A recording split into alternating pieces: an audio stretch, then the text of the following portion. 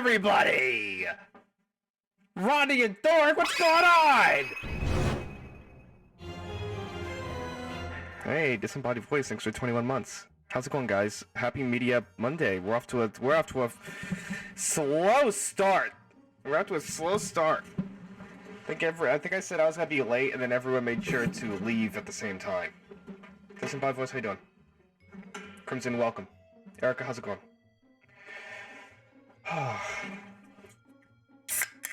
Oh yeah, that's the noise you want to hear.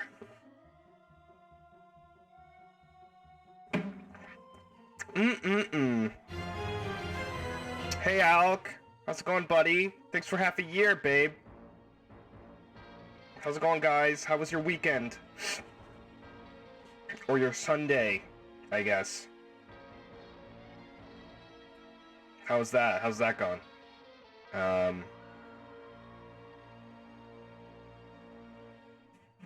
Markiplier's new YouTube original releases in like 10 minutes. People could be over there. You could be joking, but I guarantee you that's hindering someone's view count out there. Girl, some boigas? I haven't eaten yet. I saved it for media. Ezric, how are you doing? I had to make a trip to the post office, and let me tell you, it is just, it's a very evil place. It's a very evil place, the post office. It is horrible.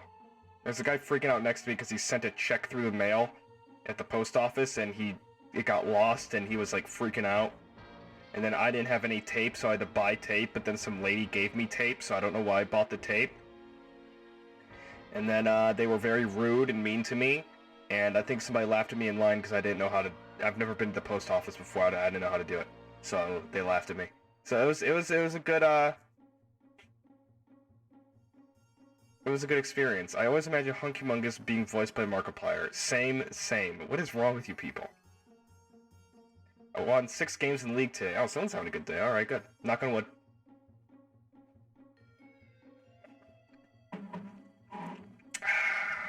Yeah, Media Monday, baby. Feels good. Feels good to be here with the media and the Monday. I was gonna say something else. Hello, everybody. My name is Hunkymungus. Markiplier has his like 10-year anniversary or whatever. Show feet. There you go, dude. Welcome, Frost. Is this what you want, you sick fuck? Is this what you want? You're a sicko. We don't really get to see this angle very much. It's an angle that people forget about, and yet it's like my favorite part. Look at those. Everyone's like, what people don't remember, like, know what I'm wearing. They don't know what kind of boots I wear. I'm wearing heels.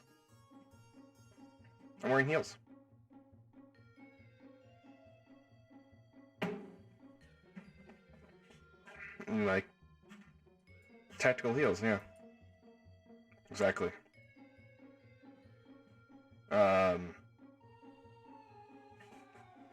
Step on me, please. Jesus Christ. Holy shit, it's Media Monday! That alert will go off any second, Reese. Don't you worry, buddy. Thank you for 44 months. Even though you're in the other room from me. Still subbed. That's what you call dedicated. Dedicated, sorry, I'm all gaseous from the soda. Can any of you burp? I know my brother and some other people I know can't burp. Are you able to burp? I know people that can't burp. What does that mean? They physically cannot burp. I can burp on command, me too. I'm not gonna do it.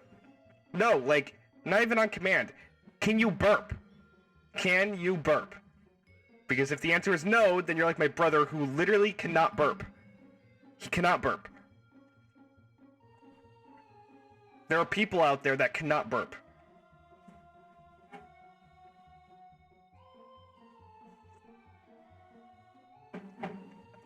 I thought burps were a physical reaction.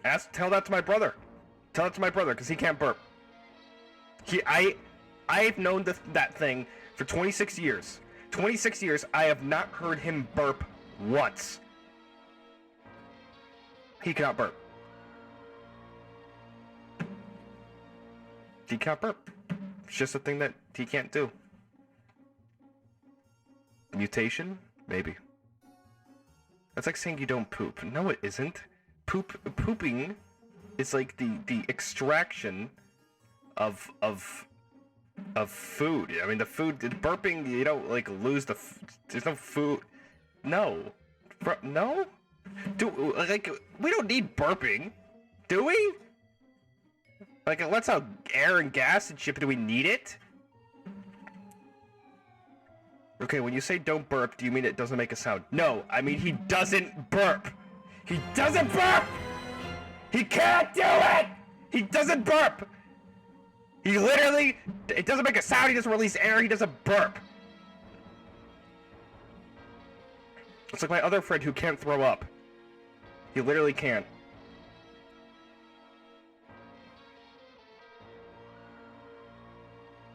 I'm 80% sure he's lying or doesn't know what burping is. I know he's not lying because I've never heard him burp! Plano Cookies, thank you for the 36 months. That is 3 years, pal. Look at that. You got a fist badge. Look at that. You actually may have already had it. That might have been the 2-year.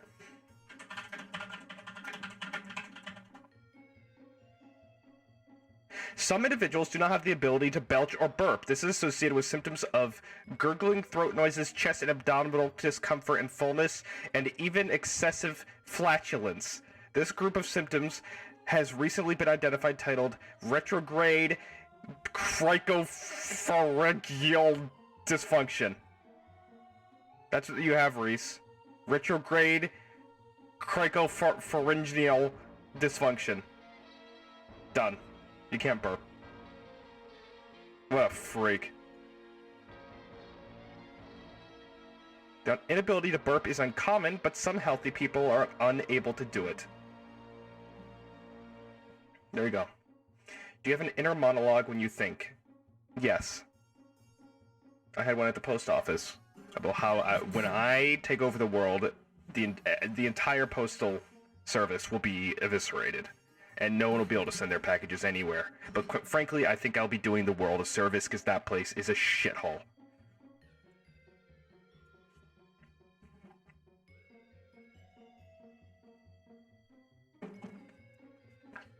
Go on postal. What if he's gaslighting you heavy and it's a 26-year running bit? No. He would have slipped up by now. He would have slipped up by now. Unless he hasn't. Unless... My God. My God. Maybe you're onto something. So... Yeah, we will take over the postal service, and we will throw a dartboard with your parcel or package or whatever, and we will send it to that location. No one will get their package. Someone will get it, but not the right person. That's how we'll do it. My grandma's calling me. Be right back.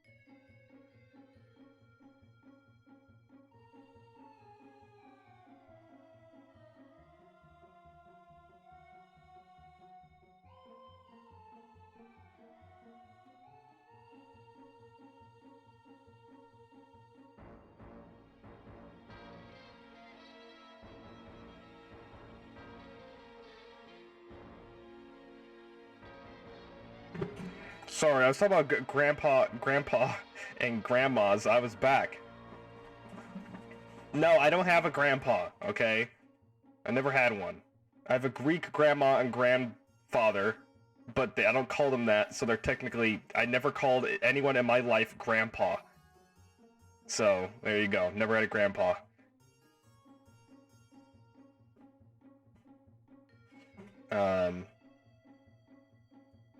I mean, technically, they're my grandfather, but, you know. I never said the word grandpa. I never ran up to someone and was like, "Oh, grandpa!" And then, no, it never happened. Never happened. That is the cruelties of life. Who's Jason, Captain Rodney? Would you like to explain to the class of who Jason is, or are we just all got high five on the inside joke? God! Get it together, Rodney! Fuck! Can I cook? No, I can't. I can't. Well, I can, just not well.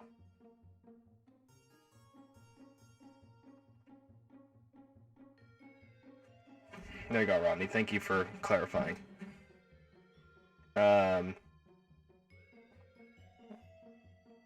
Why isn't Tony Shrug working? My BTV is fucked.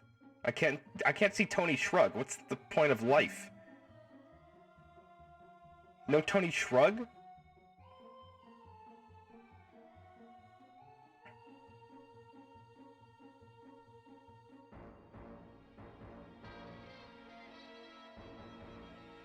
That's fucked up.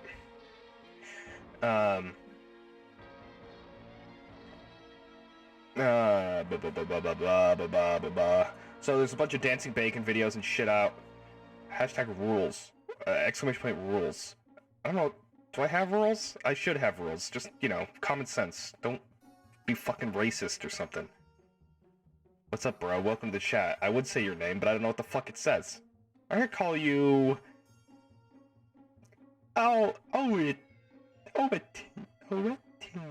Tinger.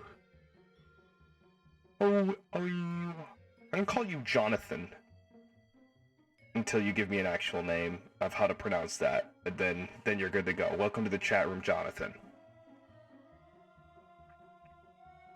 That is a German beer brand. Oh.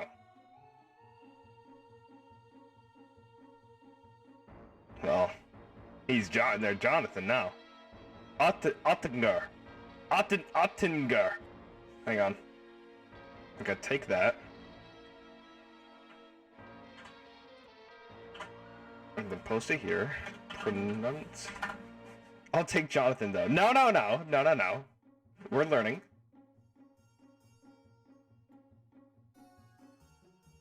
Ottinger. Ottinger?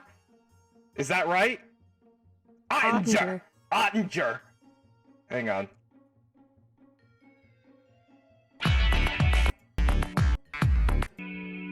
Ottinger. Ottinger.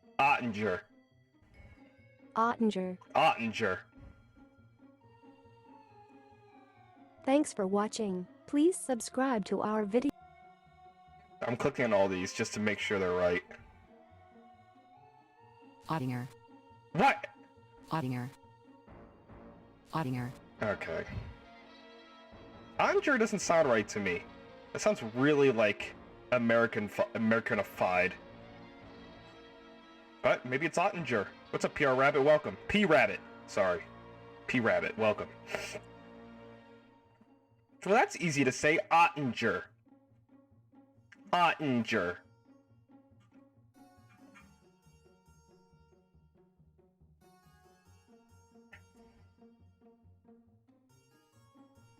Uh-oh.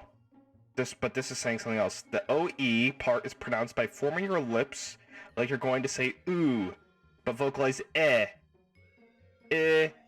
Ettinger. Then ting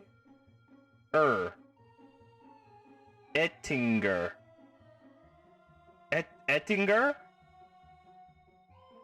Sounds way more authentic that way. Ottinger sounds wrong. Ettinger. Alright, Ettinger. Welcome! That was fun. German, huh? What kind of beer is it? I don't like beer, but well, I'll humor you. Do you like beer? Are you a big beer fan? Ettinger? It's a Pils. I don't know what a Pils is.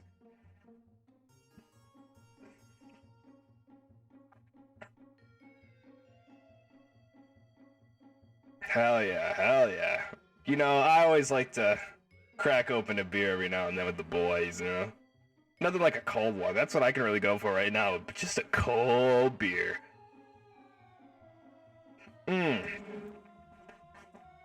Man, just to brew it up, kick back some Rays, and drink a brewski. Oh, yeah. That sounds good.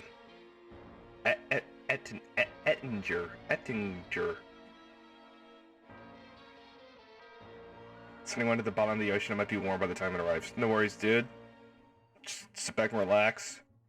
Drink a Modelo. I hate beer. I think the best beer I ever had, and I still didn't like it, was a Belgian beer. And what was it called? I'll never know. Pretty sure it was like a... I almost said it was local, but that doesn't make any sense because I don't live in Belgium. Was it one of these? Maybe it was the Saison Dupont? No, I don't know what it was. I'll never know. I wish I liked beer. But I don't, because it tastes like shit. Unless it's Ettinger, who I now love. Formerly Jonathan. Modelo's the one I buy. I like their bottles. They're like little, like chode bottles. Hang on. Modelo bottle. Yeah, they're cute. They're like these small, like, tubby bottles. I love you too, my commander. Look, we already indoctrinated Ettinger into the program. I hope you like talking about nothing.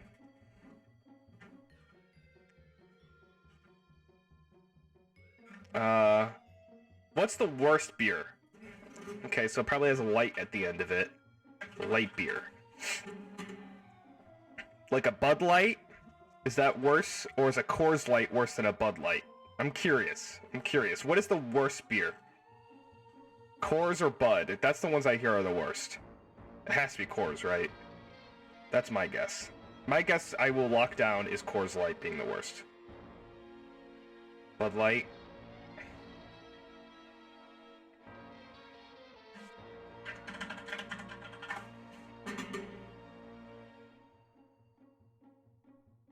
They all look awful.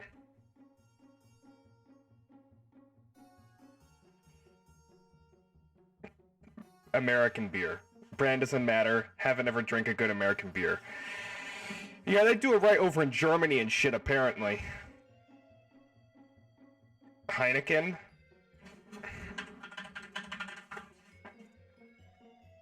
I like their bottles. I don't like. Yeah, I've drinking. What's the beer I used to drink? Not used to drink like often. My dad really wanted me to get into like Sam Adams. My dad would always watch television at like 8 p.m. to 10 p.m. every like fucking night and drink a Samuel Adams beer. And it was like clockwork. Samuel Adams beer.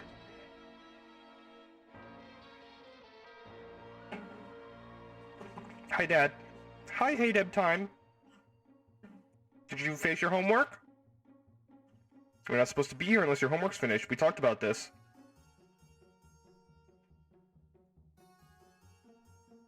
I hate Guinness beer. That shit looks like... That shit's dark and it's like drinking sludge. It's like drinking sludge. I don't know, I just don't like beer. I wish I liked beer. It's got that nice smell. It's very robust. It's a man's drink. I'm just not really much of a man. What's it mean to be like? I don't like calling myself a man. You know? Because it sounds too like burly. I'm like a dude or a guy. A man? Eh. Sounds like I like woodwork and I pick up trucks and shit. You're a commander. That's right. I hate alcohol in general. Oh, you're in the wrong place. Do you like wine? Yes. Yum. The problem with me when I drink wine is I don't know how to pace myself. I just glug it. There's no kind of drink in my life that I know how to pace myself with. I just start. I chuck it down. The worst beer I ever had was a lukewarm Paulaner mixed with instant iced tea. That sounds disgusting. I don't even know what it is.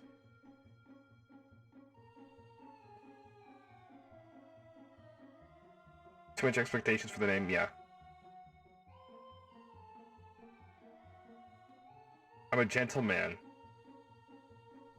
No. I cannot drink white wine. Red wine gives me headaches. I love red wine. That's my favorite.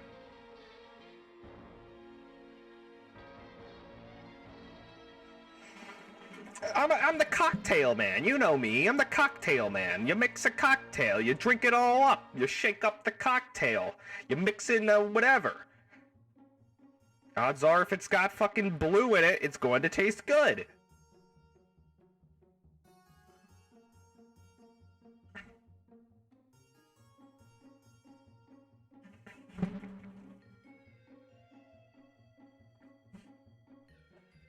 I don't drink anything but beer. Blue cocktails, bro. I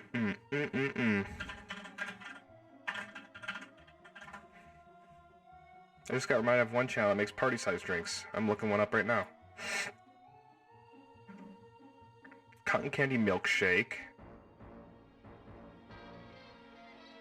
Watermelon jungle juice. Wait, this one actually looks kind of yummy. Jägermeister and ice cream? Oreos too, homeboy. Watch this. So let's open our pack. We come in with a nice, delicious scoop of this good stuff. Oh yeah. See, here's the thing. If you take it out of the freezer too early, then it sticks to the ice cream scoop a lot, which sucks. If you leave it in too long, it's super hard. But I think when do we start drinking now that we talk about it all the time? Nice amount of I don't know, man. What I want to do right there is we can come in with a couple of these Oreos, okay? She's got the Oreos! You know your boy loved Oreos. Now there's two reasons I want Oreos. One, they go good with Jaeger, and they go good with ice cream, but they also will make this blacker, because I'm really looking for a black mix. So I grab my Jägermeister. Jaeger and ice cream, will this work? 1, 2, 3, 4, 5, 6, 7. Oh Lord. That was a lot. I mean, Jaeger kind of like licorice, right? Like, how would you describe that? You're German, what would you say the flavor is? Yeah, like licorice kind of. All right. But guys, it's not just that. You see, I really want to have it black. Okay, so I had to send away to Amazon for some black food coloring. Why are you putting black in it? It's cookies and cream. We don't need to be that dark, right? I don't think this can really turn black though. We have to see. I think you can get a gray. Beautiful. Oh, gray looks okay, actually. Gray looks okay. Droplets in there. Just to give this a nice little Jaeger base.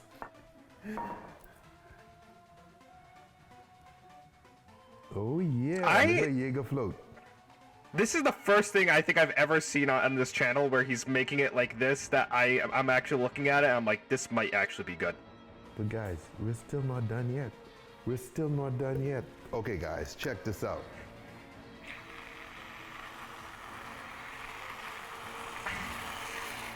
Oh yeah. Now homeboy, we ain't done yet, right? I coming back with just a drop. maybe a couple drops. And then come on there with some black sprinkles just to show Jaeger's still boss, okay? Then come behind that with a little straw like It looks so. okay. And guess what, guys? He's gonna ruin it. This side, you Oh, can no? still slip a little Oreo in there like so. Just to say, hey, look at me. Are you bold enough? And there you have it, the Jägermeister Oreo milkshake for the brave and the bold. I feel like if you were to do like a alcoholic milkshake, you'd want to do like Bailey's or something, or like or like Kahlua or something. I don't think Jaeger is probably the best way of doing a alcoholic milkshake, but what do I fucking know? I'm just judging from what I've had, that a Bailey's or a Kahlua or a rum chata or rum chata, would do a bit better than a Jaeger. Because Bailey's and like eggnog, ooh, yeah. Birthday cake vodka. I've never had birthday cake vodka. Is that disgusting or good? I like birthday cake flavored things, but mixed with alcohol, I feel like I'd projectile vomit. I don't own a blender, Captain Rodney. I can't do it, dude. Hear me out. Rather make custom whipped cream infused with another kind of liquor to top it off. That's a good idea. I don't think that he has enough time in the day.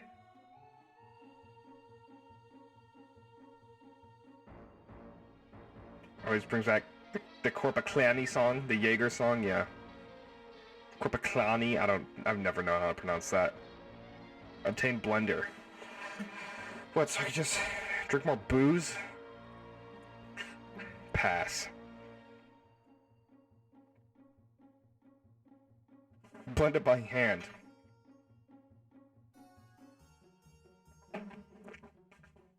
Coffee spiked milkshake. That's a lot of intense flavors though. But maybe it's good.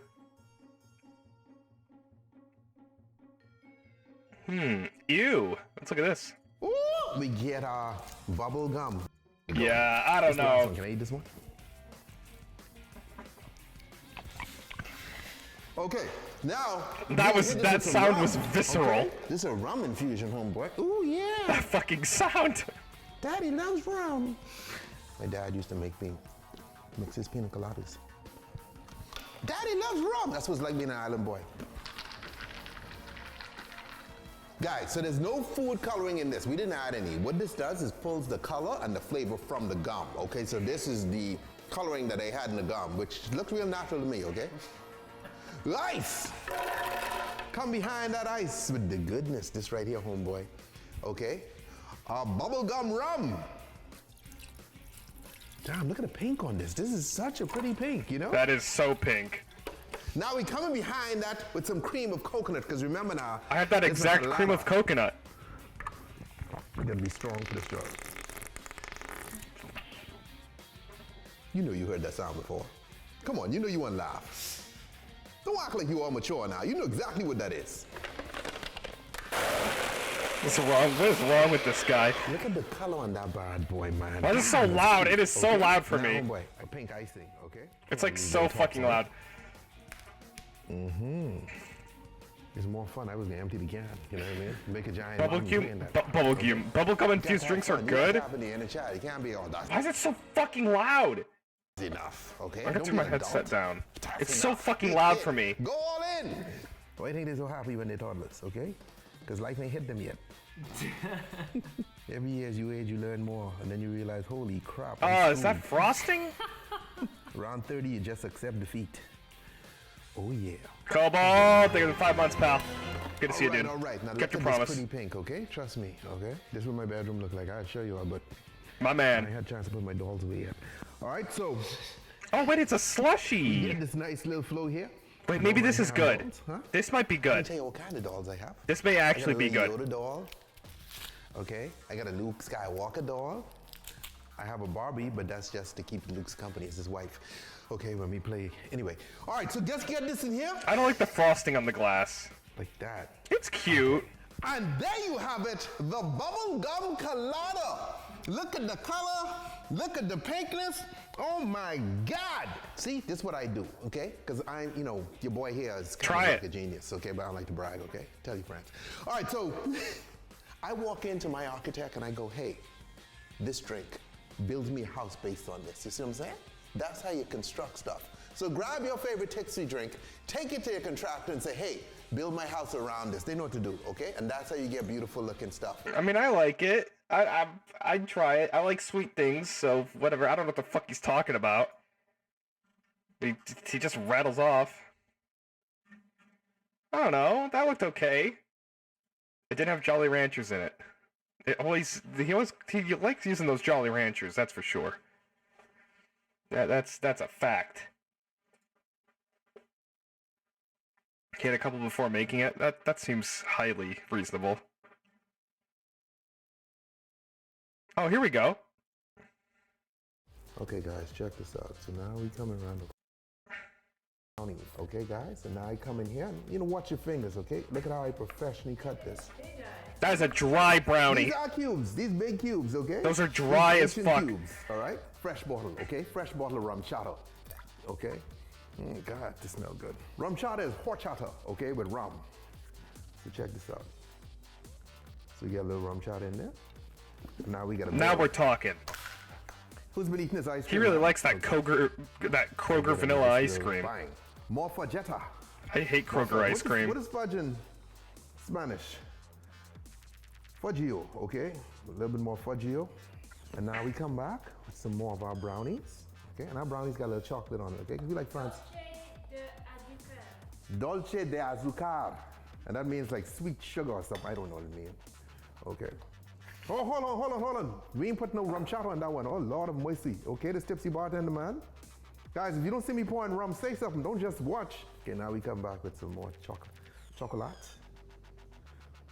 By the way, I can do this show pretty much in any language, so if y'all want me to just switch languages. Un poco de chocolate. Entonces, un poco de pastre, okay? Este es un knife. I don't know what he's saying. Cuchillo, I can't remember. What are you saying? Okay. I didn't pay too much attention in class. Okay, that's more rum chata. We could push this down, hey. Hit it with a little bit more rum chata. Does this look good yet? So this is kind of Does solid. this look you rancid go in here yet? with a spoon, guys, because it's supposed to I be. got bad Ooh, news. look It's at the looking okay so far. Chocolate más grande. You see that? That's Spanish. Let's push this down, okay, guys? We can push down as our rum chata rises up. You see? Helado. Okay, this ice cream is helado. I want to go with another round of brownies. You're going with a round of brownies. I'm okay with this. I'm Look at okay that, with this. homeboy. It looks like a mess, but I'm okay with it. It does look extremely delicious, right? Look at that. It's a mess. I mean, go I'd whipped cream get ice sick. Oh my god. Fine. Look at that. Is that weird? But this tipsy bartender, what do you expect? Normal? He used to eat what he makes, and then he stopped. Oh, yes. Oh, it's pretty. Look at the sprinkle. We got a little rum chata in here, right? If Okay. not, why not? Okay. Fresh Here comes the thing I never understand. Why do they do this with the bottles? Because this is where it loses me. What is it doing? It's just I don't get it. Oh, I don't like chocolate syrup. Pop fudge is good though. So now we coming around the front. What does that bottle do? Is it constantly pouring in there? Like Forgot the fruits.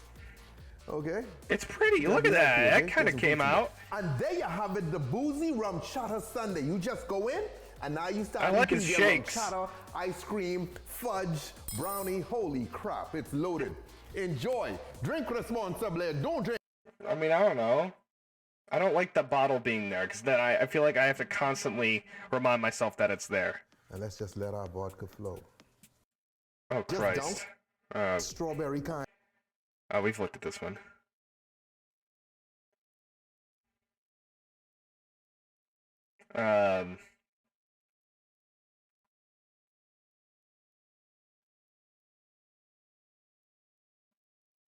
Your daily intake of calories. Yeah, it'll kill you.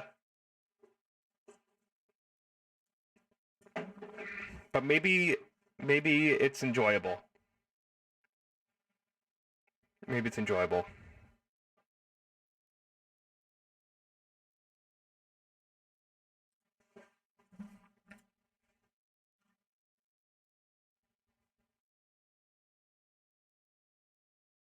Oh god, I can't look at these videos. These videos just make me so fucking hungry. Maybe I'll go like make some ramen and I'll torture you guys with whatever I find in this channel. Because normally it makes me hungry.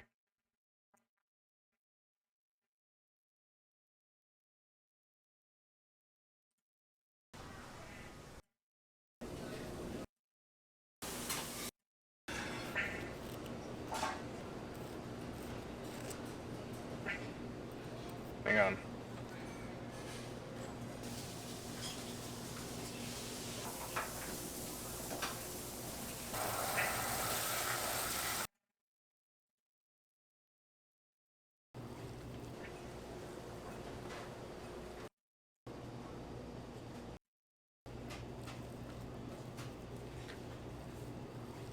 Alright, I'll be right back.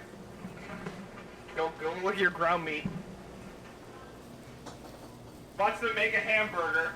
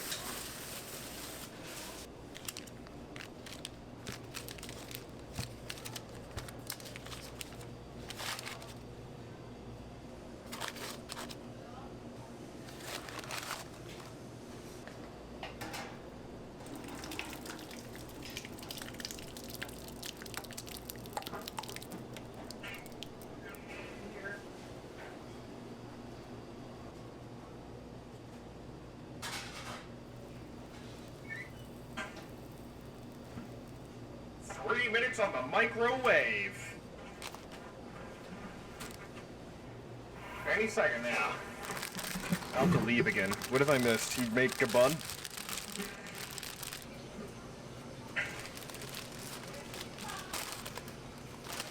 They branded their buns? What, like those little pressers I've eaten? There's a place nearby that brands their buns. It's very weird, but there's something appealing about it. I love sesame seed. Oh. Oh, yeah. They're almost like bagels. They remind me of bagels.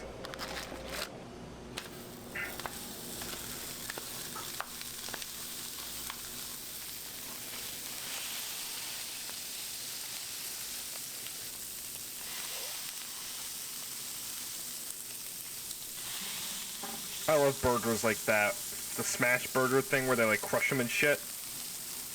Crush them flat.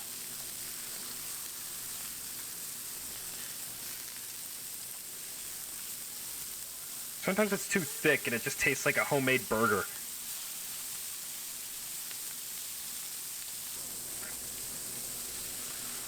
Bacon!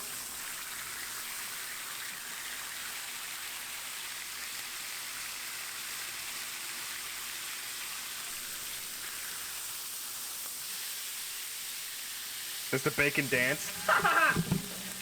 Yeah. I know.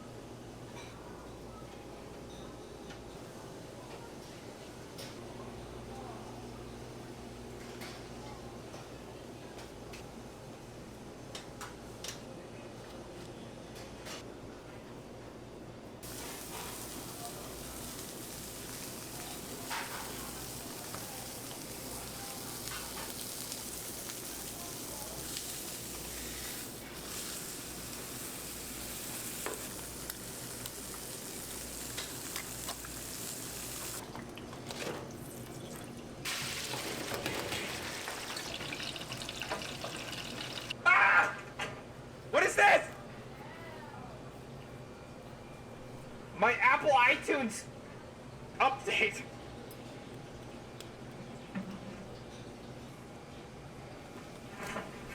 I don't even use iTunes anymore. I haven't used iTunes in, like, since high school. We can have, like, my full address on there.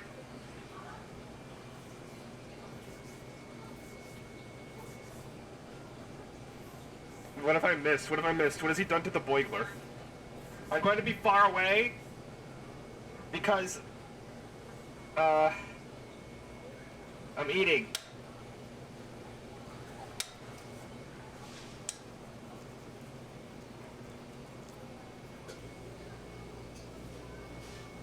Avocado on a burger? Is that good?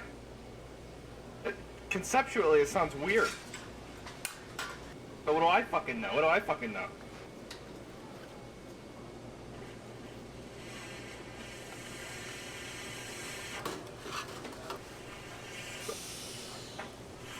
Oh, chili! Let's go! That sounds good!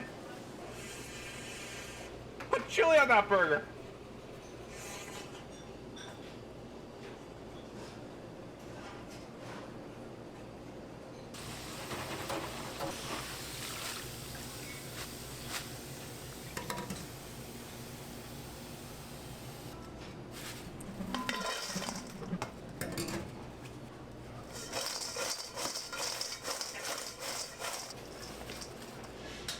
Burger looks fucking good. It looks fucking good. I don't know about the egg. I'm not a big egg guy. So if the egg's on a burger, I don't know. I only like scrambled eggs.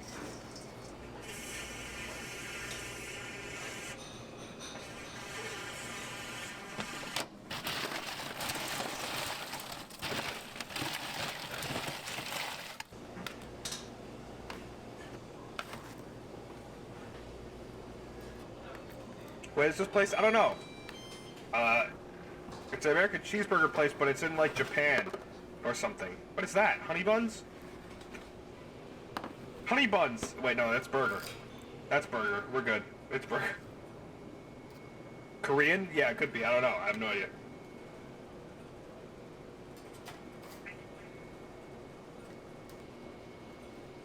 I like that big, thick onion that he put on the... Yeah, like that.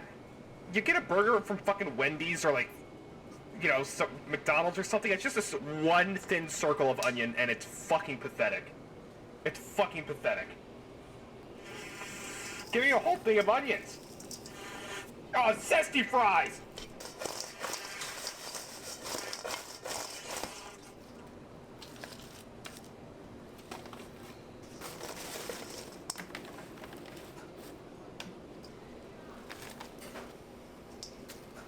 I love onion.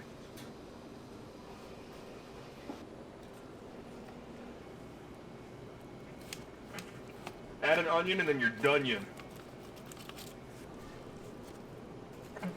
That's a purple burger. Why is it so purple? Looks awful, dude. I'd never eat that. I'm surprised you're an onion liker. Mad respect. I love onions! I love them so much. I think it's all the fucking Funyuns I ate as a kid. And it just grew me into the... I grew into the flavor of onions. Yeah, the burger's kind of blue.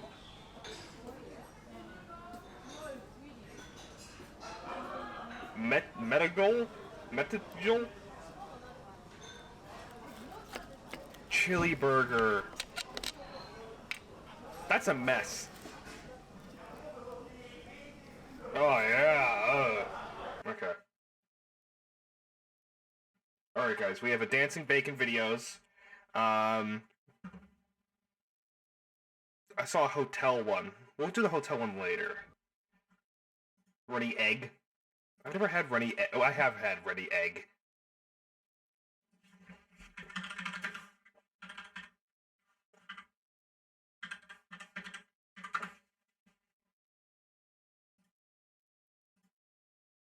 Famous soba noodles you must try in Japan. Okay, always travel for food. Let's see what you got. He has not uploaded in a while. It's been a fucking while.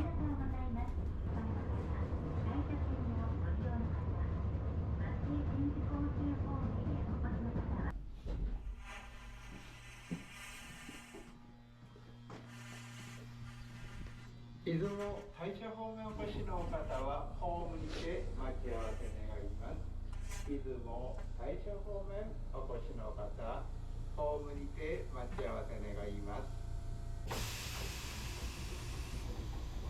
That train is orange. Thought I wouldn't notice.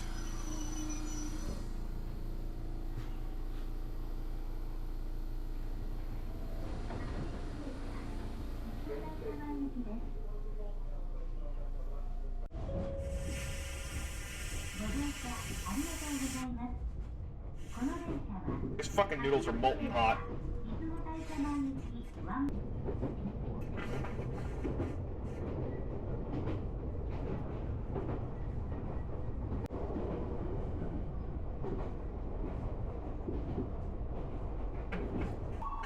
I have a 3-minute microwavable Maruchan flaming chicken spicy noodle bowl. It's like 90 cents. That's mostly my diet.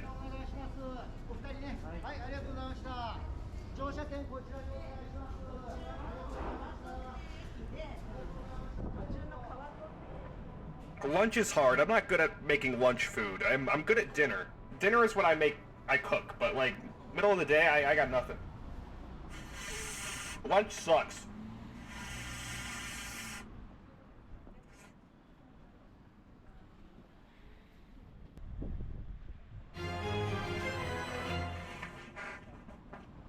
That's a bacon diet. Hi Brandon, how's it going, buddy? Thank you for 38 months and 38 months. Oh, with a streak of 38 months. Over 3 years of a streak. Thanks, dude. I see it. How's it going? Why did the skeleton to go to the prom? Cause his bones were, I don't know why.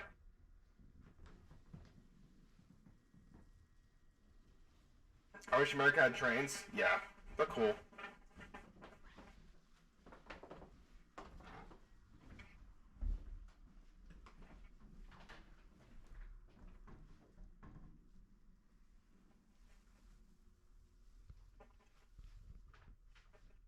What the fuck is happening? Wasn't this about noodles? I already ate my food. What are we doing today? Find your food. Cause... What the fuck, Icy? What the hell? Skeletons can't be fat.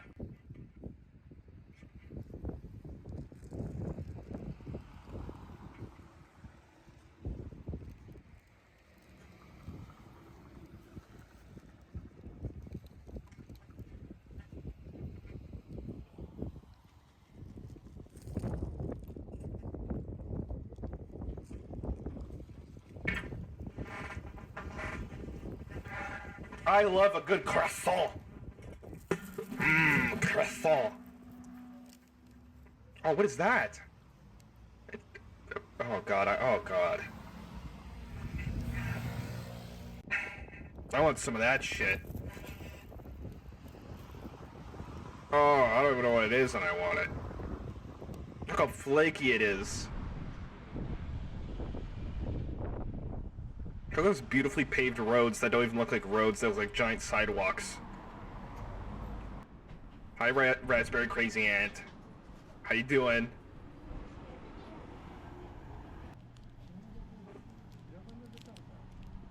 What is that? What's inside? Oh, bean paste. I don't like bean paste.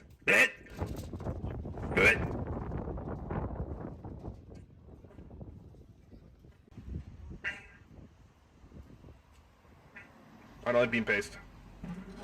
I want to try one of those fish. It's like a fish pastry. It has ice cream on the inside, but the mold is like a fish. Taiyaki? Taiyaki?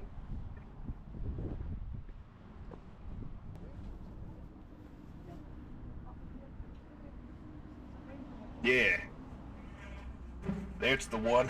I want to try it.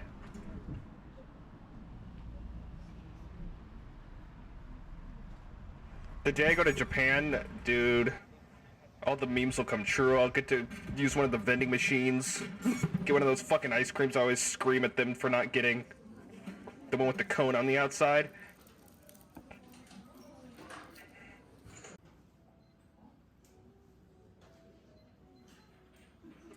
It's not actual fish. It's just a fish mold. It's like a cone of some kind, or like a breading.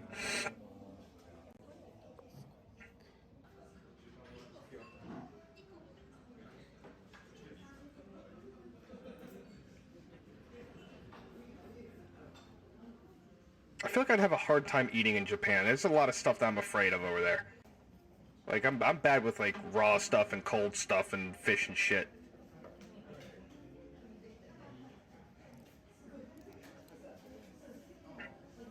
I should do a vlog.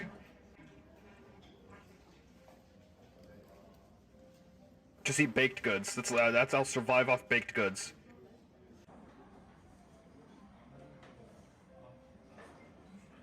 Plenty of non-seafood to eat. You would know. You would know. I do a lot of ramen and soba and shit.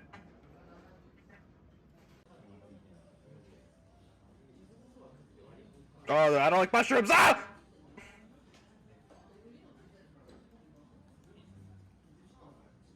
See, all of these kind of scare me, I'll be honest. I'm a little scared.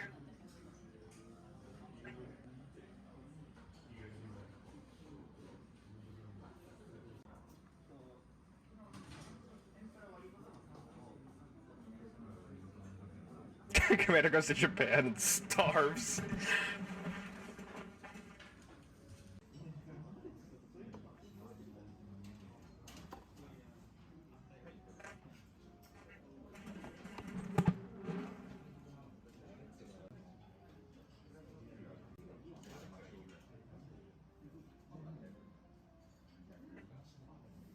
Korean beef bowl? That sounds good.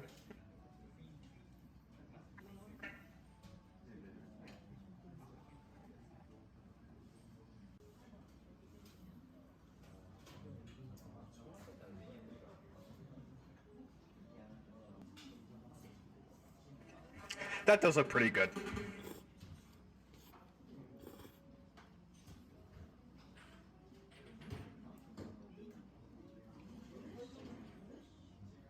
Indian curry is my favorite. I've seen like katsu curry and stuff, and it looks pretty good. Or like Thai green curry and stuff, but I don't know. I think Indian curry is just the winner for me. I like spice and I like meat.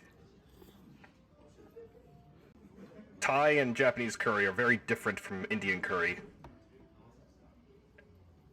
And I don't know if it's the one. I don't know if it's for me.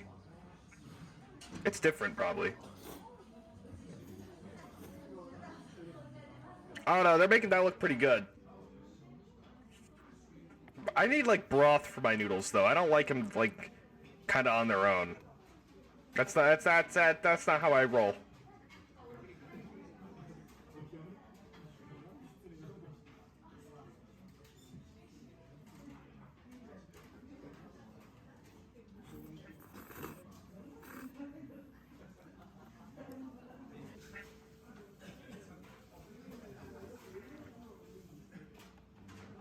Than just spicy. See, I like the spice, but yeah, I know what you mean.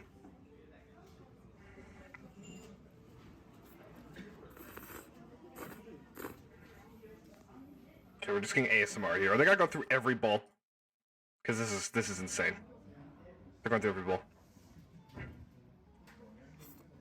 What do I do here?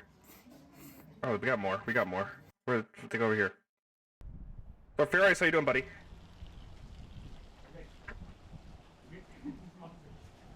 What the hell?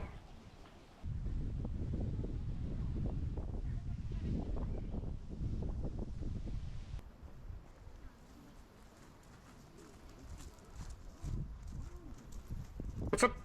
What's up, Nat? Is the crow? How you doing? Hang on, I'm getting my snack. Oh yeah. Today on the snack menu. Smart food, white cheddar popcorn. Holy fuck, I love these. This shit is like crack. I've never had mochi, no.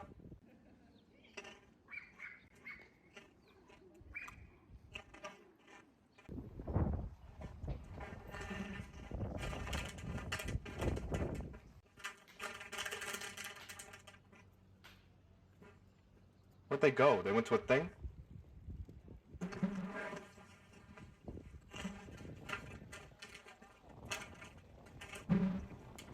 Alright, it's time for a dancing bacon video. It's time.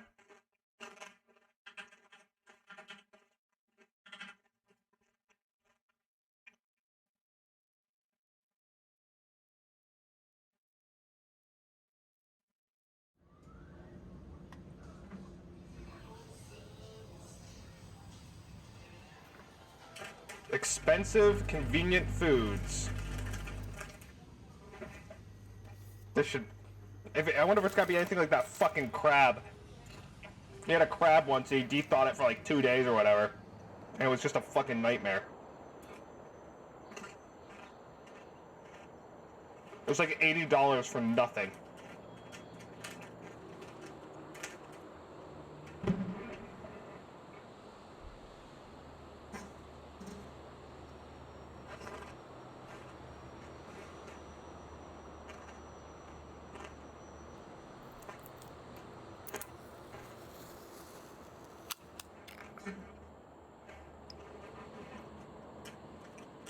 Why is caviar so expensive?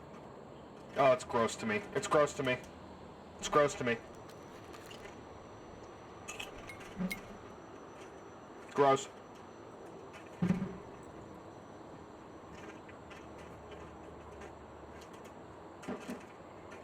Yes.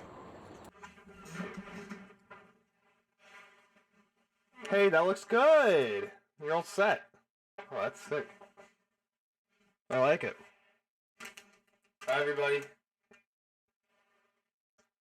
Jesus Christ.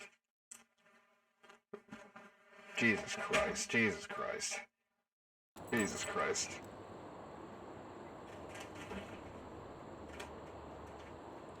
Why does he have golden leaves? Hello Kitty golden leaf. Oh yeah, getting fancy today, dancing bacon. Look at that.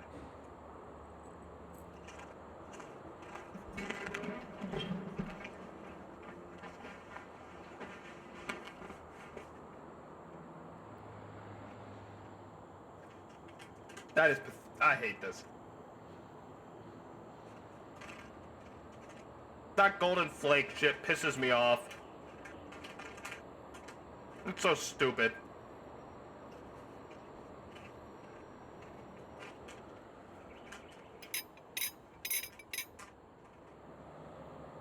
No taste.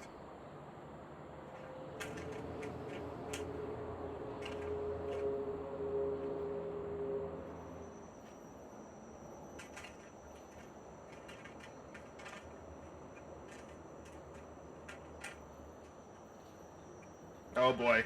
Packaged lobster.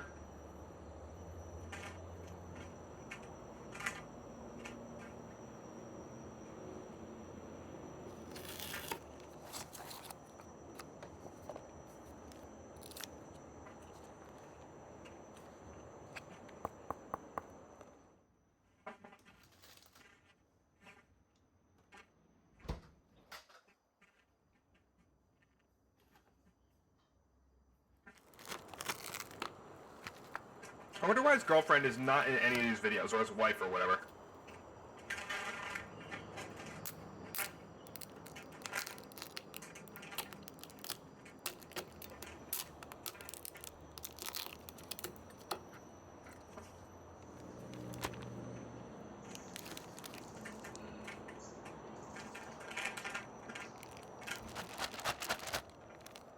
It's either me or the food channel. He made a quick decision.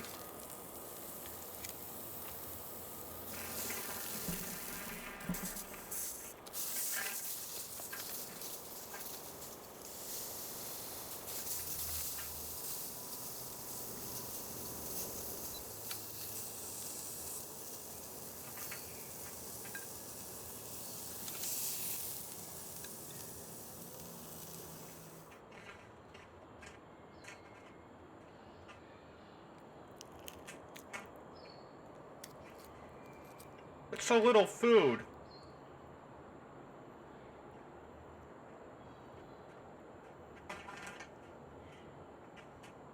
It looks okay.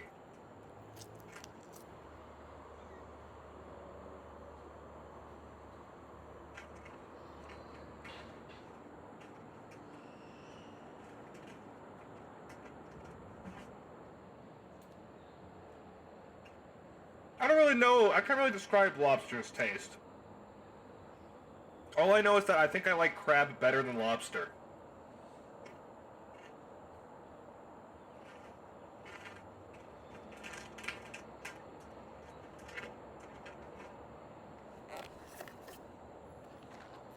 What? Alec, no?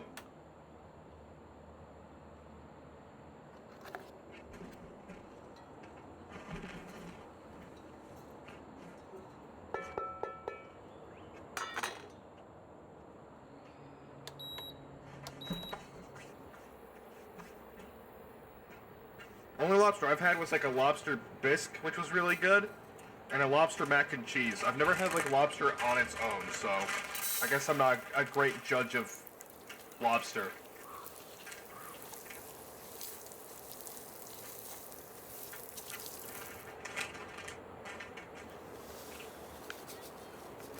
It came with a pan?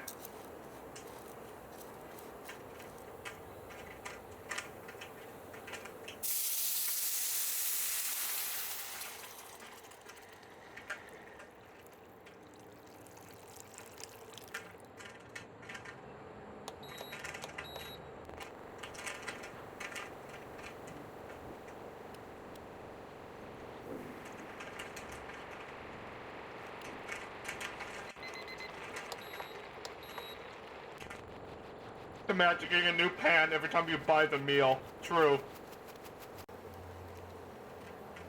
That's hell.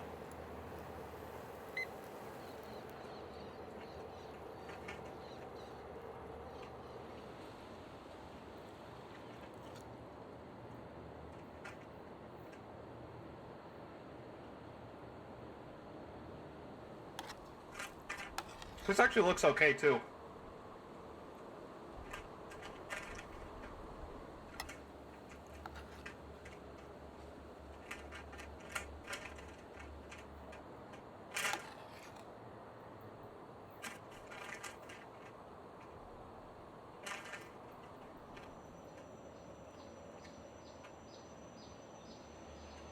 Fish maw?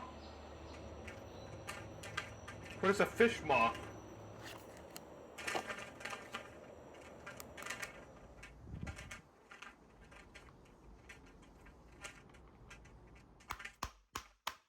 Yes, Lemon Bees, I have.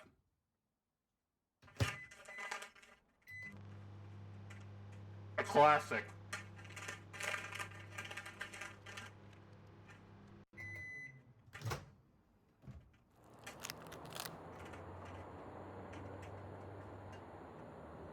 Fish maw.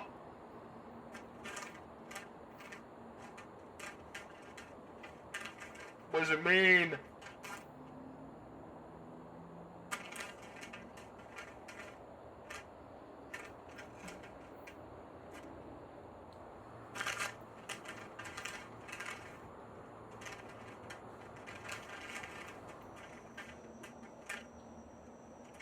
Now we're talking. I've had salmon like that in a package. They're pretty good. That's not terrible. Oh god, in the microwave. Oh god, I don't know about that.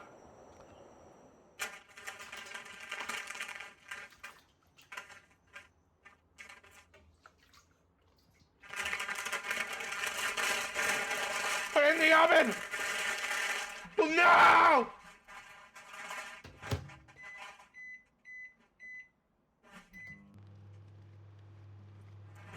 He just put that shit in the fucking microwave. Oh god, it looks like shit.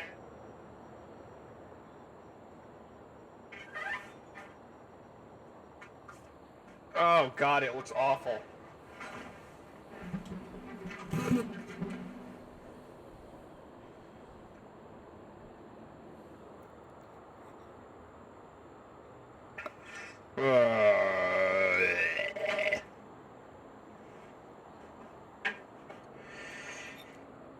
Kitterine. That's how I'm gonna say it until you correct me. What's up? Welcome to the chat room.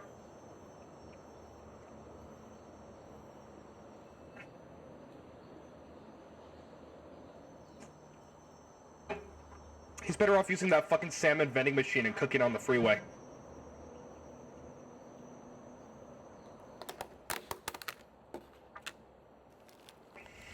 Kitty or kick? Got it. Welcome, welcome, welcome. Welcome, welcome, welcome.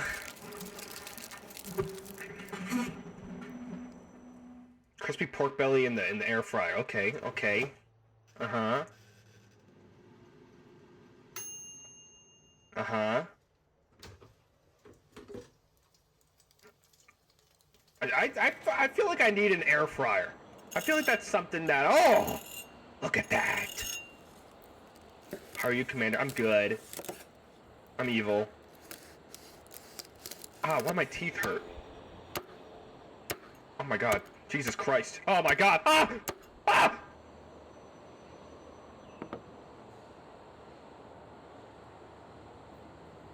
You don't even own a rolling pin, never mind an air fryer. Okay, I don't need your sass. Ow! Ow! Oh, there's something stuck in my teeth and it hurts really bad! Ah!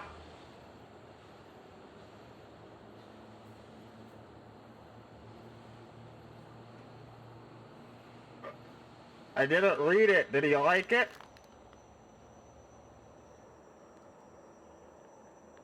I got it. God, Jesus Christ, I'm never eating that popcorn again.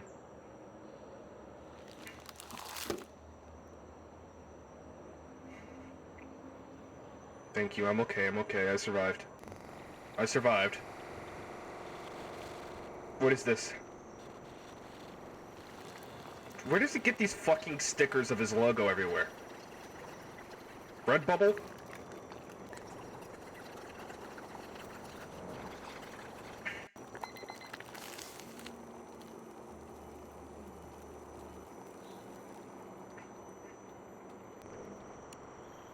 He's making like his own ramen. You know, a big old thing.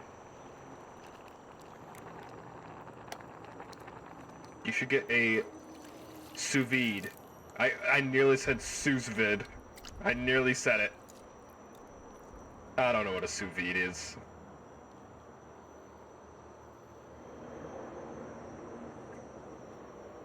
I don't know what that means.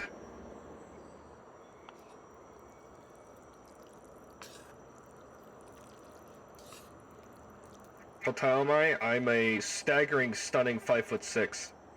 5'7" on a good day. I mean 6'3". 6'3". That was a moment of weakness. I'm 6'3".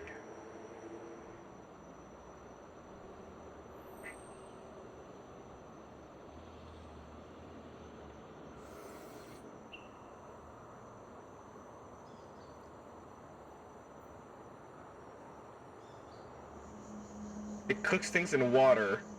It's dumb but bougie. That sounds like me. I'm not bougie. It's okay, Commander, I'm 5'4". Hey, we gotta look out for each other. Since I'm the tallest of 6'3", I'll look out for you guys because I can see over things a lot. Commander's shorter than me. Oh, wow! Haven't heard that one before! What is it, like a fucking power level? Well, just because I'm smaller than somebody makes me what? Inferior? Hey, that looks good.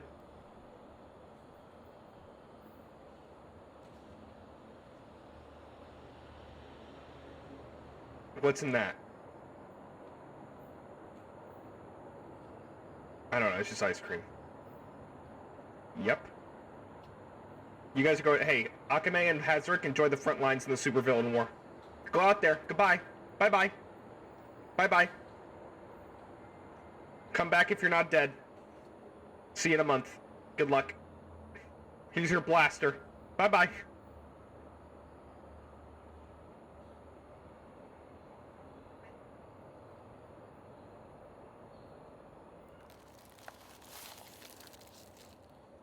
Marquis, front lines. Front lines. Bye-bye. Thor, just because you said that, front lines.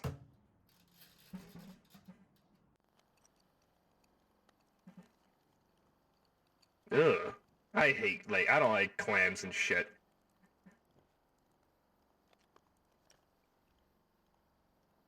I'm going to shrink ray all of you. And then you'll be laughing when I'm standing above you!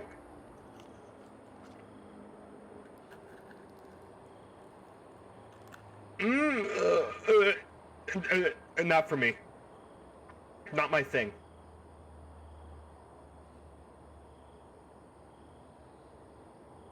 Is he a snail? My bitrate! Hey, what the fuck? What gives? I'm at 0. I'm at 0. Oh, it's climbing back.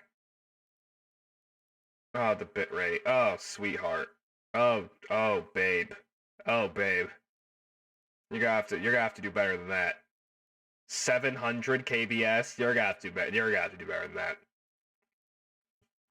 Come on, higher, higher. Does it look like a mosaic right now? Is everything just a fucking bit? Shrink rate, then vor. What do you? What are you, Thork today? The fuck? Ew. Hairman. I'd expect this of Thork, not you. It's like digging ears when... Are you fucking kidding? He just said that. That is disgusting. Ew, man! Why would you make that... Oh! Oh, God! Why would you even say that? Oh, God! He says it's like digging in your ears. It's like digging ears when eating this. He says it's like digging through your ears. It's a Japanese thing. What, like, that saying? But, I mean, that's... I don't know, man. I'm gonna just go ahead and leave this one.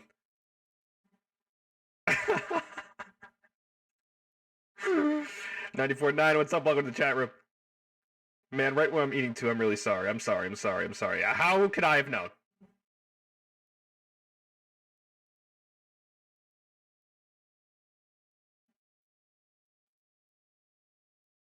Cleaning ears has a different stigma over there. Huh. Well, it's a bit different over here, so, you know, to me that was, Can you watch the DSP cup noodle vid? Okay, I'll do it for you. I haven't seen this in a while.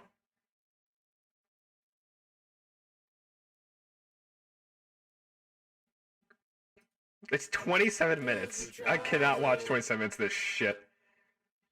What is going on, everyone? DSP here, and welcome to a special edition of DSP Tries It. Now, first off, just to say this up front, I've been under the weather recently.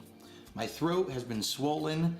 I think cup noodles sucks, by the way. I don't think cup noodles is very good. You can hear right now my voice There's better is kind ramen of, instant strained, rads raspy, because of this, okay? So what's the perfect thing you think of when you say, oh man, you have a bad voice or you're under the weather? What do you want? You want soup, right? So, today's DSP Tries It is the perfect opportunity because we're going to be trying out 2 different products from Cup Noodles.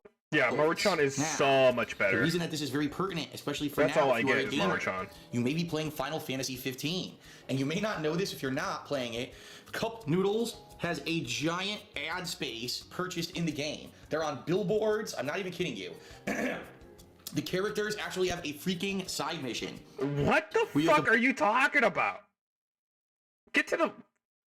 How is this 27 minutes long? You might say to yourself, wow, well, in Final Fantasy 15, right, this is considered gourmet. Why does he keep talking about Final Fantasy 15? What is the Final Fantasy 15 Special Edition? Gladio, one of the main characters of the game, is kissing Cup Noodle's ass, one of his favorite foods. He's like, oh, this is something I would eat all the time. I can't believe how delicious it is and everything. So you would say, okay, in the game it costs like 1,000 gil.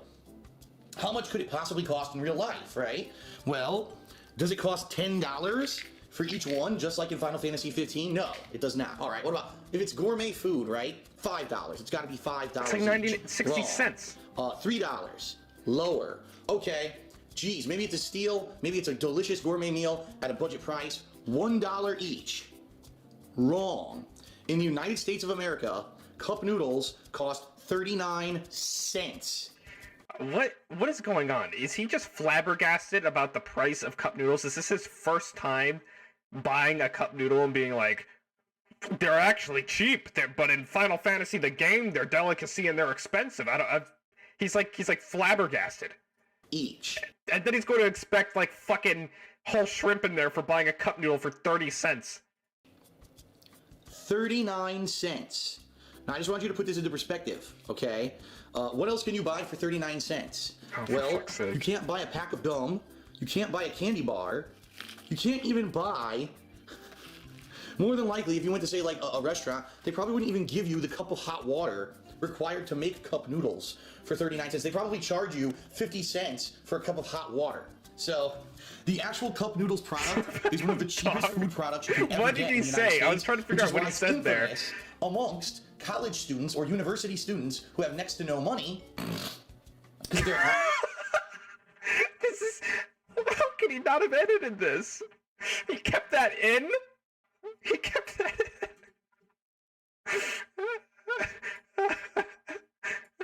College students or university students who have next to no money, because if they're at college, they're studying, right? They're constantly, they can't have jobs. They're at college studying, they have no income. So this is one of the lowest budget foods you can possibly get. So I'm sure it's going to be gourmet, just like they said in Final Fantasy 15, right? Well, before we even take a look at the flavor, or chaos. I want to rotate this to the back to show you. Oh my god. A single cup of noodles, 44% of your daily sodium, a quarter of your saturated fat. Calories are pretty decent at around 300 calories, right? That's not too bad. So honestly, a lot of these things are actually quite high at 15%, right? I wonder if the chicken is any better or worse. Chicken is worse. Chicken actually has a higher sodium percentage. Everything else looks pretty much the same. What's going on with him? So, there's really not... oh, by the way, here you go. Powdered chicken and rendered chicken fat. Those are the only ingredients in here that are really chicken. No actual pieces of chicken are present in the chicken cup noodles, which is kind of funny. So, how do you make cup noodles? Well, the first thing you gotta do is you gotta take the cup out of its cardboard container. He's telling me how to make cup noodles. Do that. This is made like 38. And right here on the top, it explains how to make it. It says, recommended cooking instructions. Go for it. Boy, I can't even read that. What does this say? Oh. Boil water in a separate container, fold back the lid and add the boiling water to the inside fill line, then close the lid again and let stand for 3 minutes, and then slurp away. Stir and enjoy, right? Do not microwave the cup. And it says it will be hot, which is why the cup is made of styrofoam, because typically styrofoam does not conduct heat well. It actually hinders heat, so therefore they don't want you to burn your hand, okay? So, you might say, well, how am I going to do this? Am I going to sit here on my oven and boil a pot of water? No. Don't microwave the cup. I have always... Maker, which pumps out boiling hot water within seconds, so that's what I'm going to do. Now, I don't want to just do it in here, because I'm afraid that it might not make the exact amount, and therefore it might overflow. So what I'm actually going to do is I'm actually going to come over here and get a coffee mug, okay? I'll just grab any typical one of these coffee mugs, okay? And I'm going to fill this with hot water, and I'm going to pour that into the cup noodles. So let's actually get this plastic off, because you see the heavy plastic on it. So I'm going to put the camera down for a second. See if I can do it with just my hand. If not, I'll have to grab, I'm just going to grab a knife because it's on there pretty tight. Okay.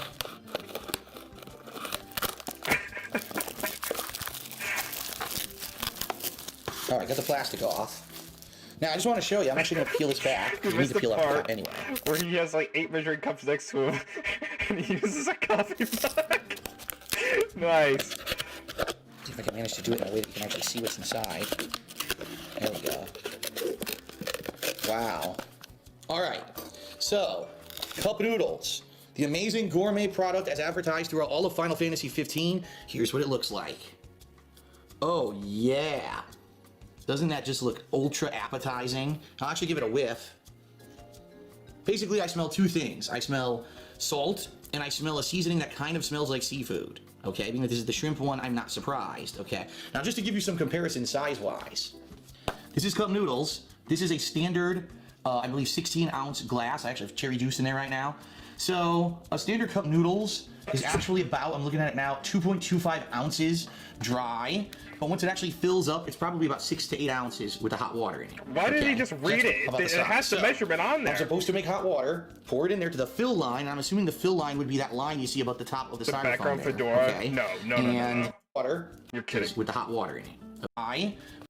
So a standard. I thought you were serious. Where?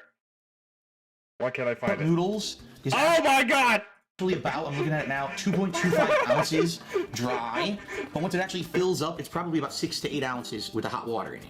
Okay? So that's about the size. So I'm supposed to make hot water, pour it in there to the fill line. And I'm assuming the fill line would be that line you see above the top of the styrofoam there. Okay? You'd think.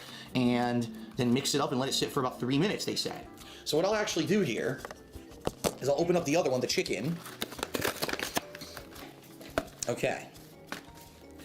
And we'll take a look at what that one looks like on the inside, too. 27 minutes. Absurd. What is funny is you can't see any shrimp inside of this shrimp-flavored one. There's just no shrimp visible.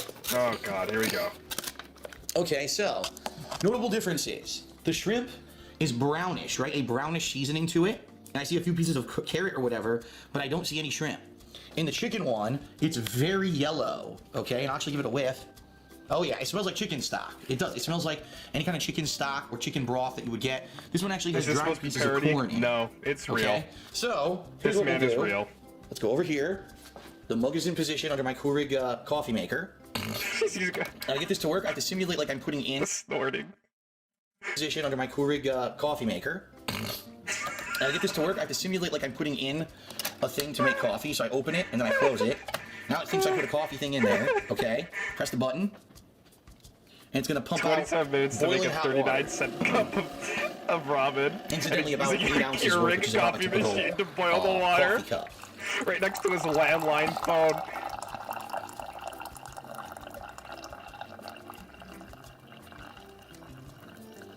Now, will this be enough to fill the cup noodles to the fill line, or will we need a second one? We'll have to see. Okay. There's our hot water. Looks like there's 1 or 2 pieces of... Oh no, it was a bubble. I thought it was a piece of coffee. It's not a bubble in there. Alright, so I'm going to attempt to pour this into the cup noodles and not make a mess. See how this goes. It's probably going to make a mess. It did. It's going... Oh my god. This mug use a sucks. Because it has a mug! rounded lip. It doesn't pour out properly. He's making a mess. So that was not even nearly enough water. And now my entire countertop is covered in water because this coffee mug is not a good one for pouring out stuff. Of course, all my other ones are in the freaking wash right now. Of course. So, I guess it's time to dry my countertop, and then we'll try again. We'll make a second batch of water here. What a mess I have made. But yeah, not even close to the fill line with whatever I got in there. Nope. So we gotta do it again. Okay. So while that's going, we'll come over here. Why doesn't he just put the fucking cup noodles under the actually pick up the Keurig? flavor. I could smell it a little more. And just fill it up and then stop it. Can you do that? It certainly doesn't look very appetizing, does it? Can't you just do that? The second batch of water popping out behind me right now. And what I'll actually do this time, using this I'm gonna come fucking over here. I have mug. these mats that are by my sink. These are drying mats, so when we wash dishes, we put them here to dry. This way, if it spills, it'll just spill onto the drying mat, and I won't have to dry it up. It'll naturally evaporate. Okay. Cup number 2. And, oh, almost to the fill line, almost. Ah, okay. It is to the fill line on our first cup noodles. Whoa, and you saw what happened? The noodles just floated to the top. So, we'll move that to the side. Keurig only fills a set amount of liquid. I'll grab the second There are cup only noodles, which is the chicken. Got it. So using the... I'm gonna get this one going. Using the Keurig is just the remainder of water, pour that right in here. Oh, God. It's just such a dumb idea. And get to work on my next cup. I mean, this is crazy. Just boil a thing of water on the stove. I'll grab a spoon. This fucking Keurig. I'll begin to stir in the water into the shrimp cup noodles. Boy, it is just one block of noodles. Look at it. It is a block of dried noodle. They're already cooking in As there. you can see, the broth in this is dark and brown. It is dark uneven. brown Some lousy broth. I lurker, still thank you get for to see a Prime. single shrimp. Keep lurking, pal. Thank you. I see no shrimp in this. Seriously, Okay, I don't so see any shrimp I'll come clean. at all. I did not know about an electric kettle until I was like 23. So and that was crazy to me. So the answer is yes. Not many Americans use electric kettles. I think it's definitely a more European thing. But I do love mine. Look, it's just a big mound of noodles. I'm stirring it constantly here, looking. I don't see a single shrimp in this shrimp one. None. An electric kettle, I see it's carrots, I see whatever that self-heating. green Like, just hit a seasoning button, is, you right? put water in, hit a I see button, and tons it of boils that. your water. I don't see a single shrimp. I think they're full of crap.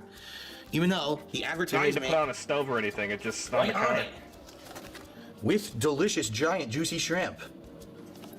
Not a single shrimp. For 39 cents, what do you expect, right? Alright, so that's supposed to soak. That's soaking. Here we go. Oh, for fuck's sake, here we go. And boom, to the fill line. Beautiful. Okay. So it looks like it takes about a standard cup and a half of typical, a teacup or coffee cup in order to fill one of these cup noodles. Christ, Jesus. So I'm still stirring my shrimp. In a moment, I'll head over to the chicken. There is no shrimp. Fucking There's close not the a single lid! one. Take a look at that. I mean, maybe once I start to eat it, Stop fucking maybe then around! I'll find one. But right now, I mean, where could it possibly be hiding in there? You know. Now here's the chicken. Let's break up these noodles, okay? So here's an empty block, big block of dried noodles. So the chicken one didn't say it had chicken in it. It said it had chicken powder. Chicken powder. So basically insanely finely ground chicken. And you gotta wonder, what part of the chicken, right, would they actually chop up into powder and put into a cup noodles? Probably like the assholes and elbows, right? The pieces that no one else wants to eat, no one would buy at the grocery store or the market. That's probably what they put inside of this. Oh my god. It's just an incredible amount of noodles. Oh my god, I'm you like know, transfixed. for the size of the cup. If anything, you wish maybe they would have put more ingredients in there to be part of the broth, like more vegetables, more, you know what I mean? With meat And less powder. noodles. But let's face it, the noodles are probably the least expensive ingredient in this thing, which is why it's 39 cents for a cup. So, this one's getting nicely stirred now. By now, What our did you shrimp should think you were almost be getting ready. for 39 I said 3 cents? minutes. What So did it you should think you were almost be ready getting? to go.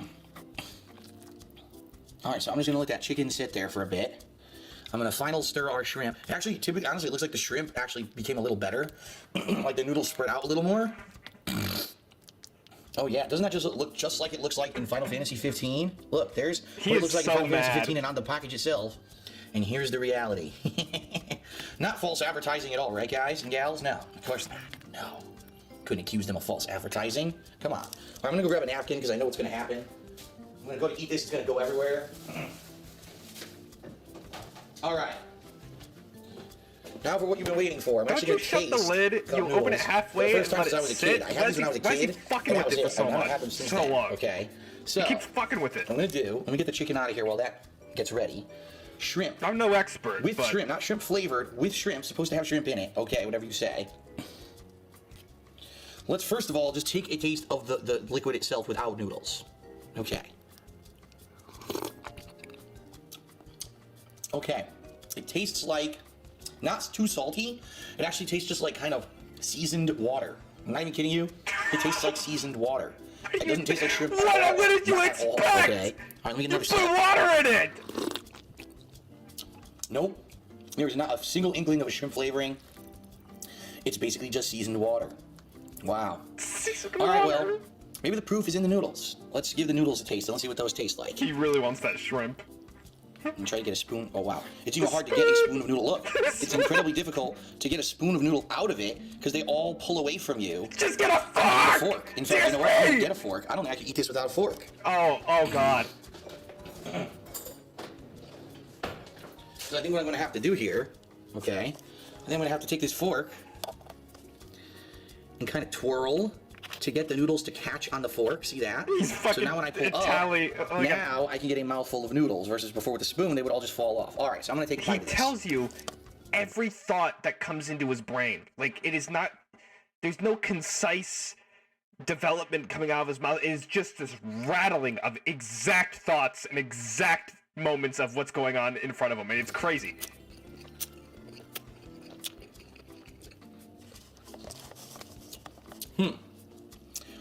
All right. Oh, by the way, now that I have the fork, I can actually go through the noodles a lot better. See that? And I can 100% tell you there is not a single piece of shrimp in this with shrimp cup of noodles. They 100% lied. It's complete false They advertising. lied. And I did not get one with any shrimp, not even a single one. It's just noodles and liquid and seasonings. That's it. Before I say anything, I'm gonna take another forkful, get a taste, and I'll let you know what I think. Oh God.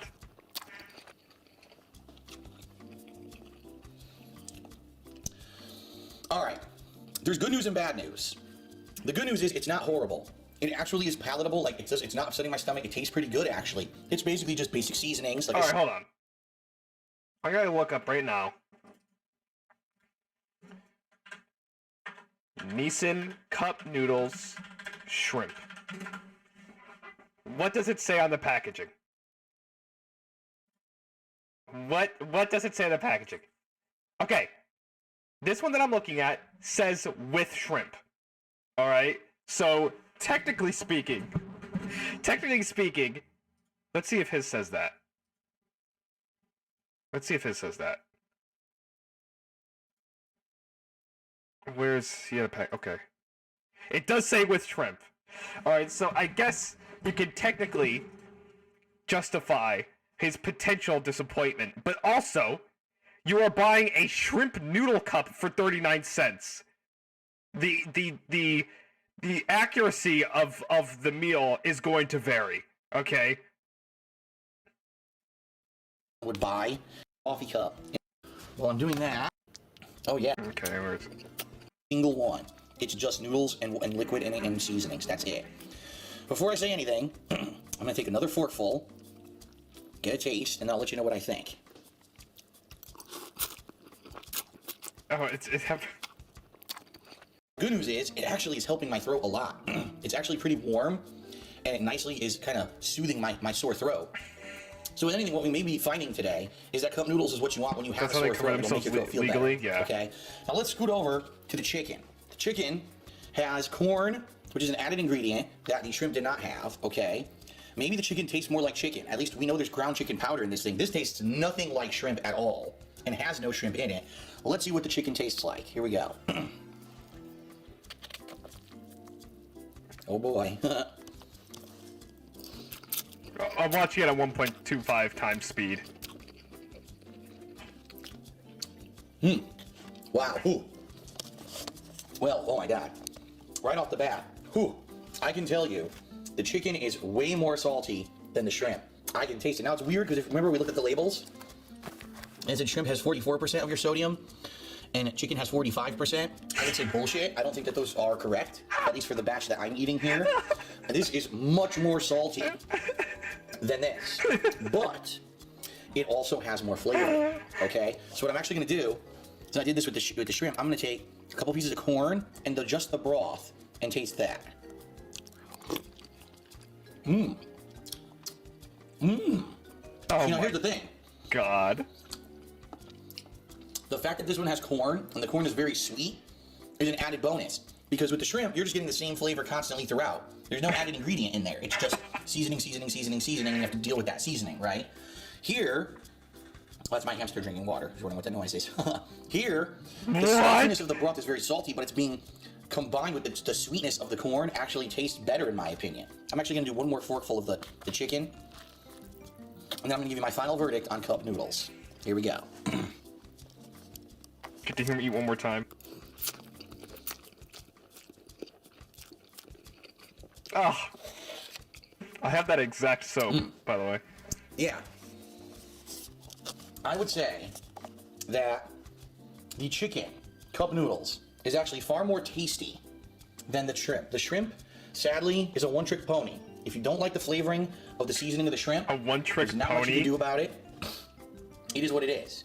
If this one, you get not only the seasoning of the chicken stock flavoring with the salt, but you also get the conjecture of the sweetness of the corn and the other ingredients that are in it, okay? Now, here's the thing. If my shrimp had actually had shrimp in it, it might have been better, because this one has no chicken. It's just ground powdered chicken, okay? It's guaranteed not to have any chunks of chicken in it. It's not even Powdered advertised to have chicken. chunks of chicken in it. This one They was took a supposed chicken to and they have ground it to shrimp. dust. This is blatant false advertisement. So if you've played Final Fantasy 15, right, and you looked at the picture like, oh man, that looks amazing. Cup noodles, the advertisements everywhere, and oh my god, it looks so good. Now you know the truth. This is why I was making fun of it, and why most people who see that and have had it before are making fun of it. This is far from a gourmet product.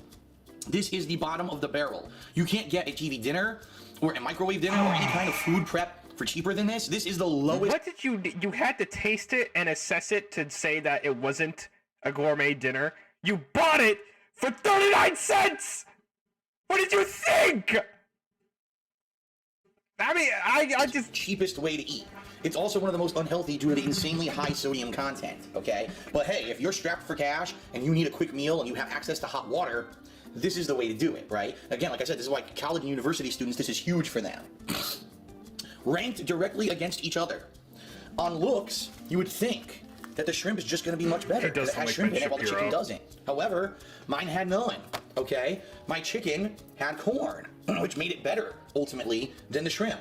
So I'm going to give the shrimp cup noodles a 1.5 out of 5.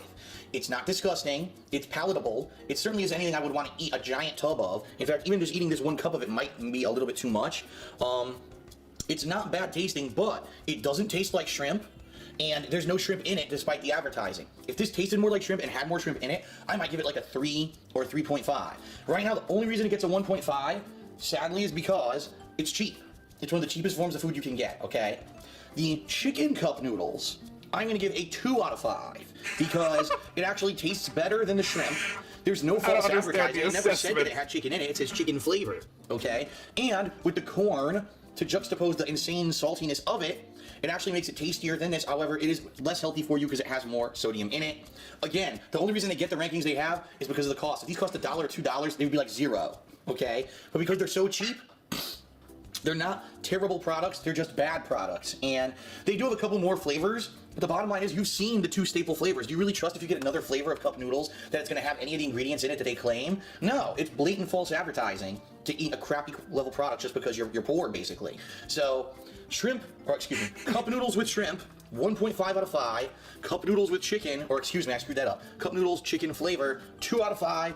I don't recommend it unless you're strapped for cash, or if you're like me, your voice is really killing you, your throat's swollen. It actually is soothing my throat, and I am going to have a little more of each because I know it's going to soothe my throat and make me feel a little better. That's pretty much the main focal point, or if you don't have a lot of money, it's a quick meal.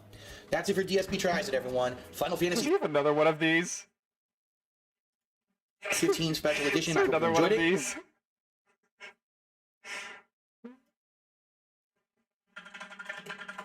DSP Tries It. Is there more? Holy fuck.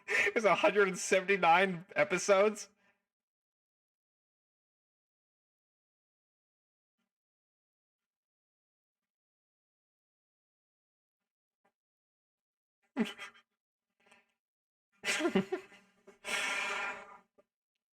What's up, everyone? It's DSP, and Oh no.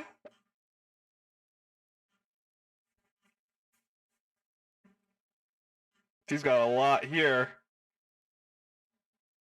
It's all Burger King and McDonald's. Hey guys, check out this new... What the fuck? Why didn't that open properly? Why is it opening like that? What the hell? Alright, hold on.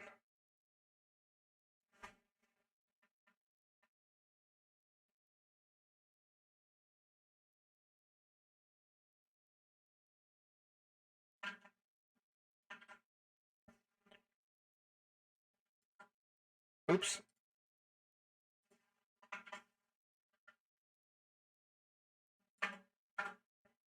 There we go. 2 minutes in.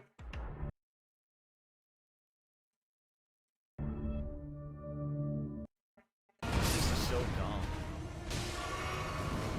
Dodge, can't dodge because it's laggy. Look, he rolled after. He rolled insanely late. I'm dodging and it's still it rolls so late, it comes out after.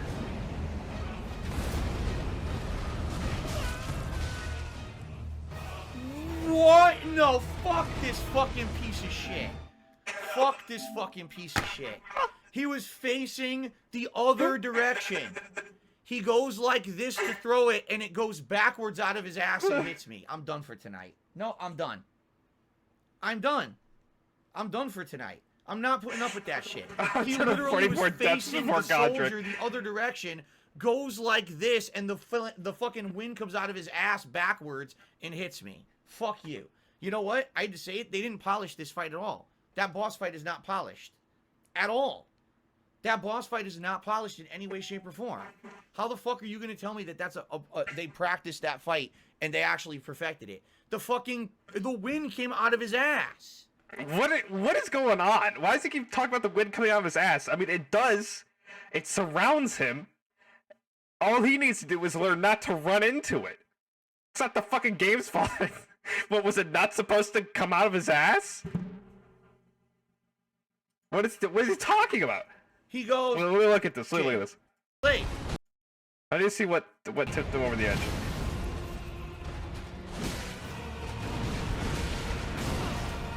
This is so dumb. Dodge, can't dodge because it's laggy. Look, he rolled after. He rolled insanely late. I'm dodging and it's still it rolls so late. It's so much complaining. After. Okay, so he's doing his projectile move.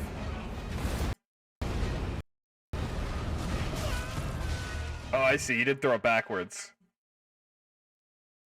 It does track you.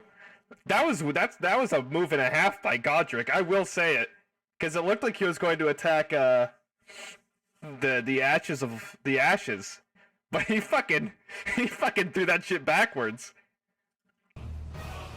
What? No, fuck this fucking piece of shit. Fuck this. I hate the cute inputs, dude. That shit was so annoying. But that's just Dark Souls. And the wind goes backwards and hits me.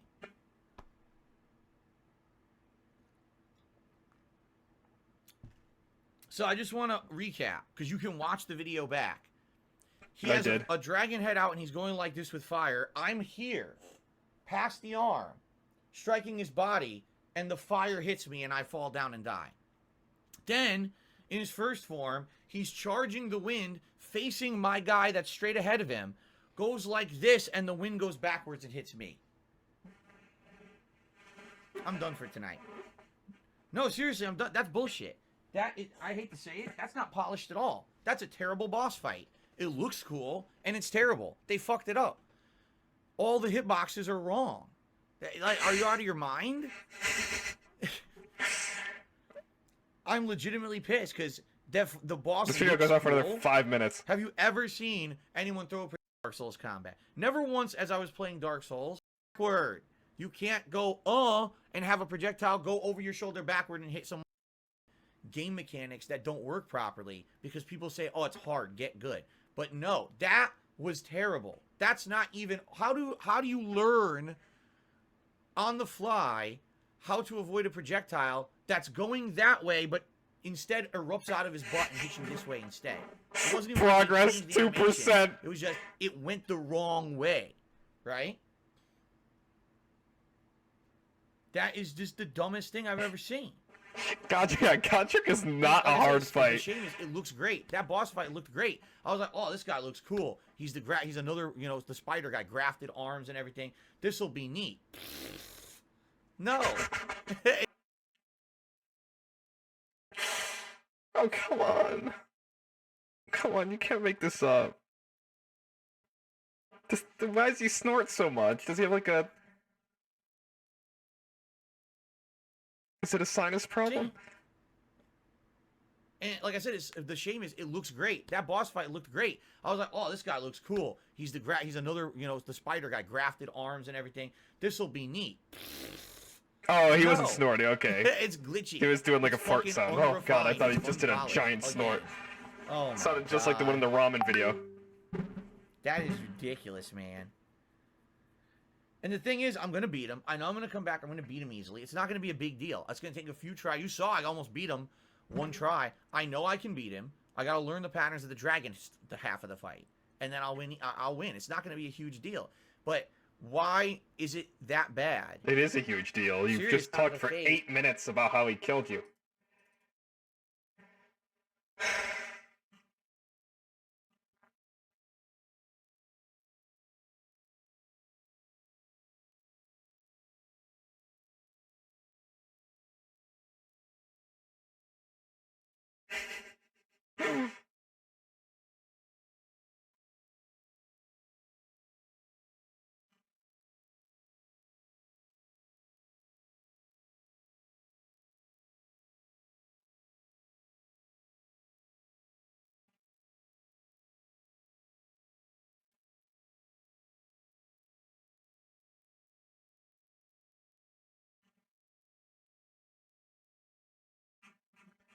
Oh god. Oh god.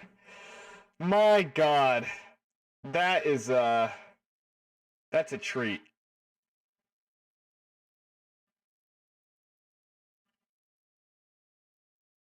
Why does he have so many of these DSP tries it videos? I feel like I need to watch another. It's all just cheeseburgers.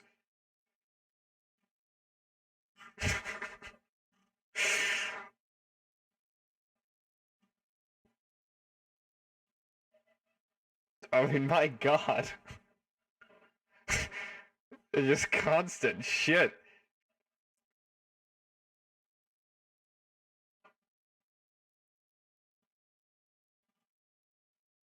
They all look the same, dude.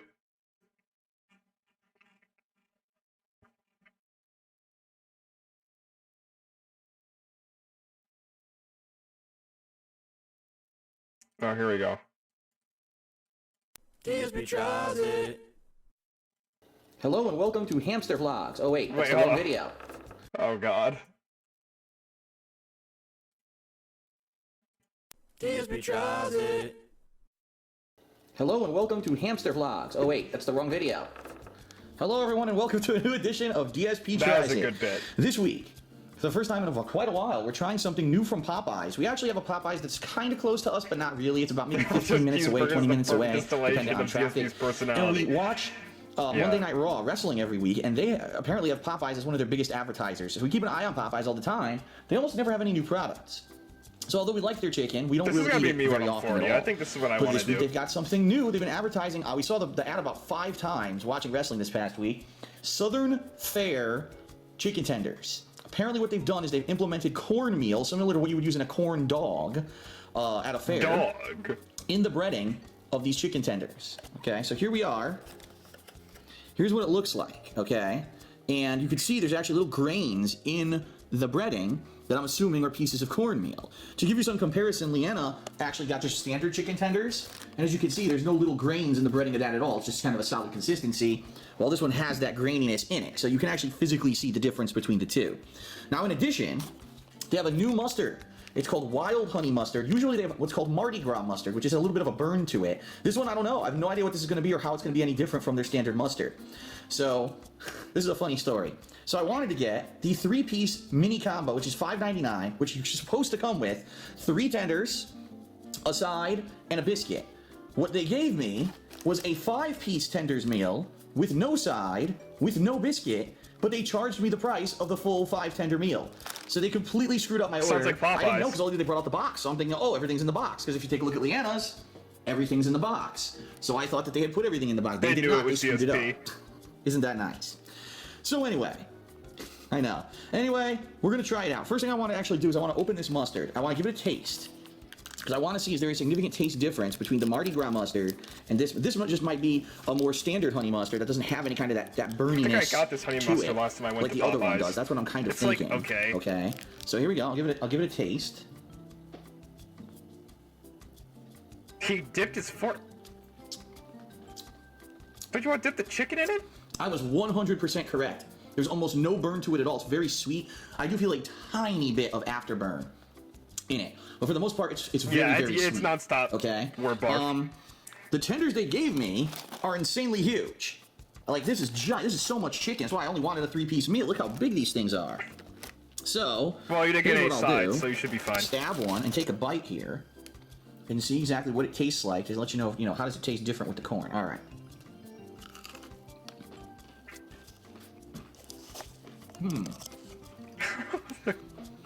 There's our hero. It's very sweet compared to their usual chicken. It has no spice at all, like burniness. It's like incredibly sweet. Take another bite. Why does he look like the dad from Transformers? That one guy? That one actor? Look at that. Look at the juiciness. Ooh, glistening. Moist. It's incredibly juicy and tender chicken, crunchy, very crunchy, and very sweet. Think, really, it tastes kind of like cornbread on a chicken tender. That's almost what it tastes like. I'll take another bite. Transformers, yeah. He looks like a mob boss.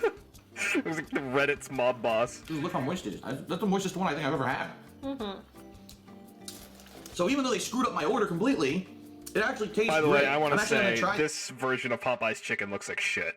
It looks like shit. this with the new sauce and see, does the new honey mustard complement the taste of the cornbread?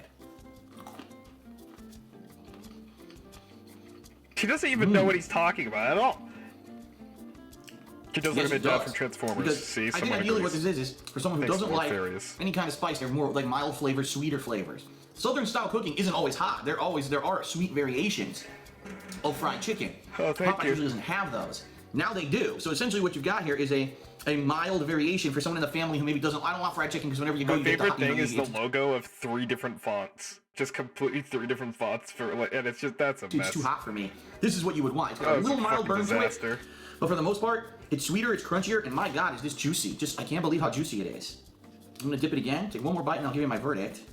Well, Farius, I'm glad someone got my absolute offhand random comment of the Transformers dad. I don't know his fucking name. The actor's name. See, I like everything at Popeyes. I like the regular flavor, the regular mild. I like the spicy. This is good, man. This is delicious. In fact, you should have a piece, Leanna, because I have so much I would here. like to actually eat, maybe, you know, sometime today. So you let me review the product so you can actually eat? Yes. Okay. View it. The flavors in the product itself and the new mustard, I'm gonna give it a 4 out of 5. It's really good. It's very tasty. It's a good alternative. It has a mild burn. The only thing I would actually say is even the mild burn, maybe they wanted to do away with that too. No, not 'Cause I Mark think I market this Wahlberg. as the sweet alternative It's to the spicy first fried movie. chicken. I think it would do well, but you do get a little bit of a burn on the tongue. might be Kevin I'm gonna give it a Dunn. 4 Let out me of look 5. him I think it's really good. If you want a sweet style chicken, go check it out at your local Popeyes. Well, they have it. It's limited time only. Yes, it's Kevin really good. Dunn. If only they could have gotten my order right. All right, that's Here's it a for given DSP Tries, done. the Southern Fare Chicken Tenders at Popeyes. Check them out. Thanks for watching. See you next time.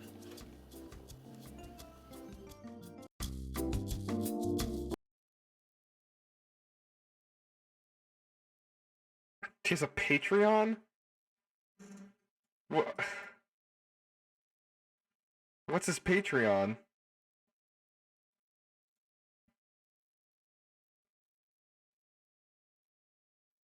Week-long fundraiser to pay his taxes.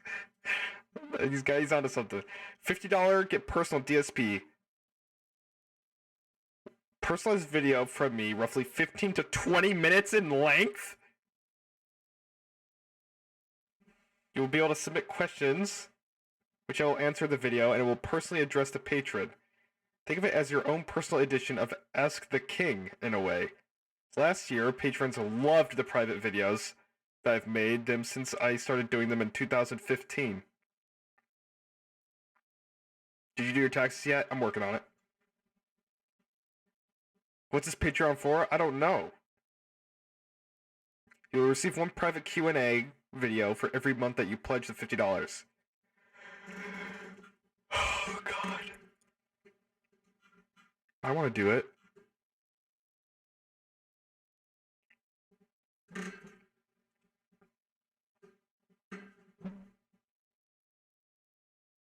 The due date is coming up soon. I sent my documents to my tax guy. Don't worry, guys. It's in. I don't have to do anything right now. The stuff has been sent. Taxman is on it.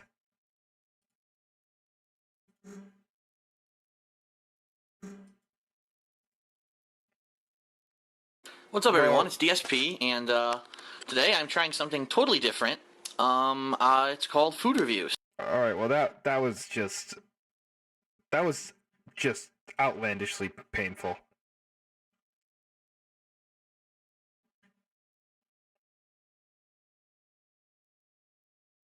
I'm gonna file an extension, then not do them. Let's go.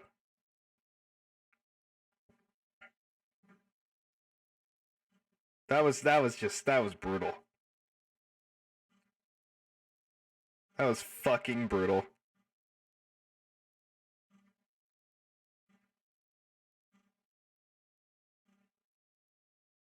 Well, now what?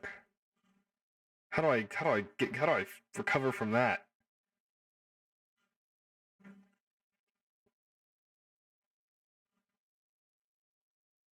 What is primitive technology? Is it gotta be that guy building in the mud?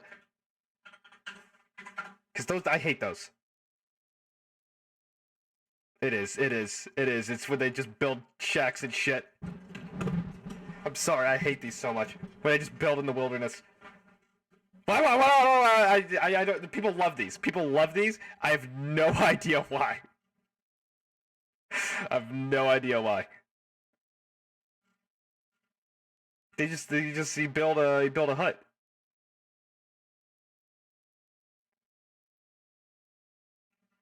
I'd much rather watch Coyote Peterson get fucking stung by a bee. There's a time when all I watched was these fucking videos.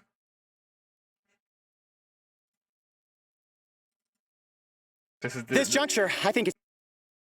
Have you ever dreamed of hanging out in the woods and building a shack? God, no! With that sounds awful. The Tarantula Hawk. Go for it. One.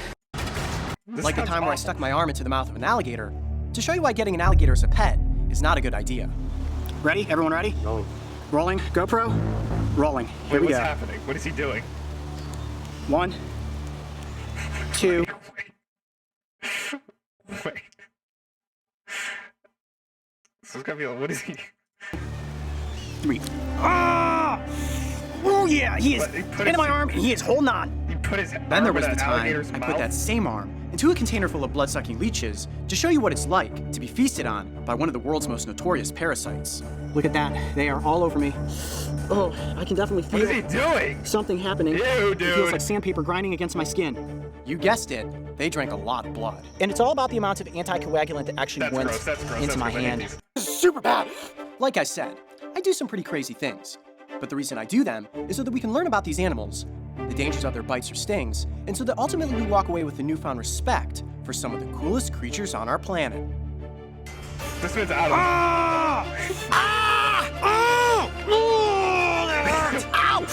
Wait, did that one? This guy doesn't look too bad. That guy didn't look too bad. So that all creatures on our planet. He didn't look too bad. Not that one. I mean, what? He's just a little guy. Oh, that hurt! Ow! Ah! Can you see that? Oh man, this was not a good idea, ladies and gentlemen. Woo, doggy. However, in order to be a part of these experiments, I have to first get myself up close with the animals. And sometimes that's easier said than done. Careful!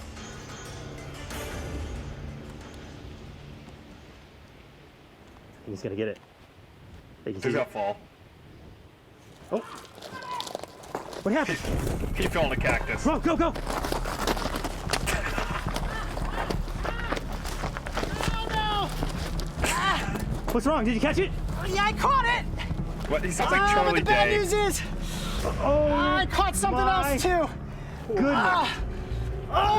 Do you feel like he did that on purpose? Do you think he did that on purpose, or do you think? Choice, I Spike, know it's like a lot of pain, but like he's making content here. Never seen. Oh, hold on a second. Hold on. I don't want to get stung by the Tarantula Hawk. Oh, they're all over you, man. Oh! But the thing is, he was also catching that fucking bug. So you're telling? Do you think he had it from the beginning, or something? Hold on a second. Let me get this under control. Oh my gosh. He crested Did the you get the ridges and Tarantula fell. Hawk? There's I did. no I caught the way. Tarantula Hawk.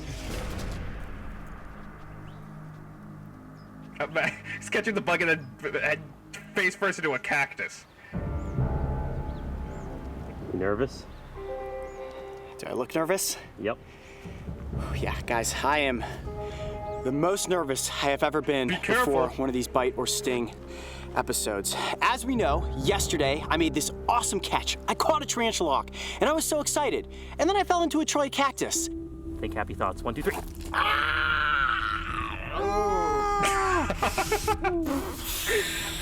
Oh, God. And then I realized what I had done. I set the table for today, where I'm going to be stung by a giant spider wasp. Now, the Tarantula Hawk is the second most painful sting in the insect kingdom. The only thing more painful than this is the bullet ant. And I felt that to work my way up the rungs of experiencing these painful insect stings, I kind of had to see what it was like to be stung by a Tarantula Hawk before I actually take on the bullet ant challenge. Whew, deep breath. All right. Yeah, let's bring in the wasp. Oh boy, this is gonna be bad. Oh! Oh boy. Oh my goodness. He's That's cute. the big one. That is the largest species blue. of wasp in the United States, I don't ladies like and that gentlemen. sound. Now you look at this Oh, I insect don't like that sound. and you say to yourself, Tarantula hawk. Well, it's not a tarantula and it's not a hawk, but like a hawk, they hunt for tarantulas. What these females will do is fly around in the sky and they can actually sense chemicals in the air that will tell them where a tarantula's burrow exists. They will land on the ground, skitter across, and go down into the burrow. They will use their front arms to tempt that tarantula to come up out of its burrow. And that is where a boxing match begins. The tarantula hawk will dodge left and right, taunting that tarantula until it rears up on its back legs and exposes its fangs. Now you would think that tarantula is going to bite down and kill the tarantula hawk. Not gonna happen. This hawk is so quick, she will spin her abdomen up underneath the belly of the tarantula, insert that 1/4-inch stinger, and the venom will instantly put that tarantula into a state of paralysis. Now the tarantula is not dead. It's just like this. I'm in intense pain, and I cannot move. And this, ladies and gentlemen, is where the true horror story begins. It's in a state of paralysis, and the female pulls the tarantula back down into its burrow, and there she proceeds to lay an egg on top of its abdomen. She then leaves the burrow, and the tarantula is left there, still alive and in a permanent state of paralysis. Eventually, that egg hatches, and the larva then eats the tarantula while it's still alive. How's that for one crazy horror story?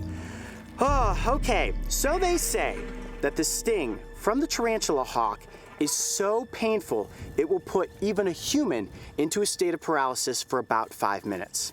I know what you're thinking. Coyote, this is absolutely crazy. Do you want to know what Coyote's thinking right now? This is absolutely crazy.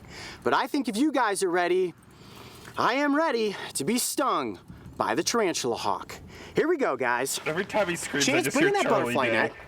I'm gonna lift this up. We're going to actually place the capsule inside of the butterfly net, just like that. Lift it up. Now I have a set of entomology forceps here. See that? And these have a very soft tip. I'm gonna be able to pick up the wasp with these forceps. But what I'm gonna do first is reach my arm in there and remove the glass capsule. Once the glass capsule's out, the net will fall down on the wasp, and I'll be able to insert the forceps in there, pick up the wasp, and remove it from the net. Okay, ready? Here we go. So the butterfly net is here to try to prevent the wasp from flying away. Yes. Because how hard was it to catch this wasp? Extremely difficult. We've been trying for days to catch one of these. And it was a very painful experience to get it based on the fact that I fell into the cholla. Okay, ready, here we go. You ready? I'm ready. I'm removing the glass capsule. Trying not to disturb the wasp. Okay, this is good. Does he need to test them? You know why he needs to test them, because it makes fucking great internet content. Stick is out. Okay, now I'm going to fold this over like that. This is the last little break between you and being stung. What's going through your mind?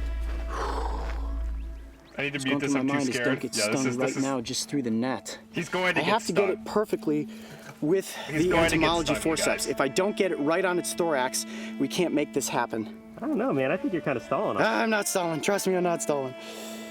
Oh, boy. He's got him. Oh, boy. Got it. Oh, boy. That is the positioning that we want. Oh, boy. Okay, so we got to hurry up and do this. That is a perfect hold right there. Now, before... Look how much my hand is shaking. Hold on. So I get a shot of her.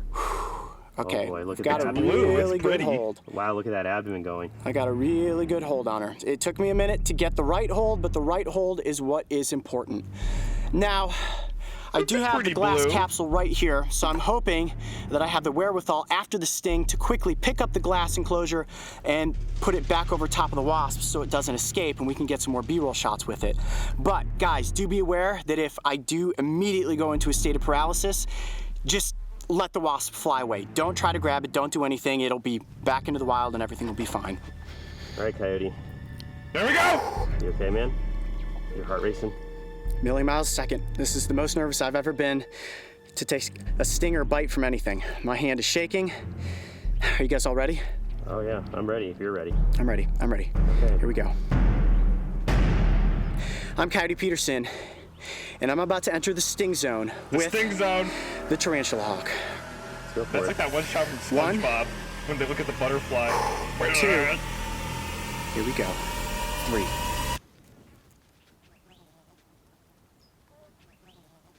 Oh. Ah! Ah! You alright? Ah! You alright? Yep. Ah! Oh my gosh! Ah! Ah! Dax, thank you for the tier 3 of 32 months. Thank you so much. Ah! For watching you guys get stung. Tell me what you're feeling. John, give me my arm! Ah!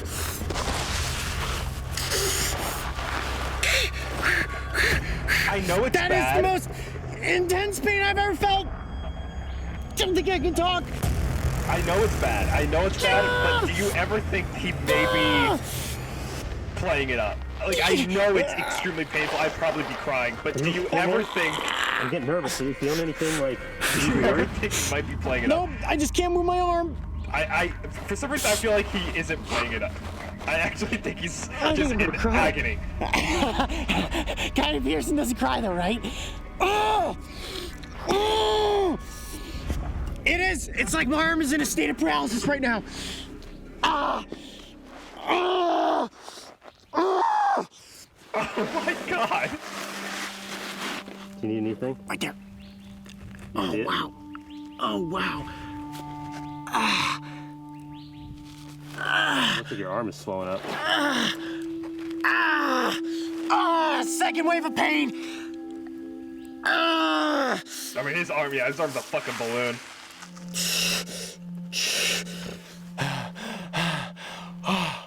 It's actually receding at this point. Oh, wow! I remember he got bit by a Gila monster, or whatever the fuck they're called. That those zone black right and there orange is a lizards. hot radiating pain. And he says it was really bad. And you can bad, see but the he stinger wasn't where it went in right there. That one almost that killed red him or mark. something. I've read that it's like getting tased with a taser gun. I've never been tased before, but I can tell you that the pain is unbelievable right now. All up and down my forearm. Wow, I'd actually slightly liken it to the Gila monster at this point. It feels really hot. Really, really hot. That one like poisoned him or something. That one had like venom or something in it. See if my arm is warm to you. Oh yeah, it's like really taut. Oh, hold on, let me walk around for a second.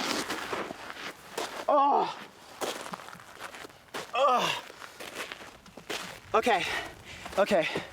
Let's come back into the scene here. He's all done.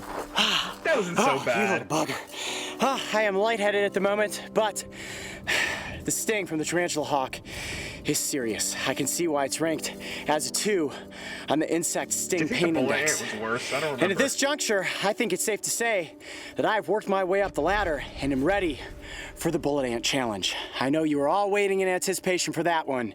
Trust me. You guys want me. to watch the bullet ant challenge?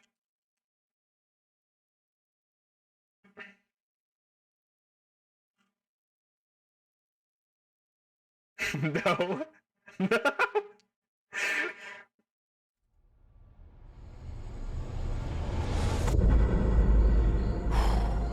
We have caught a bullet ant, and we have it in the glass capsule. And I want to do the bullet ant challenge. Oh, he doesn't look too bad. I am 2 minutes away from being stung by the insect that supposedly has the most painful sting in the insect kingdom. I think I'm gonna be fine, but ooh, guys, the heart rate is going today. This is it. 1, 2, Woo! 3. Oh, look at his big mouth. Oh, it's stuck in my arm! It's stuck in my arm! Ah!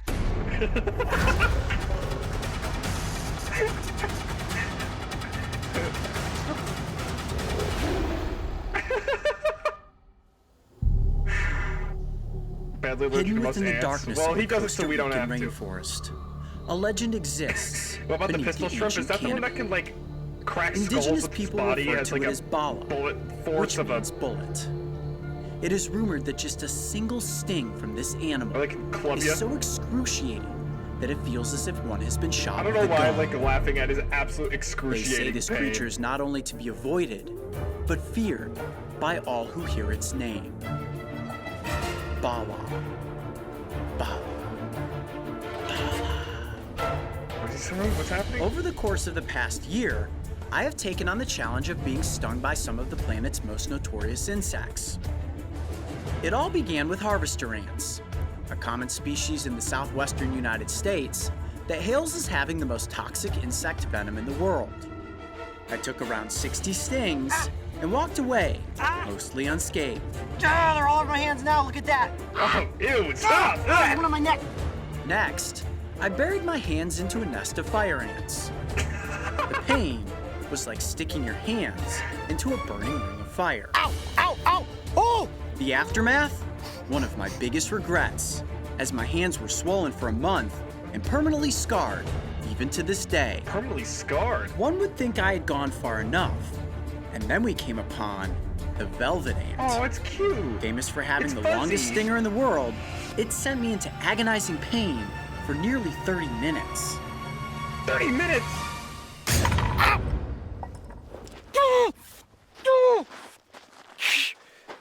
Okay, let me get back here. You alright? What are you feeling? Go! You ever eat an ant? I've never eaten an ant. Oh, wow. My next challenge was the Tarantula Hawk, which is ranked as the second most painful sting in the Yeah, I don't know insect why. kingdom. He's not doing this for information, but I guess he's letting, like, more people know about it that didn't know about it. I don't know. You know it's for it's content. It's good content. The fact that he caught that after being stunned, what a fucking legend.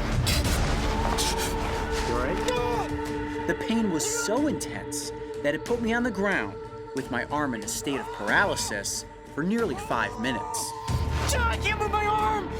I was ascending the sting pain index, and I could see the peak of the mountain. It looked down at me with black beady eyes, This reminds an me of the alien-looking creature Hot Ones amongst Spice all other challenge I did. animals, It's and a basically the name same thing. that cast fear into the hearts of men. But before I could go flesh to stinger, first, we needed to find a bullet ant. Is he gotta fall into a fucking... Is he gotta crest the edge while trying to catch it and get stuck in some quicksand? Challenge Day. Hi, peepers. I'm how are actually you, buddy? pretty excited about this. As long as we can find a bullet ant, I'm gonna get stung by one. So guys, keep your eyes peeled. These little ants could be anywhere. Well, I guess they aren't really little. They're probably about this big. So let's head down here into the rainforest and see if we can find one. Alright. Believe it or not, bullet ants are incredibly common on the Caribbean side of Costa Rica. People do this. And setting the stage for a sting was only going to take a single one. Seems simple. However, finding them can be quite the challenge, especially when dealing with some of the most difficult filming conditions we have ever faced. Oh boy, that is the disorienting thing about the rainforest. Everything looks the same no matter what direction you turn. Mario! Daddy! Yeah, all right. Okay, found him. Ha! Got nervous there for a second. Let's keep going. For days we scoured the jungle, traversed rushing rivers, fought torrential rainfall, and sloshed through what seemed like an endless maze of Jonesy, I've mud. seen those where they put The goal was to the bits find a of fucking, creature no longer than a needle with bullet in a ants. haystack They that don't even literally flinch. spanned Like, what the thousands of fuck? acres. It seemed as if all was lost. Then finally, after several days of searching, the sun came out, and fate took its course. Like, are they actually just the normal bullet ants biting their hands in those gloves? There's no way. Because, like, he's about to fucking fall over in agony from one. This might be a nest. You think you got a nest? I mean, the ground looks the same as it has in most of the jungle, but there's a hole here. I definitely saw a large ant moving up on the side of that, but before I just storm up there, Do you just see one or do you see I a saw few? one ant. But this looks like... Yeah, there's that's a what I was hole saying, right Alec. there. It's like, is it the same thing? Because they do that bullet ant fucking see that? challenge. This looks like Well, it could not be a challenge, nest. but I don't see the hole. the glove thing that Can you point to it? Oh, I just saw there's one coming out right there. that tribe does, and they don't like freak out. But when this guy's gotta get bit by this thing, he's gotta fucking like howl like a fucking Coyote. Oh, ooh, it's going right towards my hand. Intended. That is a bullet ant right there. Hold on, I'm just gonna put it in the container. Seems kind of fucking Peterson. Oh. Mark, watch out. Watch out. I think what just happened? They going on me? I think so, man. I think they're swarming. We have definitely found a bullet ant nest. There's no question about it. I was in there trying to get a single ant, and they started swarming out. Okay, this just went from slightly dangerous to extremely dangerous because there was one crawled up on my hand, and I just got startled, and I flicked it off of me. I need to go back and get the container. Without flinching, I mean, that can't be.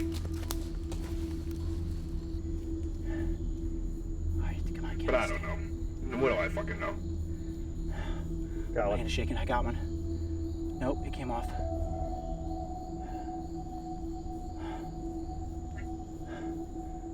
Oh, I got one. I got one. Back up, back up, back up.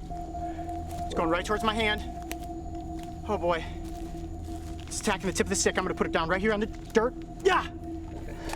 Yeah! Right, I'm gonna get it in this cup. Got it! Oh, perfect! He went right in! Holy cow! Oh my gosh! Hold on, wait, check your legs, check your legs. Oh, don't mind if I do. That guy wanted to be on TV. No, you're good. Hey, you good, buddy? Oh my gosh! Woo!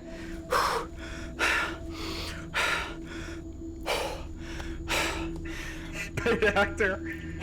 If I was that nervous just to catch the ant, I can't imagine how nervous I'm going to be to actually be stung by it. Oh, this is wild. All right, let's take the ant down here into a flatter area, get the scene under control. It's time to go through with the bullet ant challenge. I'm so bad in like the outdoors, fucking wander around in the wilderness and shit. Fucking Christ. I can barely go outside and go to the post office. We have caught a bullet ant, and we have it in the glass capsule, and right now Mark is filming the final macro shots, and I am 2 minutes away from being stung by the insect that supposedly has the most painful sting in the insect kingdom. Actually seeing the bullet ant face to face, Coyote Pack, it is unbelievably intimidating. I have a feeling that it is going to be unbelievably painful, but I am ready.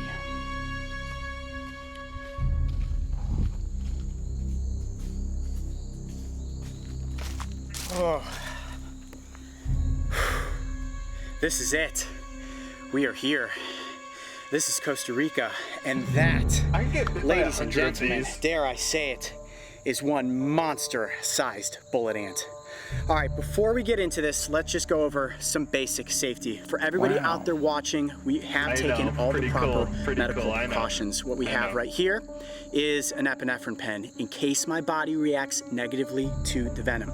Now, I will note that there are no reported cases of humans dying from the sting of a bullet ant. Yeah, it's going to react negatively. Okay, so what's the game plan? That would be my guess. How are we going to get you stung by the bullet ant? Yeah, how are we going to get me stung by the bullet ant? I love that question, Mark. I appreciate that. Okay, well, this one is very similar to the velvet ant. This is going to go down one of two ways. The first thing that we're going to try is I'm going to lift up the glass capsule, and then we're going to place it there. If it doesn't sting me like that, then I will use the forceps, where I will pick it up by its thorax and, just like the Tarantula Hawk, induce a sting. One way or another, there is no question about it, ladies and gentlemen. Today, I'm going to be stung by a bullet ant. All right, it's time. GoPro rolling. We are rolling. All right, now what I'm gonna do is tip up the glass capsule and then place the ant down onto my forearm. Here we go. Mark, your shot good? Are you sure about this? Yep, no turning back now. Mario, ready? Ready. Let's do it. Here we go. Ant on my skin. 1. He's anting up. 2. This is it. No turning back. 3. Get me out! Ant is on my forearm. Look at that. Okay, it's just trying to climb out of the glass. I don't know if it's realized that it's actually on my arm. It is looking a little bit agitated. I can feel the little legs grabbing onto my skin. And right now it is just trying to get out of the capsule. It's thinking, okay, something's new. It can probably sense the heat of my skin and also the smell of my skin. These ants can pick up different pheromones. It doesn't we'll let it give go a a few fucking seconds shit. longer.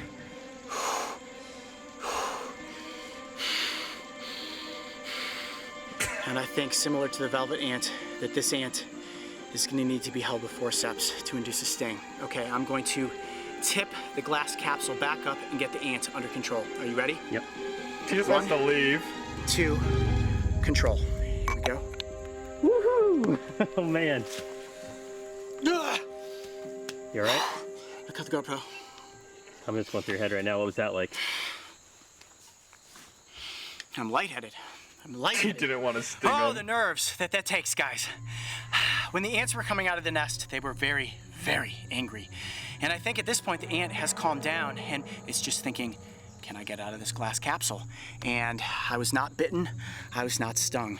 So what I'm gonna do now is use the forceps to pick up the ant, place it onto my forearm, and I'm going to take a sting.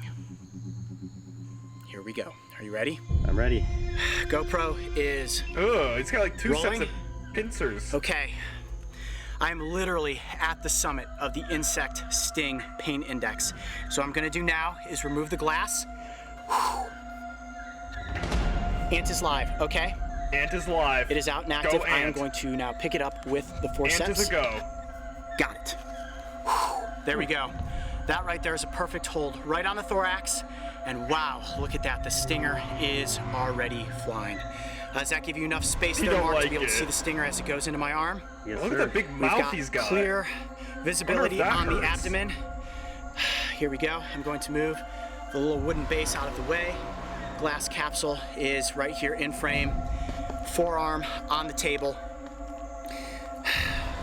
I'm Coyote Peterson, and I'm about to take on the Bullet Ant Challenge. Are you ready? Let's do Bullet it. Ant Challenge. 1, As seen by YouTube. 2, People across the globe gosh, this is participate in it. the Bullet Ant Challenge. 3.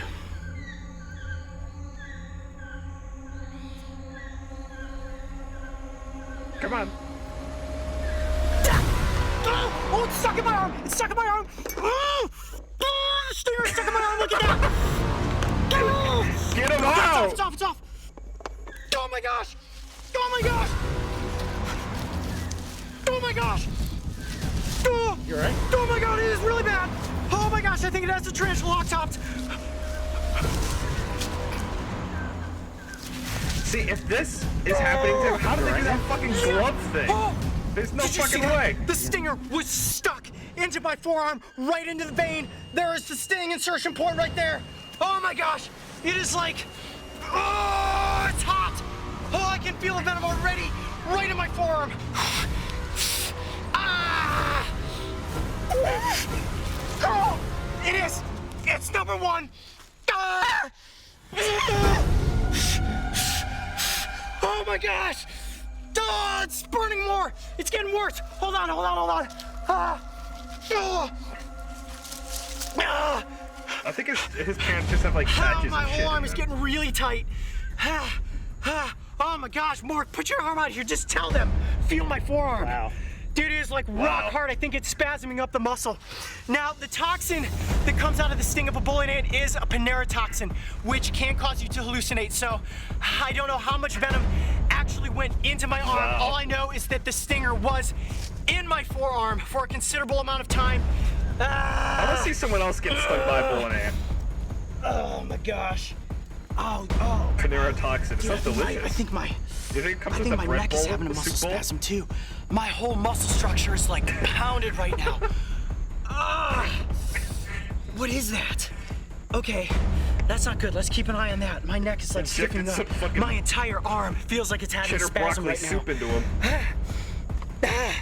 Okay. Is it getting better or worse? No, it's worse. It's coming in waves of pain now. Ah, my gosh. It is. Hold on. I'm super lightheaded. Like super lightheaded. You need some water? Yeah, you're like getting flushed. Your face is like turning red. You're getting like puffy under your eyes. I'm sweating bullets right now. Bullets of sweat for the bullet ant. Okay, I'm gonna try to stay composed. We're gonna have to cut this scene pretty quickly. I'm in a lot of pain right now. Okay, at the moment, dude, I'm I wanna experiencing take a hit hot, of the bullet radiating ant waves venom, of pain. bro. It feels as if someone has stabbed me with a hot poker, and I can actually feel the venom. It's throbbing. It's very similar to the bite of the Gila monster. When I was bitten by the Gila monster, it was intense pain, and then it would reside, and then it would return with a vengeance. This is... At this the point, Gila monster the bite was interesting because it was like a not contained bite. Like he wasn't prepared for it. Like it bit him out of nowhere, and it was totally like a freak accident. The hawk was already done hurting. This is getting worse. This is getting worse. I don't know if I'm gonna be able to take this for 24 hours.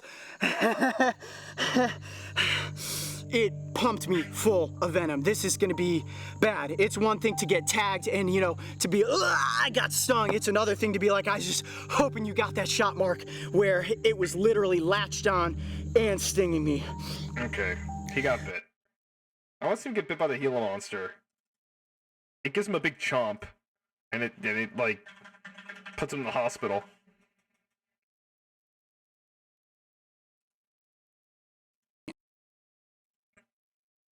It's been 24. Like, it was bad. Biological landmines just might. That is so cool. This is the second Gila monster we've encountered in the Sonoran Desert. And it's a big one. He doesn't want anything to do with us right now. He's just laying low to the sand saying, okay, don't get any closer. And while I have encountered, handled, filmed, and released many dangerous creatures, even I make mistakes.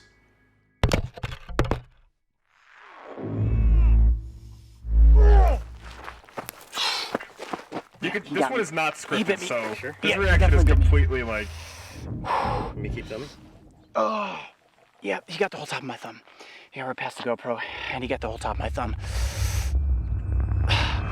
Right. Just stop filming. Why'd he tell him to stop, dude? Well, yesterday I took the worst animal bite I've ever received. It happened right here, and I was bitten by the only venomous lizard in the United States, the Gila monster. And it was bad. Here's what happened. We were out here filming B-roll, walking up this wash that's on the back side here, and I spotted a Gila monster, and he was just laying right here along this log. And I said, well, we don't need an episode with the Gila monster. We've already done that, but we wanted to get close and at least get some B-roll shots. Didn't need to catch the lizard, didn't need to handle it. We got some great shots with the C100 camera, and I said, you know what, let me get a couple shots with the GoPro. He's super calm, he's just chilling out. Got close, started doing some sweeping shots over him. I think he felt cornered, I got a little too close, and literally, in a flash, he jerked his body and latched onto my thumb. Immediately, my natural reaction was to pull my thumb back extremely quickly, which I did, and that's why I have all these razor blade looking slices on my thumb. I literally yanked my finger out of his mouth.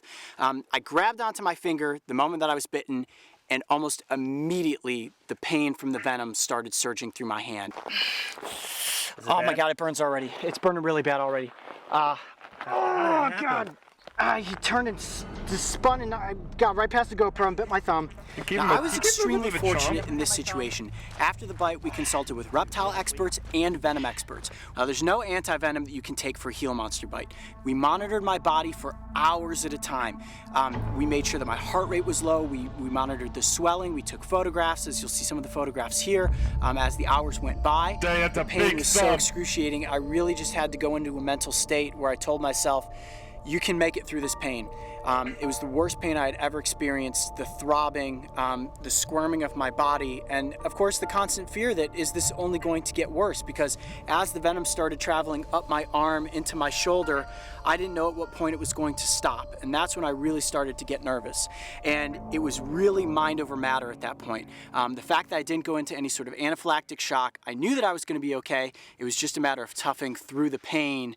Yeah, okay. Now let's see some normie get hit by a bullet ant. Is there one with like a normie?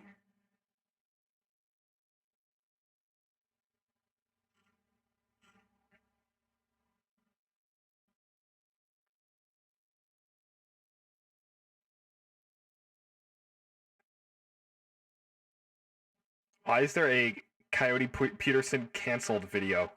about the bullet ant. What is this? Oh God. Oh God. Oh, is it because it's the guy doing...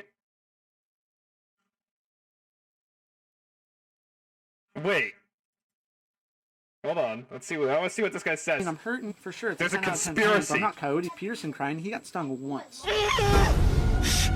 Oh my gosh! I don't know that. There's famous people that have lied, okay? Even though this guy is so big on the internet, Coyote Peterson, he did in fact lie. So people don't want to believe that I'm telling the truth, so I've actually got some death threats, and that's another reason why I wanted to do this video, because I'm not trying to be disrespectful to Coyote. I'm just trying to get the truth out there. We're gonna get into it right now. Let's get it. So I'm actually not exposing Coyote Peterson on any of his other videos, just bullet ants, because I haven't got stung by anything else he's gotten stung by. I've only mastered the bullet ant glove ritual. 200 bullet ants with the gloves on. This is the bullet ant glove ritual. They're pushing the stingers into the glove. That's insane. So he's blowing smoke right now to make him more angry to sting me in a little. It all starts out, oh God. Oh God. So this guy's saying it's not that bad. And then getting stung 8 times in Costa Rica by a bullet ant. Dude, it's like fully in there. How? Oh, he just took it out. But I did a video exposing Coyote Peterson. This is exposing Coyote Peterson part 2, but on part 1 I exposed him because he got stung by a bullet ant in Costa Rica, and pretty much like he got stung and like and was crying on the ground. He was sweating. He was literally acting like it was the worst pain of his entire life. We'll play a clip right now. This is him getting stung. Oh, it's stuck in my arm. It's stuck in my arm. Oh, the stinger is stuck in my arm. Look at that. He says it's not. He said it wasn't stuck. It looks stuck to me. The stinger was not stuck. Haha. I mean, the stinger is stuck in my arm. Look at that. Okay, it is stuck. Oh my gosh. What is this fucking video? And pretty much cries and sweats. Oh my gosh. It's burning more. Yeah, so this freaking guy's overreacting to the max. Like, bro, you're not fooling anyone. You get stung once and crying on the ground, screaming. Okay. So I don't know if you guys watch a lot of YouTube, but the most poppin' YouTube. It's fun. I need fucking 3D glasses to read this shit. Fucking Christ. Right now, like the guy that's like the biggest right now is YouTuber David Dobrik, and so I get hurt in his vlogs a lot. I do a lot of crazy stunts in his vlogs, and he was like, dude, you can handle pain, you should go get stung by a bullet ant. That's what you should do. You can leave the country, you should go get bit by a bullet ant. Have this be the beginning of the vlog where you leave the country and find a bullet ant. That'd be really gnarly. So I had no idea what it was, googled it, I did all this research, ended up going all the way to Costa Rica and got stung by a bullet ant, and guess what? This is my reaction when I first got stung. It's going in. Dude, it's like fully in there. How? Oh, he just took it out. That was dope. I'm hoping it hurts though. So yeah, I ended up getting stung 8 times. The pain lasted for 24 hours. Still wasn't the most painful thing I've ever experienced in my life. I think pepper spray was the most painful. Okay, so to give the guy credit, I mean, he did get, I mean, they did the same thing. He did get stung by it. He's not just fucking like, he's, I don't know. I don't like it. I don't like any of this, but he did get stung by it. I've ever had in my entire life. Give him the sauce, Daddy. It felt like I was getting burned alive. But getting stung 8 times, like it hurt, but it was definitely not crying on the ground like freaking liar Coyote Peterson out here, you know? And so all these freaking Coyote Peterson fans were rating that video saying, oh, this is so fake. You didn't get stung by a bullet ant. Because have you seen Coyote Peterson's reaction? He's crying. He's like, dude, just because Coyote Peterson is so huge, he's on Animal Planet, and I'm just some YouTuber that is almost to 30,000 subscribers, no one's going to believe because I don't have the big following like Coyote, but I just speak the fucking truth. And it just pisses me off. You guys are rating my videos being so... Like... This guy has like a vendetta against Coyote Peterson, but at the same time, he did do the David Dobrik's group is sketchy. Yeah, they are. I mean, they're awful. But at the same time, he got stung by the fucking ant. I mean, we saw it. But this is like, what do I give a shit about any of this? This is so stupid. I mean, yeah, it does seem like Coyote Peterson does play it up. He does seem like he plays it up. So I could I think he's right in the sense that yeah, he's probably he might be hamming it up a bit. I could believe that. But nothing beats Razor's scooter to the shins anyway.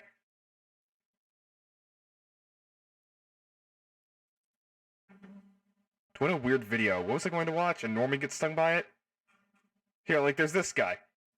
We were in the Brazilian Amazon, and Hamish had just been selected by the chief to take part in a coming-of-age ritual that involved placing your hands inside gloves full of ants. They are massive. These are just normal British men. Though, possess the most painful sting of any animal on the entire planet. Ele vai ver o que ele vai fazer para depois ele repetir. Take off my ring as well. Hayne was obviously still disappointed he'd been chosen by the chief. My wedding ring from when I married my wife and then made a child with her as a man. Yep. Yeah. Did he consider the child aspect? Yeah. Yeah, he did? Sure. Okay. Then the chief tied ceremonial shells around my leg for some reason. It's a garter. He's giving me a bride's garter. And the ritual's finished. I didn't have to do the ants. No, you did. It's like really evil oven. Oh, they're Australian. And shake your leg. Shake your leg. Okay. Shake your leg. Shake your leg.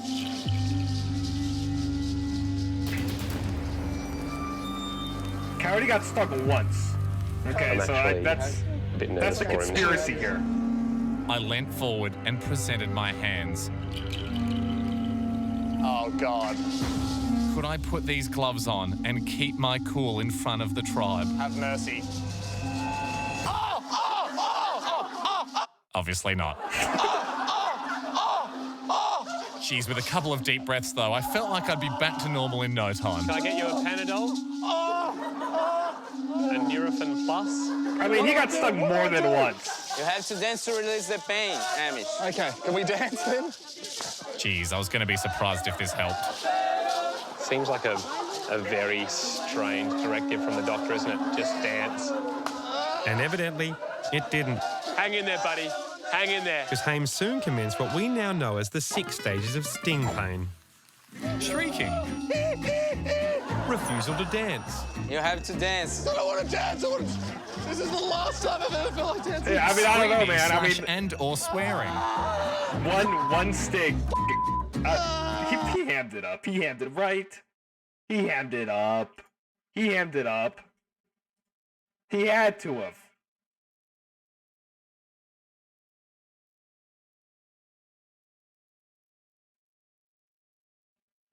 He had to have.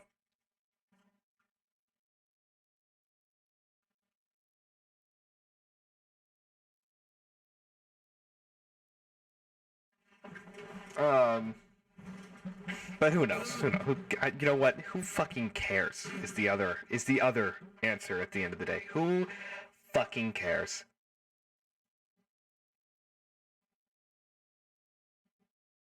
Maybe I should do it. My pain tolerance is really good. I had my wisdom teeth taken out, and I only cried for a little bit.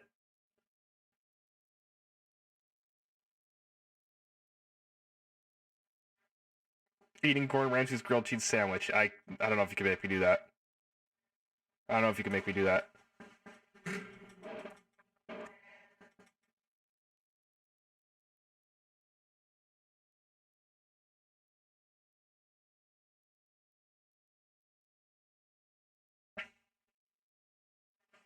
Schmitty Schmott.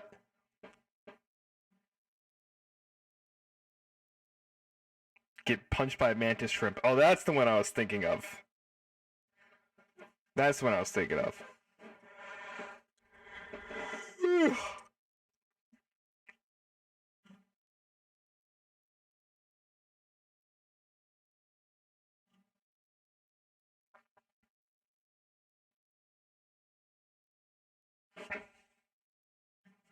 The Frito pie. Oh, the Frito pie.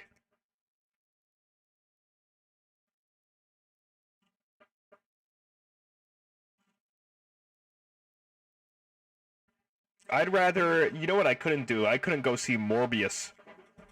That seems like a real pain.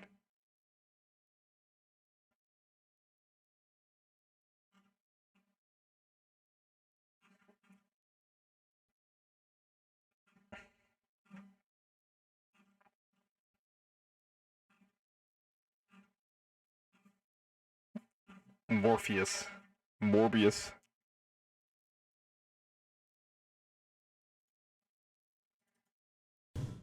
DSP tries it. Hello everyone, and welcome to a new edition of DSP Tries It. And we are trying out a brand new item at KFC. We actually saw the advertisement for this one this week on television. It's better at 1.25. This sounds interesting. It's Nashville Hot Chicken. It's supposed to be a special recipe, spicy chicken at KFC. You can either get it as an actual coating on regular chicken, or you can get it as tenders. We opted to get it as tenders because we don't know if we're going to like it or not. We actually got a couple of pieces extra of regular chicken that we're going to eat for dinner, and this is kind of like just a special thing for DSP Tries It to see if we like it or not. So, first of all, this is their 3-piece tenders meal. I believe it's $5 to $6. I'm not 100% on how much it costs. It's around that price range.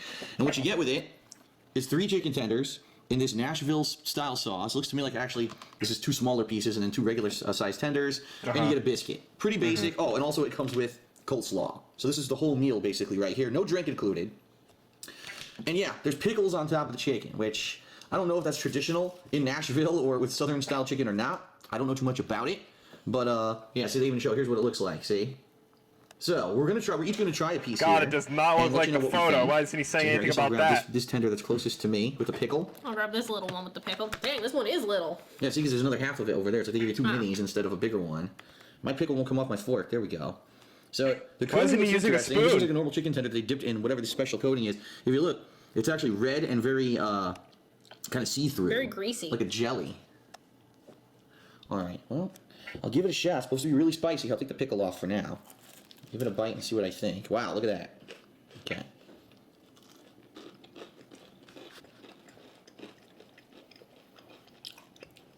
Ugh. I hate hearing people eat.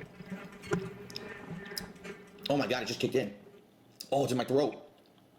Hold on, I need a drink. Holy shit. Oh. Holy shit. It's weird. Because at first you don't even taste it. This looks gross. And then as it was going down my throat, it actually got heat, like a spiciness, Yeah, heat it's to it. almost as if it builds heat as it goes down your throat. Because the Right. first bite, you're like, this is nothing. I didn't taste then, anything. Then I imagine if you ate the whole thing, you'd be like, whoa. All right, I'm gonna take another bite. This one looks like it's more saturated in it, so.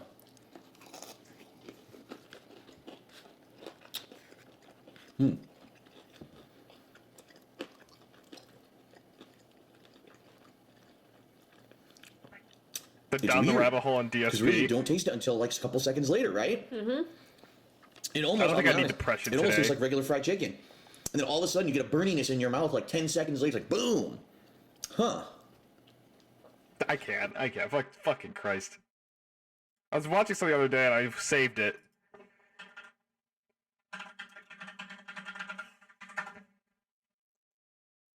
I need to find it.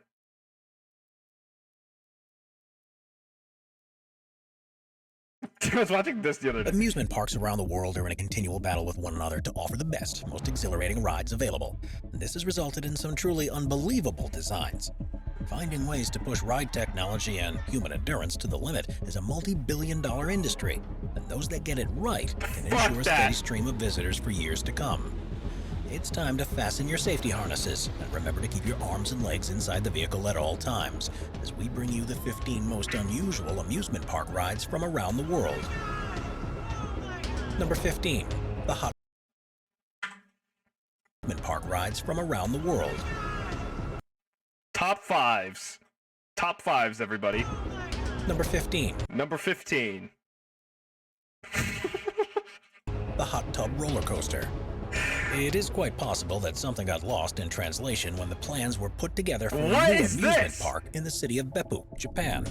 Perhaps thinking it would be a water park instead. The result was one of the most bizarre and unusual rides ever built, a hot tub roller coaster. That sounds In fact, the entire excruciating. park is themed around a spa, where, because of the abundance of geothermal springs, What is this? it's become the largest hot spring resort in the world. Strangely, actors dressed as zombies walk around the site, trying to encourage guests to go on one of the various rides that usually results in a splashdown into a pool of warm, mineral-rich water. But the star of the attraction is hate this. Oh, it's undoubtedly the coaster itself. Originally starting as a joke for an online video, there was such an interest, the mayor of the city said it would be made a reality if the clip got 1 million views. What? Unsurprisingly, it surpassed that in just a few days. Thanks to donations by local businesses, they got to work. Riders sit in cars just like any other roller coaster, and the track itself is full of the expected twists and turns. The main difference, though, is that just before it sets off, every seat which is inside a watertight car has warm, soapy water poured into it, meaning that the riders are absolutely covered in it, and it splashes all over the guests on the pathway below as it passes over them. Number 14. Spin Dizzy, Diggerland, UK. Amusement parks often base themselves on a theme that can be found throughout, from fantastical kingdoms to video games or movie franchises. But perhaps the most unexpected one of all is a series of venues in the UK and the US called Diggerland, where everything is dedicated to construction equipment. Originally designed as a place where youngsters can try their hands at driving huge trucks and moving earth. Wait, that's kind of cool. The company has begun to branch out with its own unique rides, and the one that keeps people coming back for more is called Spin Dizzy. Essentially, it's a converted Komatsu excavator, which has long since been retired from a construction site. Doing what virtually every builder has probably wanted to do since they first set sight on. Isn't that what that one guy did in that David Dobrik video where he almost died? He like swung on one of these fucking things and nearly killed himself. On one of these incredible machines, the buckets had been fitted with seating and safety restraints, and once everyone's securely in place, the operator begins to show just what the excavator is capable of. Perched atop a small hill, it begins to spin round and round, while occasionally tilting passengers until they feel like they're about to fall out. Sure, it may not be the most technologically advanced or thrilling ride of all, but it's definitely one of the more unusual rides you'll ever find. Number 13, Wicker Man. Oh, I can't look at this one because I actually might go to where this one is. I can't look at this one. I don't know anything about it. But I can't watch it. The idea of the ride is to recreate the sensation you feel if you're driving one of the most powerful vehicles on the planet. By using a similar steam hydraulic launch system that you'll find on aircraft carriers, that makes me question what the fuck the deal with that coaster is. Or 240 kilometers per hour in just 4.9 seconds. Oh my! It's also the 6th longest steel coaster in the world. Look at his face! Track length of about 1.4 miles. But at these speeds, the entire experience lasts just 92 seconds. As further evidence that this probably has gone beyond what's possible elsewhere, each rider has to wear a pair of protective goggles before the ride starts. Because not only is there a risk of damaged eyesight because of the rapid change in air pressure, but just a single grain of sand would be enough to permanently blind you if it just so happened to blow into your face during acceleration. Number 11, the Human Trebuchet, Middlemore Water Park, UK. Trebuchets became one of the most effective siege out of their weapons, minds. and allowed attacking When forces the aliens to launch come huge down, they're gonna be projectiles fucking that confused. were often alight at enemy defenses to cause wide-ranging damage. Human It's perhaps no surprise then that a group of adrenaline junkies realized that the design could quite easily be used to launch a human into the air. So the Human Trebuchet at Middlemore Water Park in the UK was created. The Human Trebuchet. The premise was simple. The device would launch you more than 70 feet, or about 21 meters into the air, in the direction of a perfectly placed net that would catch you as you fall back down. As you can imagine, though, there was very little room for error in the way that this was set up. And that's probably why this ride is regarded as the most dangerous to have ever opened in a park anywhere in the world, and why no other venue has tried to design their own version since. The signs of the danger were there in 1999, when a woman broke her pelvis, but with only around 50... I don't want to see someone hitting the ground. There's been no sign of it ever since. Number 10, Mardi Gras Hangover. Six Flags is known for developing some truly groundbreaking rides, and in 2018 the company opened a record breaker at Six Flags Great America Amusement Park called the Mardi Gras Hangover. As the name would suggest, no rider is going to leave this experience without feeling a little wobbly. But the surprising thing is how simple the structure actually is. Advertised somewhat controversially as the largest loop coaster, it's a 100-foot or 30-meter tall circular track, which launches the vehicle at speeds of up to 30 miles an hour. And usually, riders are arranged facing each other in each car. It spins both forwards and backwards, ensuring that if you're with friends, you'll be sure to see them contorting their faces into all sorts of shapes before it's over. Passengers complete 6 loops in just 90 seconds, and there's even time in each rotation for a brief pause at the top, so you get a few seconds of being suspended upside down before coming back down to the ground. Perfect for a view out across the park if you can handle it. The question remains, though, does this actually qualify as a roller coaster, or is it something else entirely? Number 9. Vertical Swing, Wonderland Kalkar, I hate Germany. these things. Amusement park designers go to great lengths to create the perfect scenery and surroundings for their creations, something that only adds to the guest experience. But when the decision was made to build the Wonderland Kalkar in Germany, they already had a structure that they could use that would truly make this unlike any other park on Earth, an unused nuclear power plant. The plant was fully built in the 90s, but was never switched on because it was based on an older design. There were serious safety concerns if it was ever to begin generating electricity. Call of Duty map. Apparently, costing the equivalent of building 80,000 new homes, there was no way that the developer was going to be able to recoup their costs, so sold it to a Dutch investor who wanted to use the land as an amusement park. Most of the attractions are built around the shell of the reactor, but there's one ride that's actually inside the original cooling tower, a vertical swing ride. Now this is the type of attraction that usually doesn't appeal to thrill seekers because it's seen as quite a tame experience. Are you serious? Everyone says those are tame and they fucking horrify me. These are so scary. Being sat on one that rises 17 stories up above the concrete structure that seriously ups the ante. It's one of the most popular rides in the entire park, and truly one that should be on everyone's bucket list. No, too scary. We're constantly adding more people to the Top 5's production team. Oh, shut up. The ride, new roller coasters are often themed after a type of coaster, and because of its speed and twisting turns, it only seemed fitting that it would become the Wonder Woman Golden Lasso coaster. Opening in May of 2018, it features 3 inversions and speeds of up to 52 miles an hour. Holy shit! It is, of course, painted in the recognizable color of Diana's lasso, but that's not the only thing that made it special. This was the first single-rail roller coaster to ever open to the public. And despite there being another 3, based on the same design, elsewhere in the US, the Golden Coaster will always be the one that paved the way. Almost appearing to be a high-speed monorail, all of the ride apparatus is hidden underneath the solitary track. These are fucking. I ride this one. Opportunities in terms of the inversions that are possible in comparison to traditional 2-rail designs. Number 7, X-Screen. I would not ride this. The Strat Hotel in Las Vegas has taken the idea of amusement park rides to a whole new level by attaching them to the top of the highest observation tower in the United States. And of the 3 that brave guests have ever on, probably the most unusual and frightening is the X-Scream. At a height of 866 feet, or about 264 meters above the ground, it's the 4th highest ride in the world. Oh my uses this fact to extraordinary effect.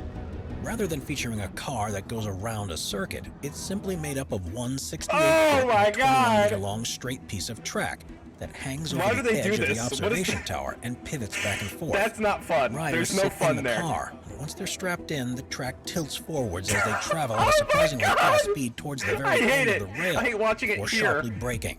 And it's been specifically designed to move in a seemingly unpredictable way to give you the impression that it's not working properly and that you're just about to fall off the edge of the building. For the time that it's stationary, it offers some of the greatest views out across the strip. But while it may make for an exhilarating experience, everyone's more than happy when it returns back to safety and they're able to get their feet back on firm ground again. Nope, that's okay. Number 6, the Sky Cycle. Okay, I've seen this one. This one actually terrifies me. This one terrifies me. Normally, when you go on a ride that reaches a height that's the equivalent of 4 stories tall, you'd expect it to move automatically and to have safety harnesses that prevent you from falling out. But the Sky Cycle at Japan's Washuzan Highland Amusement Park is hardly your typical experience. There aren't any inversions or hair-raising twists, but it's a ride that provides excitement of a very different kind. Each cart that travels along the track is pedal-powered, so riders have complete control over the movement.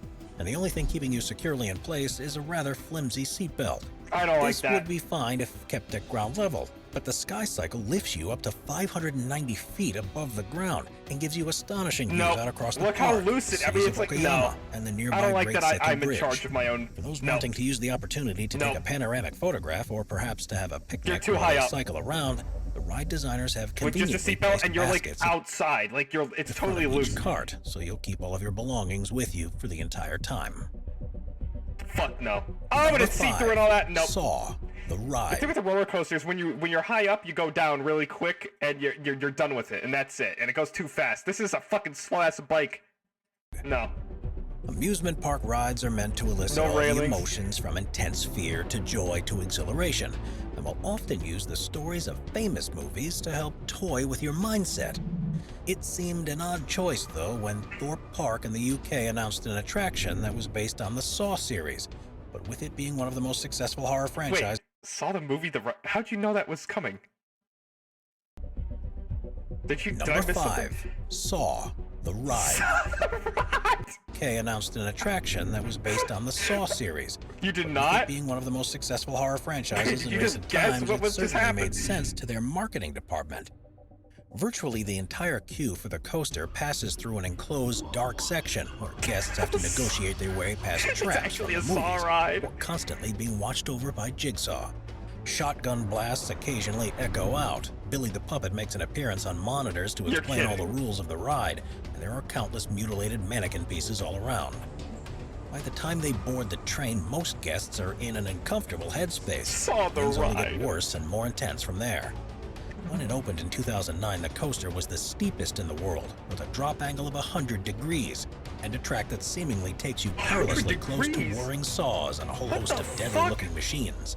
While most people who venture onto the ride return unscathed, there have been complaints that the entire experience is too intense, with several heart attacks having been reported. Whoa, what the Before the fuck? person had even sat Holy in the shit. actual ride itself. Saw the ride doesn't fuck around. Number 4, the Vanishing Coaster, Yokohama Cosmo World, Japan.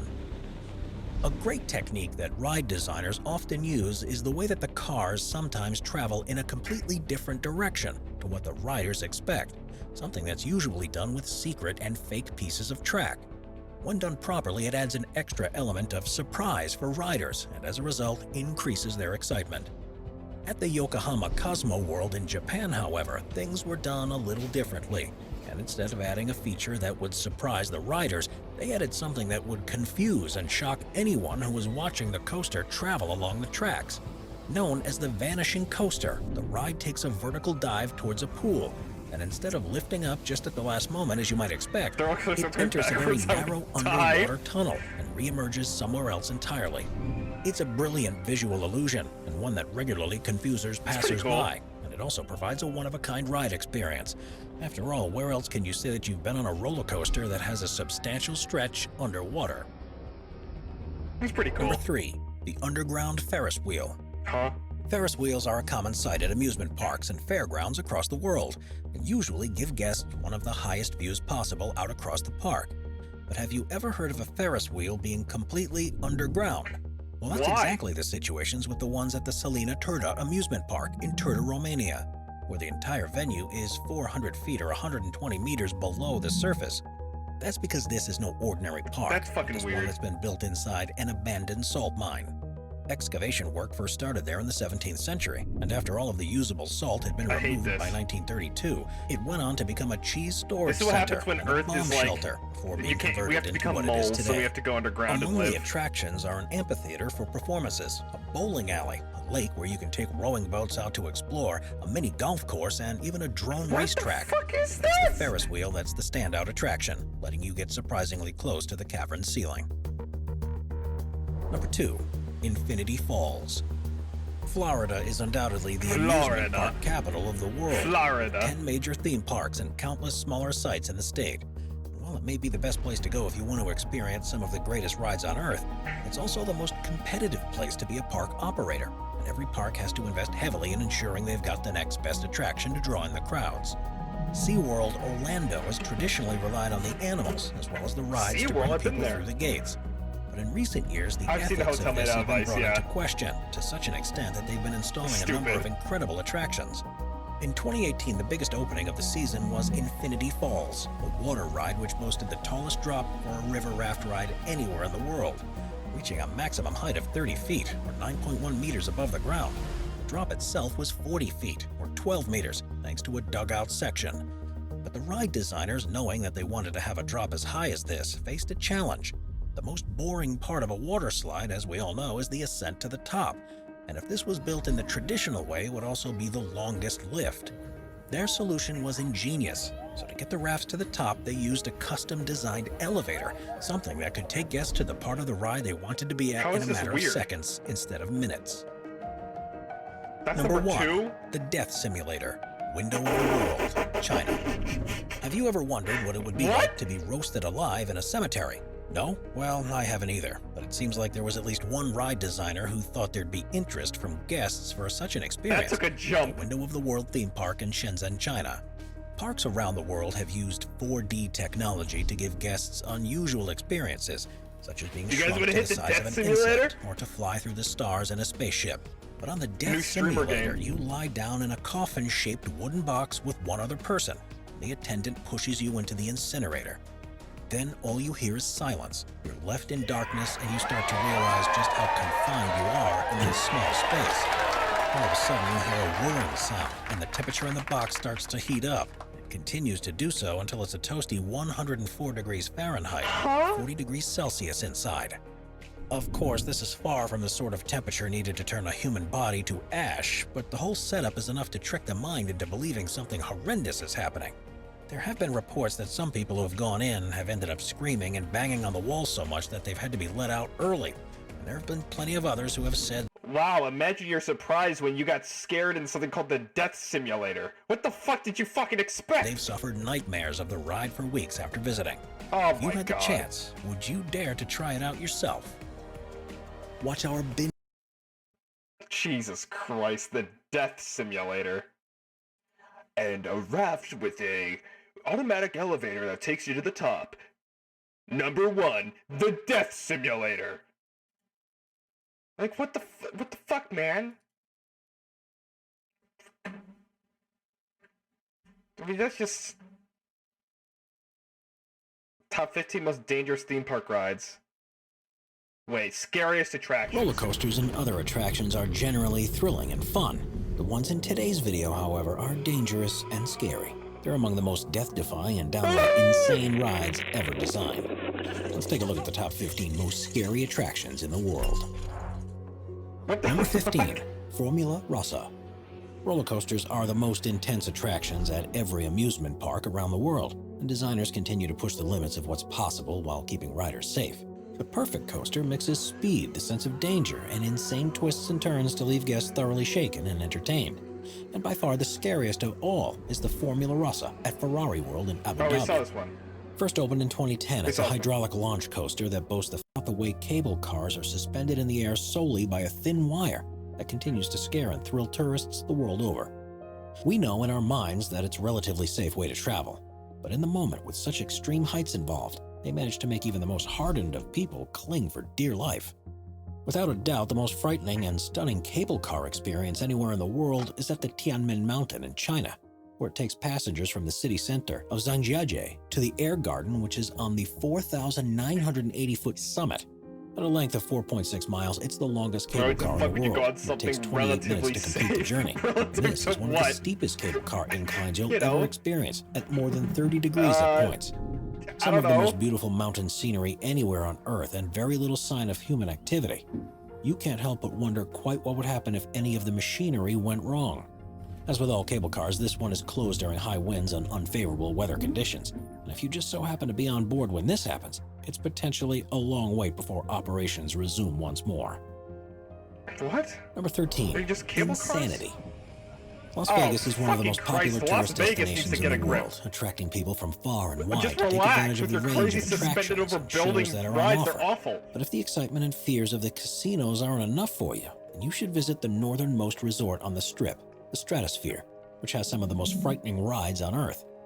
It's the second tallest observation tower in North America, but it's not content with the fright of offering visitors See the back? I mean, that's bad, but Jesus Christ, the front. panoramic views of Sin City. At the top of the structure, you'll also find several rides which hold you out over the edge. Probably the most gut-wrenching of all is appropriately named Insanity. That is a spinner ride where guests sit on a claw-like arm and be rotated beyond the side of the building and then spun until they can't take it anymore. At a height of 900 feet above the ground, this is definitely not one for people with vertigo. And there have been several occasions since it opened in 2005 where, due to if hell had an amusement park, this would be going people have constantly. become stuck on it for more than 90 minutes. Also featuring a roller coaster and vertical drop ride, it's no wonder that the Stratosphere has become a popular addition to the Strip for extreme ride enthusiasts, and why it's often said to be one of the scariest attractions in the world. Oh, it's horrible. Oh, it's Number horrible. 12. Kilimanjaro Water Slide. Named after the tallest mountain in Tanzania, the Kilimanjaro Water Slide at the Aquas Country Club in Rodovia, Brazil, currently holds the record of being the tallest water slide in the world. Wait, 90 minutes? Are you suspended in insanity for 90 minutes? There's no way. What? Strip, the Strip of America, but several rides which hold you out over the edge. Probably the Oh, most if there's a mechanical failure. Oh! Named yeah, after that's the water slide in the world, just under 164 feet high, it hasn't always maintained this honor. But because it's proven to be a safe design, it's been able to keep operating since it first opened in 2002. The structure towers over the rest of the water park and can be seen for miles around. It's a body slide, which means riders don't use rafts on it, which makes it all the more scary when you start the descent. That's a big drop for a fucking water slide. 60 degrees, you'll soon be reaching speeds of up to 62 miles an hour. It's said that at least 1 in 3 people turn back once they reach the top and see what's in store, which is all the more surprising considering how long it actually takes to climb the stairs. Oh, that proves Jesus. just how scary the slide actually is and how brave you need to be to take it on. There have been taller slides in the past, but with extra height comes safety issues that parks have yet to overcome. So it's likely Kilimanjaro will remain the biggest water slide for many years to come. Number 11. Volcano Boarding. Since the invention of skateboarding, people have been looking for other ways to enjoy the thrill of using a board to move at fast speeds and perform tricks. And while you have heard of wakeboarding and snowboarding, have you ever heard of volcano boarding before? It's just falling down It has its roots in Look at this sandboarding, ride. which became popular in the 1970s and 80s. But with the added complication of steep slopes and the volcanic surroundings, it takes the danger and thrill to a whole new level. Because you need specific conditions for it to be possible, there are only a couple of places around the world where volcano boarding is possible, and the most popular is on the slopes of Cerro Negro in Nicaragua. Riders climb the steep slopes with their plywood boards and then slide down the side, either sitting or standing along the smooth volcanic sand. Twisted hobby. As it's an active volcano, extreme caution must be taken, and riders are required to wear safety gear to prevent injuries. There's a risk that you might be hit by flying molten lava, and there's a real concern that inhaling the dusty particles and gases in the area can cause serious damage to your lungs. Still, there's no extreme sport quite like it, and it would surely be more popular if there were more volcanoes where it could be done. Oh my god. Number 10. Blaukreins Bridge. While various communities around the world have used methods similar to bungee jumping for centuries, the modern-day activity like we think of it first took place in the late 1970s by a group of extreme sports enthusiasts from Oxford University, and it would only be in 1986 that the world's first commercial bungee jump operator would begin trading. Since then, people have seemingly attached bungee cords to virtually anything they can think of, but while records have been set from unbelievable setups, the venues available for ordinary people to jump from remain much less precarious. This doesn't take away the thrill of a jump, though, and the current highest commercial bungee jump in the world is at Blaukreins Bridge in South Africa. People started first jumping from the bridge in 1990, and it's been operating in its current form since 1997. At a height of 709 feet above the Blaukreins River, there is no doubt that this is one of the most insane and scariest bungee jumps you can ever do, and one that only the bravest of people should attempt. Number 9. Ngoro. People have to live near where they can work, and as a result, it's not too uncommon to see once thriving villages around the world losing large numbers of residents when employment opportunities dry up as they're forced to move elsewhere. While most places that suffer this fate end up looking like ghost towns, there's a place in Japan that's become far creepier. The town of Ngoro is on the island of Shikoku, and in recent years has become known as the Doll Village. Once home to around 300 people, its population has plummeted to around 35. A tradition that began in the early 2000s has now made Why is there not a game based off this place? Why have we not seen a movie or a game based off this fucking place? a strange tourist attraction in its own right. Tsukimi Ayano's family had left the area when she was young, but returned to look after her father when he fell ill. To pass the time, she decided to make a doll in his image that she placed in one of the fields. And she didn't stop there. She has gone on to make hundreds of them. Some that represent villagers that have moved away or died, and others that are effigies or visitors or completely made up people. There are now at least 400 of them throughout the village and the surrounding area, all of which are positioned in lifelike poses. She's now not the only one who makes the dolls, with school children joining in and other remaining residents too. We're Nope. constantly That was adding a good more ride, people to though. the top 5's That really production got up team the to bring thrills. one of the most beautiful geographical formations in the Oh, world, it's an attraction. the These Iguazu are Falls. attractions, you According guys. to legend, they were the result of a vengeful god slicing the river in half. You can see why people have believed this to I be think the it's case. nice. It's so It's where the scary. Iguazu Papa. River passes over an It's area of horrifying. soft bedrock, and the way it's carved its way through over the centuries now means that depending on the water flow, there can be as many as 300 distinct waterfalls in the region. As much as half of the water flows through a particularly treacherous area known as the Devil's Throat, which is a particular highlight for tourists who can walk along a trail right alongside it to take in the power of the falls for themselves.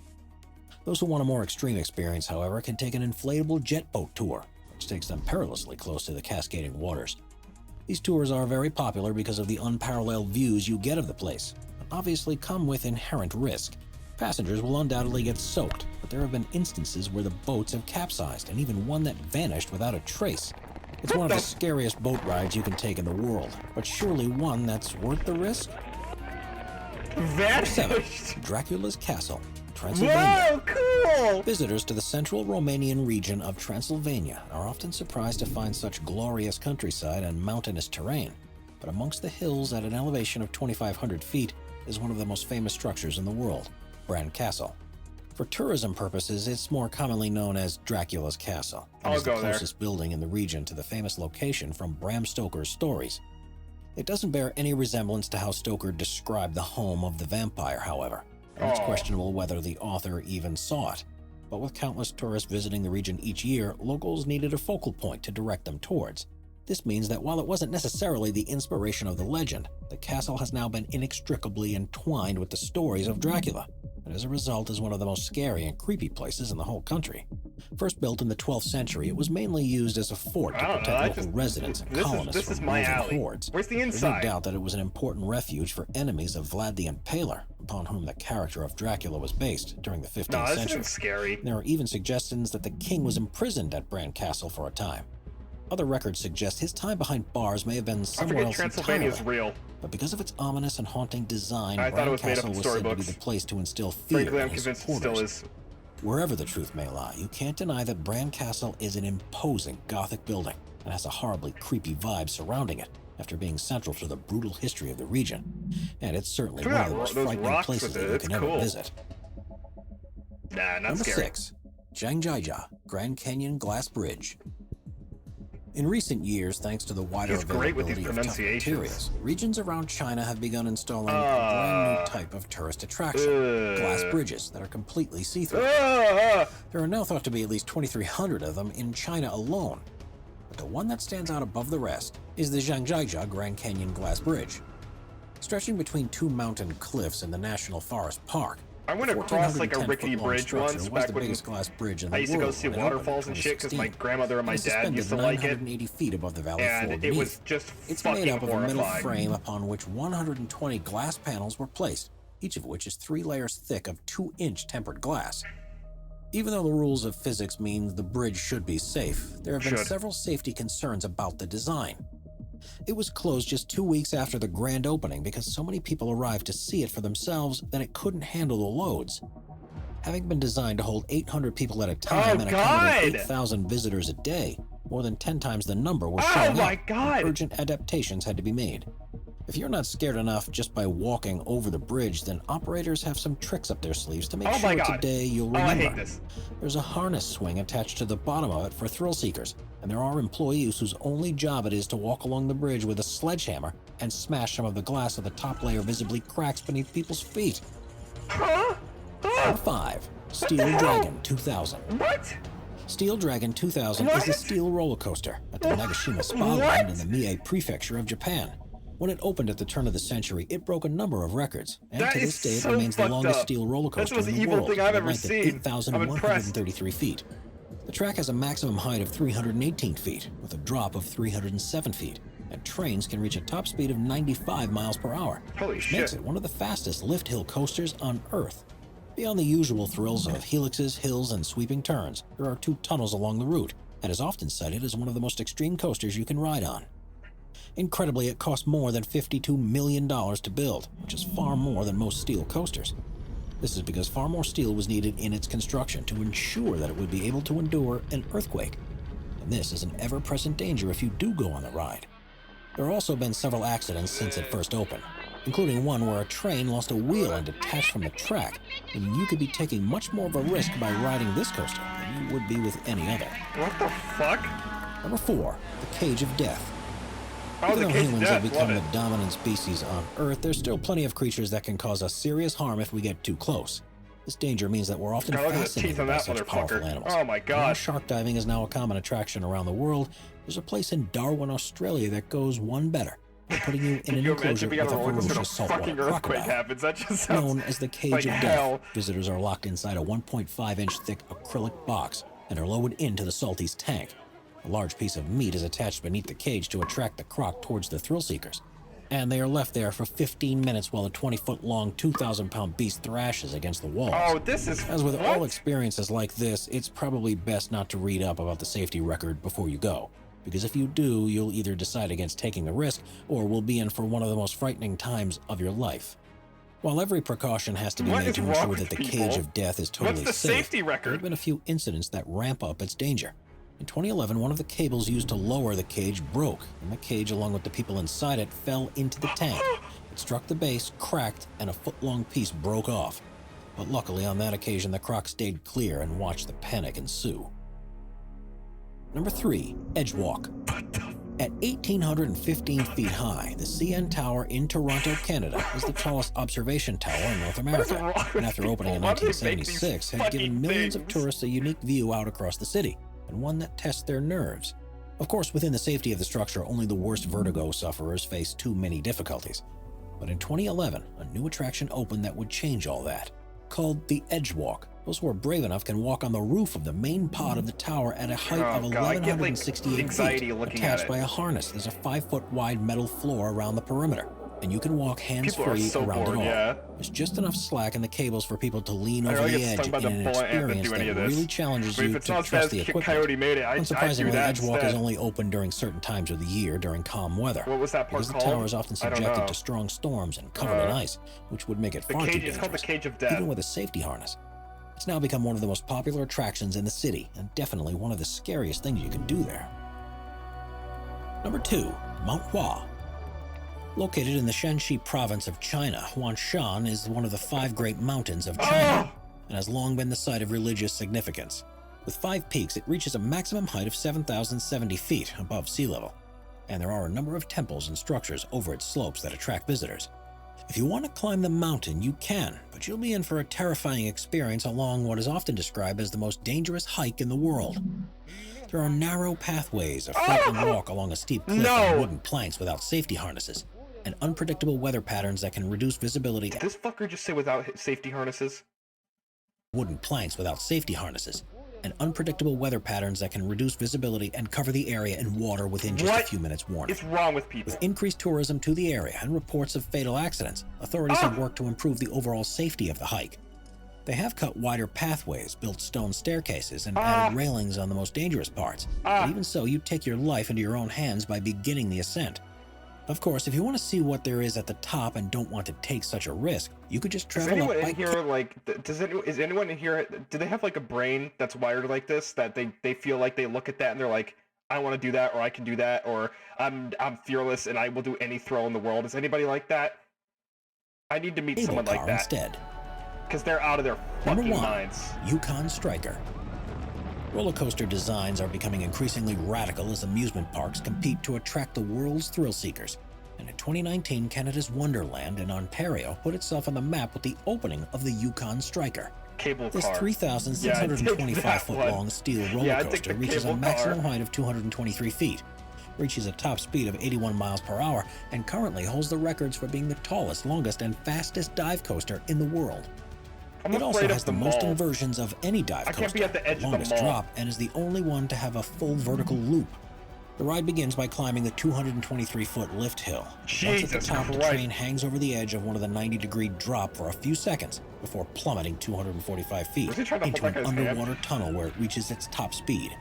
Cars then shoot out of the tunnel into the world's largest Immelmann loop before hitting a zero-G roll, a 360-degree vertical loop, and another Immelmann loop. Following this is an airtime hill and a 360-degree helix section, before slowly returning to the station. In total, the ride lasts for just number one? That's not 205 terrible. seconds, but it's so packed with elements that there's hardly a chance to catch your breath. The Yukon Striker immediately became the scariest and most thrilling dive coaster on Earth, and is one of the best steel coasters of any type, and it surely proves that there's still a long way no, left I'd to do go. that over, like, this. I don't know how this isn't number one. Or this. I trust roller coasters more than any of this shit. I'd do Dracula's Castle. Volcano boarding is fucking stupid. The water slide I would not do. The cable car, and then this. Like, I don't know, man.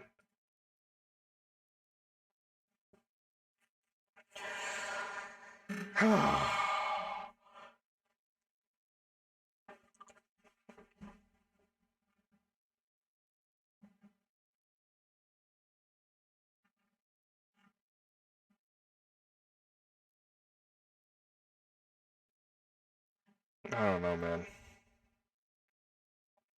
The only accidents they've had was the thing breaking in 2011, the cage just getting stuck in midair.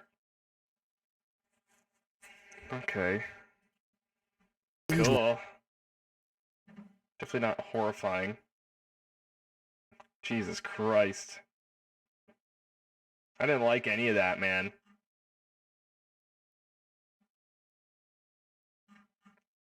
I didn't like that.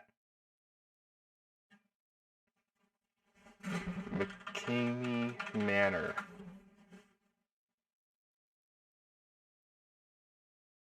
What the fuck is this?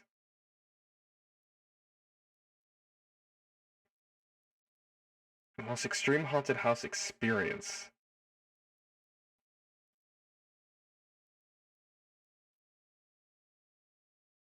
Can I view this? This looks fucked up. What is this? Your hands are bound together. It's pitch black, but every 10 seconds or so, a flash of light reveals the masked faces of men. They drag you into a corner. You can hear the petrified screams of your friend through the— Wait, what the fuck? I'll watch this cartoon version where I don't have to see people actually being fucked up. wall. You've never heard him sound like that before. What have they done to him? Another flash of light reveals cockroaches scurrying all around you. They run up your legs and some of them get into the onesie you've been forced to wear. Suddenly, a mirror is held up to your face. When those lights flash, you see one of the guys shaving your head. Another flash and a great big tarantula is crawling over your shoulder. Real? The masked men then grab you and take you to another room where they push your head into freezing cold water. You plead for them to stop, to show you some mercy. But you've signed up for this, and there's no get out clause. What we just explained to you isn't an exaggeration. In fact, this haunted house experience can get much worse than that. It is so bad that if you can actually get through enough hours of it, you'll be handed $20,000. There's actually a long list of thousands of people in the US in the queue waiting to experience this haunted house. But we can assure you, most of those that do get the full experience regret it. Has anyone gone back for more? Has anyone ever completed the experience? The place we've described is called the McKamey Manor, and that to most people would look like any suburban house in the USA. But this house in a now undisclosed neighborhood in the USA doubles as a kind of extreme attraction, or what you might call a horror survival course. When we say haunted, well, it's been called that, but regarding horror, it's less about ghosts than it is about torture. It's closer to the Saw franchise than it is Paranormal Activity. Things don't move around by themselves in the dark. If you don't count large, burly men in masks terrifying you psychologically and even roughing you up a bit. We are not kidding. There are pages on Facebook that criticize this outfit and say it should be illegal. Those detractors say the manor can cause lasting psychological damage, and they state that those who do the terrifying things are sick and sadistic human beings. Still, you'll find middle-aged bored accountants and young beauticians giving McKamey Manor a go. They actually want to be scared out of their wits, and they don't give a hoot what some other people have to say on social media. The experience is no joke though, that's for sure. You won't even be allowed to get your foot in the door if you haven't signed a 40-page waiver. Who the fuck are these people? What is their story? Are they like, what is 21 this? or at least 18 and have your parents' approval. You'll need a doctor's letter saying you're in good physical and mental shape, and you'll be screened first. If you don't have any medical insurance, forget about it. Here are two very important clauses in that 40-page waiver. Clause 20. Participant agrees there is no quitting unless serious physical or psychological injury is present. Clause 25. Participant fully understands that many times they will be in a panic state of anxiety in which they feel that they will drown and they may die. That's why it's called a survival horror challenge. Maybe something our dear challenge writer could do one day. After all, the only payment you have to make is some dog food. That's right, a few tins of mashed mystery meat and gristle, and you're in. But would you really want to get in? That's the question. What? The tour of the house lasts 8 to 10 hours. You pay with dog food? Did I get that? Possibly a good chunk of the day with a bunch of very large, seemingly angry, vengeful men. They want to terrorize the life out of you, and you will believe they're for real. These guys have practiced the art of physical and mental torture, and while that torture might not be anything like what you saw in that movie called Hostel, it's going to be bad enough to make you want to quit. In fact, while your average plumber and office worker have given up after only a few minutes, even cage fighters and Marines have tapped out. There are other extreme haunted house experiences out there in the US, but this one has a major difference in that you don't have a safe word, so you can just drop out. Why would anyone do this, you might be wondering? Besides trying to get that $20,000 The guy behind the house is one Russ McCamey. He said people do it to escape the daily grind of life. Sure, some folks might be masochists, but others are just hankering for something to knock them sideways. For McCamey, it's theater, an extreme kind of theater. He's ex-Navy and has studied theater, so he knows what he's doing. He said that while he'll take people to the edges of their fear and sanity, he records everything on tape and nothing they've done at the house has broken laws. It's awful, but lawful. We kind of like that tagline. Maybe we should get in touch with them and make a deal. Just watch these videos of people going through the experience and you can watch them crumble, uttering words with a shaky voice. You beat me, I can't do it anymore, I'm done. I'm flying home tomorrow, I don't need any of this. They might have been covered in insects, stomped on, dragged around like a doll, held under dirty water, and even made to eat their own vomit. But they only get to stop when their torturers think they've had enough. In an interview, McCamey said every year it's gotten more crazy and more aggressive. We wouldn't be infamous if we weren't able to deliver the product. The product, he says, is fear. 100% unadulterated fear. Non-stop for as many minutes or hours as a person can take. How long would you last? You might first get kidnapped and soon realize that the guys aren't messing around. They might not break your arm, but they will certainly stress your body in ways that are uncomfortable for you. They start with things that will psychologically stress you, but then they escalate it until you're absolutely broken. McCamey says no one suffers any bad injuries, and it's all one big show, otherwise the place would have been closed down a long time ago. Some people disagree with him, saying that he must be a sadistic psychopath to do what he does. People have even protested outside his gates, and so he's had to change his location at times. It's kind of a gray area, because you can see with your own eyes that people are literally scared for their lives. They absolutely do get broken, so you might ask if the torture is real, not just a show. We found one woman, a US government logistical analyst, who lasted just 5 minutes in the house, a far cry from 8 hours. She actually the Marine was literally about to beat it, and the owner said he wouldn't let him continue, so he didn't have to pay the $20K. What the fuck? At least Pinhead was hot. What is this, man? Turned again the year after to see if she could go a bit longer. She got her chance, and one day she went through the ordeal with a female nursing student and a young man who was hoping to become a DEA agent. After a couple hours, the latter two participants were asking to quit. The nurse was tied up, the guy was fastened in a straitjacket, and both were screaming out that they'd had enough. They didn't get what they wanted right away, and faced some more agonies before they were let go. When the masking tape was taken off the young man's face, he was visibly traumatized and almost sobbing. He said, "Please, Russ, I'm done." The nurse was the same, and through tears she exclaimed that she would never, ever do that again. The analyst held on for longer. Not only did she last longer than 5 minutes, but she passed the 4-hour mark. She'd been force-fed, showered with freezing cold water, dragged through the stinking sewage, and had her head shaved. At one point, she just cried out for help, and of course, no one came. She said she was proud to last that long, and she admitted that she had been pushed to her limits, but she didn't feel like she'd been abused or tortured. She even said she'd give it another go if she ever got the chance. In fact, around 25,000 people are waiting in line to see how long they can last in this house of horrors. No one, and we mean no one, has ever gone the full 8 hours or 10 hours. For more horror, go watch. People are out of their fucking goddamn minds. People are just out of their fucking minds. They're just we have lost it long ago.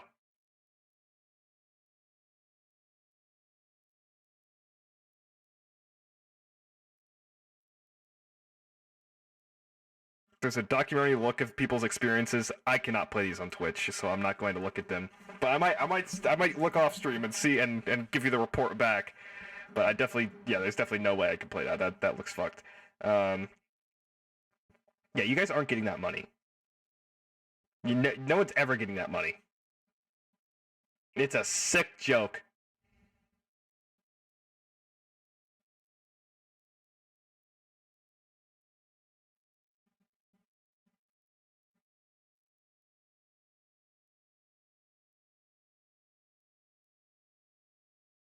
I mean, that's just... They force-fed you Gordon's grilled cheese. Yep. Ugh. I've been watching a TV show. I watched a TV show last night called Severance. It's on Apple. It's an Apple TV show. But I've only seen one episode, but dude, I'm interested. Has anyone watched that?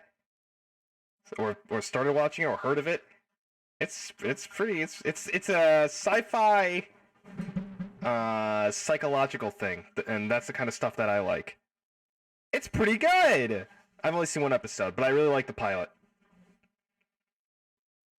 I look different. Yeah, someone toggled my cape off, so I'm stuck. Basic plot and premise. Well, let me read the description. The description says, Mark leads a team of office workers whose memories have been surgically divided between their work and their personal lives. When a mysterious colleague appears outside of work, it begins a journey to discover the truth about their jobs. So, what basically happens is, like, once you enter work, you're like... it's like, okay, oh, I don't want to spoil it, but it's like, it's cool. It's cool. But, you know, it's like, the you outside... They remind me of this fucking Manor thing, because the you outside...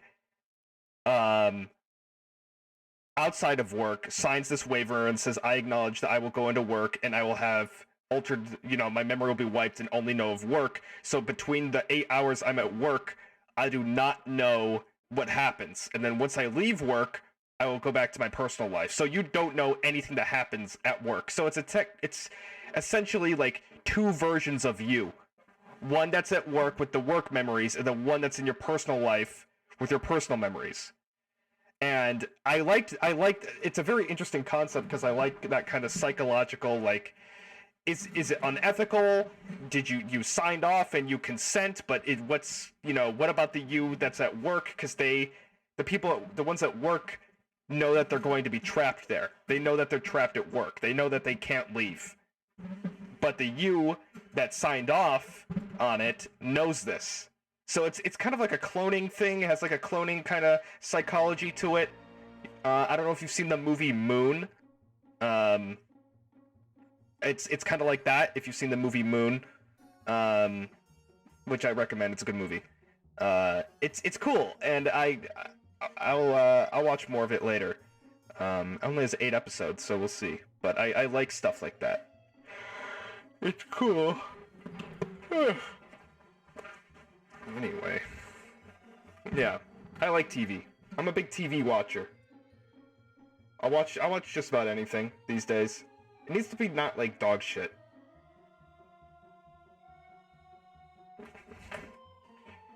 But yeah, that's that. 2 years. Ryoshi VT, thank you for the 2 years. Thank you. That's a lot of years, pal. Thank you. Last TV show I properly watched through was The Wheel of Time. I am so sorry. I'm so sorry. Have you seen Moon Knight? Strong pilot. Definitely the best pilot for the Marvel TV shows. And I've said this already and I kind of ranted and raved about it. But, the problem with Marvel TV shows is that it latches on to their previous characters and IPs, and I think this one may actually be good because they are connected to a new character, and it's not fucking riding the coattails of, like, you know, the Endgame cast and all that other shit. So it might actually be good, because I have not liked the Marvel TV shows. I have not liked them. I thought Moon Knight was going to be shit because I hated all the other Marvel TV shows except for Loki, but I hated the rest. So I'm like, oh, what's this gotta be like? But frankly, I was pleasantly and refreshingly surprised that it was pretty good. So it's I'm looking forward to it. I think all these Marvel shows don't stick the landing. So we'll see how this starts and whatnot. Damn, I'd almost be 23 when that sub runs out. I don't want to get older. Listen, pal, everyone gets old. It's a matter of how you use your youth and your age. Don't let being old stop you from having a good time. Being old sucks. I gotta do my taxes. I couldn't get past the second episode of WandaVision. WandaVision I actually thought started good because there was like an air of mystery, and man, did that shit the fucking bed. I mean, really bad. What did you hate about WandaVision? I'm curious. So WandaVision had a good premise at first, and then like all the payoff from the mystery, and then what it turned into like the fucking the Incredibles. There's a shot in WandaVision that I make fun of to this day.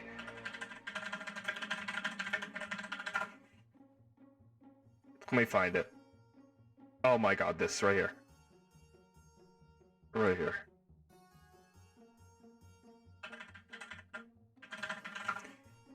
Falcon and the Winter Soldier was just terrible. Because it had this mystery and air to it that maybe there was gotta be a good payoff and like maybe there was more to it. And I liked that feeling of that sitcom. I think that was ambitious. And then we end the show with this. This is a joke to me. This is so awful. This fucking Incredibles posing. Oh, it's so bad. I hate that. I saw that and I laughed. Because I'm like, it's such a far cry from that kind of unsettling eeriness that was the start of the show, and then it turns into this. Falcon and the Winter Soldier probably was the worst. It was just fucking boring. It was so boring. That shot is cool. Oh dear. Oh dear.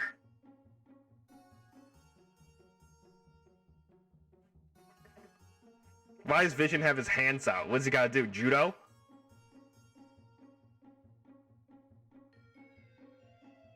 How? Me? Me! How am I? Oh, today! This is a MacMan special. They just keep going. This is such a MacMan move.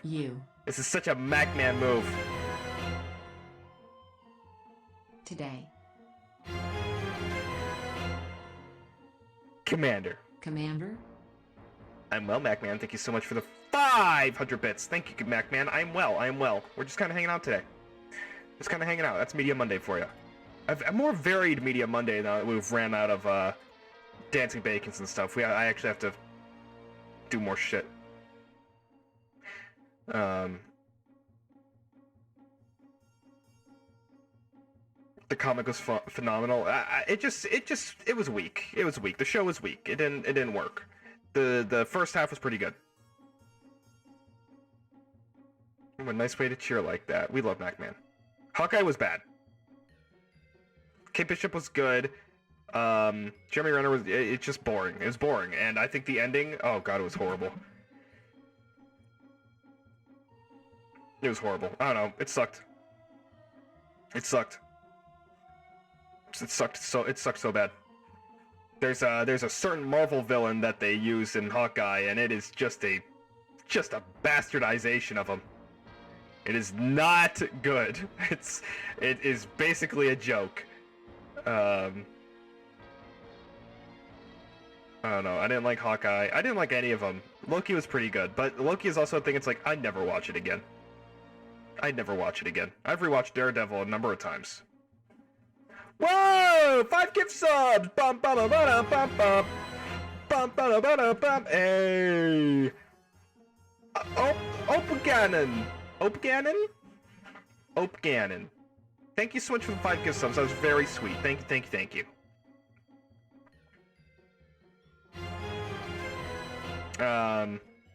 I like I mean, Loki had a good setting. It had a good plot, and the premise was pretty good. I haven't watched an MCU movie since Guardians 2. You haven't seen Endgame? Like, the entire world has seen that movie. You haven't seen Endgame? I know people don't give a shit about... Some people just don't give a shit about Marvel movies, but... Just Ganon. You got it. You got it. I'll remember. I'm good at remembering things. I'm good at remembering things. I know when people say... When they say stuff like that, I know exactly what... I remember. I'm good with it. I'm good with it. Unless it's like... Fucking Giles guys. I forget your name every 10 seconds. But I remembered that I forget your name every 10 seconds. Hey, I'm glad you like the stream so far, Ganon. Thank you so much for the 5 gift subs. I haven't seen Endgame either. MCU died after Endgame. Yeah, the new phase is pretty weak. I mean, what do you do? Spider-Man was good. Doctor Strange most likely will be good. But it's really riding on its TV shows now. So it's just kind of a new era. Hey, at least we were there for the good era. I like overarching stories. That's what it needs. That's what it needs. We don't... I mean, this multiverse stuff is kind of a one-off, but I feel like having a big villain... I mean, it's like, just do it again. Fuck it. Just have another big villain, a big conflict building up between the series. We don't need to reinvent the wheel. We may as well do it again. People like that investment of an overarching threat and like a way of build up and connecting plot lines between movies. You know? I don't know. Fuck it. Fuck it. I truly don't remember. Well, it wasn't a VTuber in 2017, if that helps. That's a long time ago, though, Ganon. Jesus Christ. I haven't seen a single Marvel thing since Iron Man 2 because Iron Man 2 was so bad I just stopped caring. Iron Man 2 rocks. That's a good movie. I like Iron Man 2. But I'm, it's weird. I'm really critical in things that, like, are well made, like Dune, which I thought was boring as shit, and I didn't like it. And then I watch, like, Iron Man 2, and I'm like, yeah, I had a lot of fun with Iron Man 2, and it might be my favorite Iron Man movie. Because it's a meme. But I enjoy it. Dune just bored the shit out of me. At least Iron Man 2, I don't know. I have fun with Iron Man 2. I didn't have fun with Dune. Eternals was fucking awful. Oh, why was that a movie? I couldn't finish it. That is the first and only Marvel movie I could not finish. What is that movie? It felt like oh god, that movie was bad. Fucking Eternals. Oh no. Yeah, that was bad. Whew! That was a bad movie.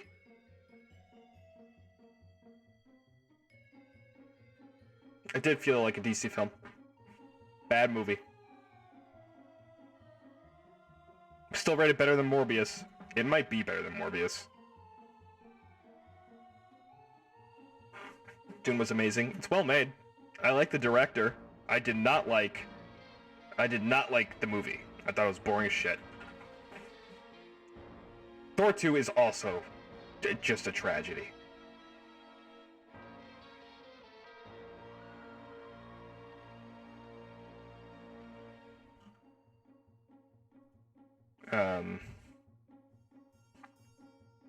Yeah, the director directed a lot of my favorite movies. I love the movie Arrival. I liked Sicario. Prisoners was one of my favorites, and the movie Enemy might be my favorite of all of them. A movie called Enemy with Jake Gyllenhaal. But now he's doing it's so weird that the guy did Enemy does Dune and Blade Runner now. He's come a long way.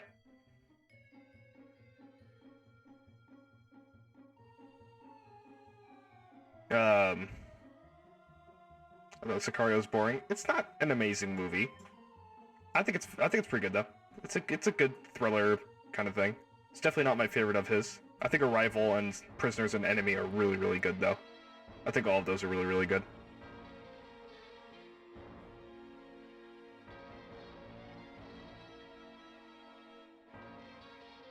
I think another thing with Dune is I just wasn't prepared or ready to watch it. Like, I just sat down when someone turned it on downstairs, and they're like, hey, you want to watch Dune? I said, okay. And then I watched it, and I was like, this sucks. Maybe I just didn't give it my best attention. I don't know. But I didn't like it. It's just not for me. I didn't like the lore, the universe, or anything. The world looked cool. I hate deserts. I think deserts are boring as shit. So that didn't work for me. And I don't know. It's got that very booky, super lore talk that makes my eyes glaze over. I don't know. Doctor Strange 2 does look good. Maybe you'll like that one, peepers. That one, it looks pretty good. It's directed by fucking Sam Raimi. It's like the first Marvel movie I've ever seen in like 10 years where in the trailer they tell you the director's name. When was the last Marvel movie where they said, from the creative mind of whoever? Nobody. I think this is like the only one. This is the only one with like a real director. Because it's like, okay, let's like, I don't know. Maybe they did that for James Gunn? Maybe they said something about James Gunn. But notice that the best Marvel movies are like the ones like with a director with like a creative tone. Like James Gunn clearly has a vision. You know, you can see that in all of his movies. Raimi, you can see that in all of his movies. But then you could like, if you look at fucking like, I don't know, Iron Man 3. Like, who directed this? Shane Black? I don't know what he's done. He's done The Predator. I did like The Nice Guys, but his movies don't have a tone. They don't have, like... He did Predator. Like, the original Predator, but it's like... You don't see his work in his other movies, I feel. I feel like they're just movies. But, like, when you watch a Raimi movie, you're like, that is a Sam Raimi moment. That zoom in, or that horror cut, you know, shit like that. You could tell. Or like, you know, when you watch an Edgar Wright movie, or who did fucking Grand Budapest Hotel? Wes Anderson, or a Wes Anderson movie. You know, you can see their vision in their filmmaking. Like, they all feel the same because it's from that one director. But you don't, it's like these cookie cutter directors that they just made a movie. You know? Shit like that. Morbius' first movie to sell 3 trillion tickets! Yeah! That's what I'm looking for. What are we scheming today? I'm just shooting the shit. We're kind of nearing the end here. 4 hours. We're going strong.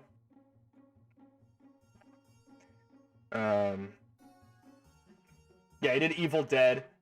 He did the Tobey Maguire Spider-Man movies. Done something else. There's something else. I think he did that movie Crawl with the alligators. I have actually not seen that one.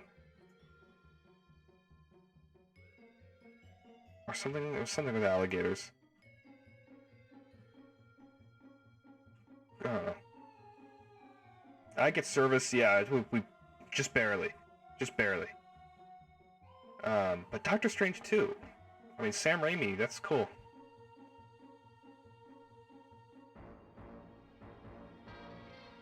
I wonder if I bet Bruce Campbell will be in it. He'll get a cameo. Has anyone in here seen Morbius?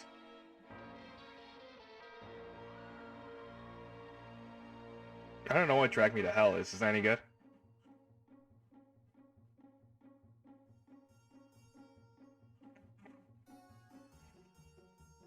No. Looks like an average horror movie.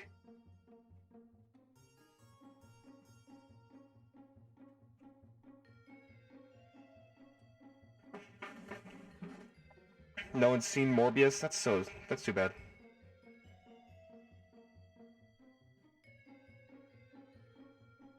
I have. Oh boy, fuck Morbius. You took the bullet, huh?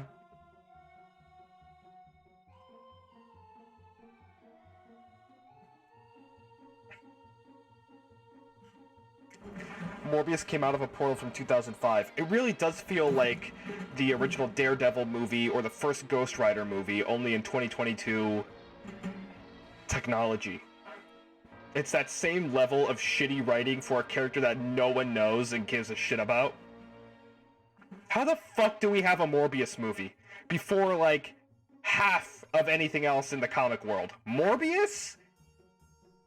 That's so random. The only reason I know about Morbius is from, like, the 1990s Spider-Man cartoon, and he was barely a character.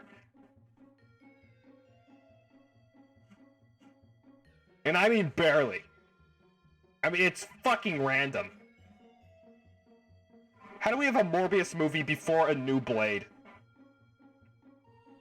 You know, it's crazy to me that we have a Morbius movie. It is so random. Nobody even knows who Morbius is. Not a clue. It's just so bizarre.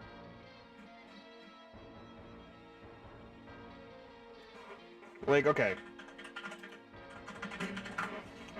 Let me look at, like, Marvel anti-heroes. And let's see that one that makes more sense. Okay, we have Ghost Rider. We have Deadpool. Blade's being made. Some of these are just like, fucking what? These characters might save the day. I don't know. We don't have a good Spawn movie. But Morbius, it just seems like a non-character. Like, we have reached the bottom of the barrel if we're just doing Morbius shit. I would want a new Punisher movie. That's one of my favorites. I like Punisher and Wolverine. Those are the ones I've always liked, and Blade.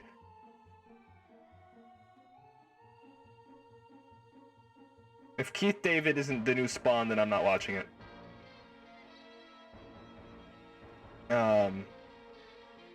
But yeah, it's like you look at like a comic lineup of anything, or you look at like top comic anti-heroes or top comic villains, like top 30. I don't think you'll ever see Morbius in that list. It is fucking bewildering. It's like you play like any game, like Marvel vs. Capcom or Marvel Ultimate Alliance or any of that, and Morbius will not be in it. It's like you... Morbius. Okay, 50 best anti-heroes in comics, okay? Alright, so we have like... Alright, so we have... Deathlock, I don't know these people... Soldier 76 from Overwatch. We're not... I swear, this is just everybody. You think Morbius will be in here? Look at this awful webpage, by the way.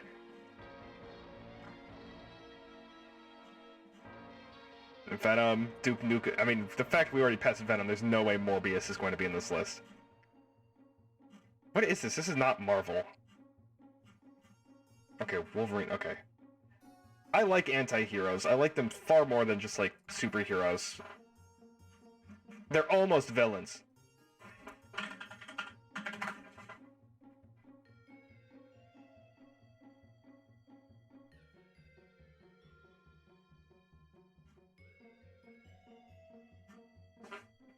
Okay, this is top 100 Marvel villains. Do you think Morbius has got to be counted as a fucking villain?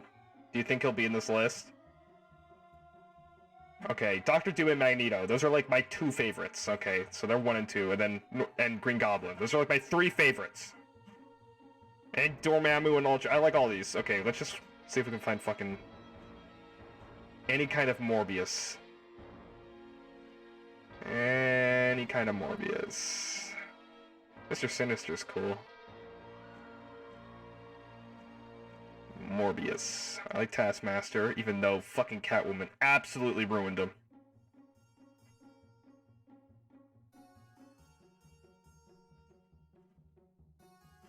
Nihilus. Morbius. This is 100 characters. Characters you've never even fucking heard of. Who the fuck is Pile Driver? And why is he better than the Mandarin?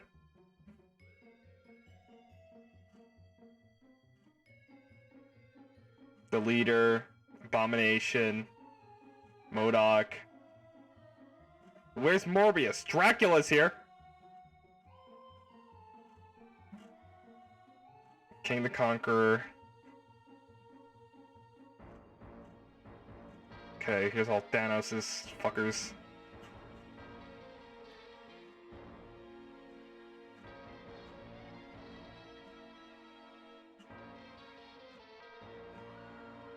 Guys, Morbius didn't make the cut. Guys, Morbius didn't make it. Okay, hang on. Let's see what's listed on the site. Let me type in Morbius. Morbius. God, it's fucking random.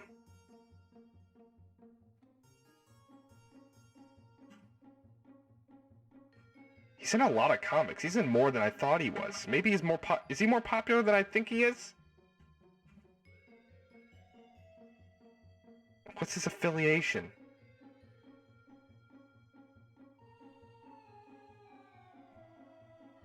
I mean, he's been around a while.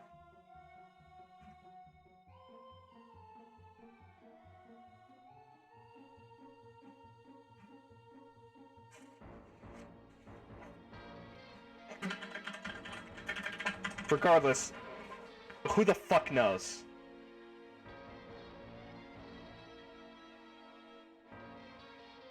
Here, let's like top 50 Spider-Man villains, okay? Okay, Morbius has to be in here. He's listed as a villain in some of these. Okay, Green Goblin. Great answer. Morbius. This is 100 people. Morbius. Morbius. Oh, I thought we almost had him with Morlun. But nope, that was Morlun and not Morbius. Okay, Morbius. Any second now, we're gonna find him. Any second now.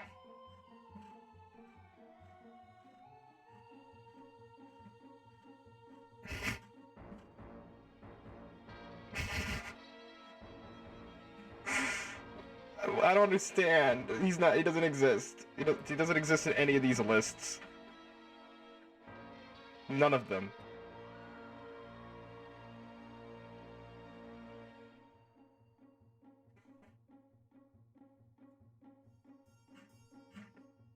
I don't know. I don't get it. He's like, what is he then? What is he?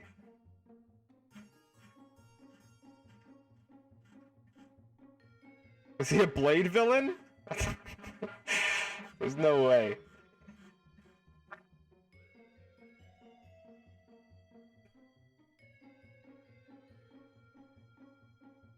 He first appeared in 1971.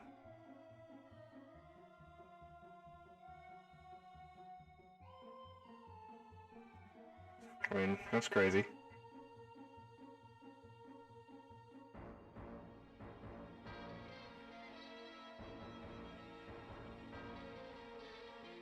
Awful. He's a good guy now. I love Morbius, dude.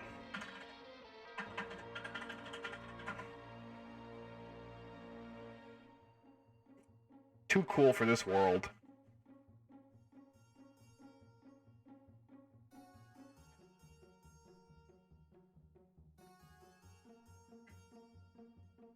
He is number 6 on most powerful Blade villains. Well, there you have it. He's the 6th most powerful Blade villain.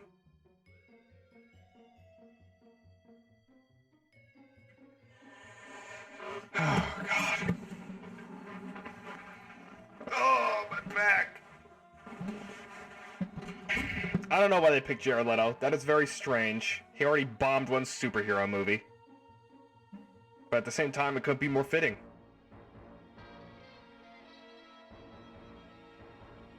I think Morbius should be listed on that site for top 15 scariest attractions, and I think going to see the movie Morbius should be number 1.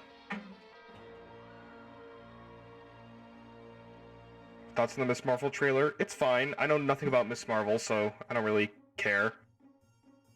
Number 2, Death Simulator. Number 1, Morbius. That's right. which is also a death simulator. Because you're just staring at a blank screen with your mind running for an hour and a half.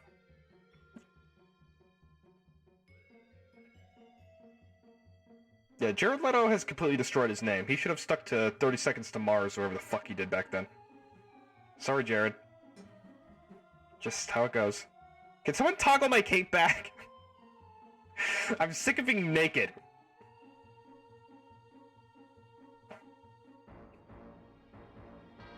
But yeah. Don't actually do it, because I think I'm gonna end here. Oh. Oh, swing and a miss. Thanks, Marquis. I was getting cold. I could play Apex, I guess. I got nothing else to do. We got a good 4 hours out of it.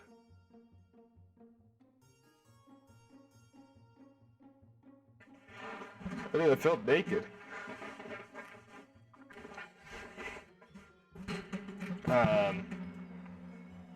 Yeah, he was in Fight Club. That's all I know him from. Oh, and Requiem for a Dream, yeah.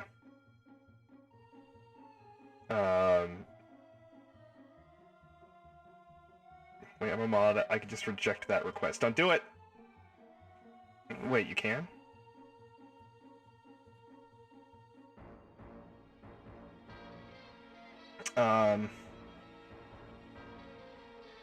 Maybe I'll play some Apex. I'll play a little bit of Apex. I got nothing going on right now.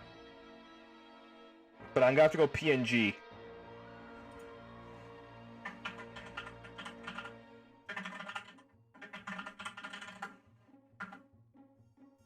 I just put in Apex Legend. Oh no, I didn't. I was right. We got it.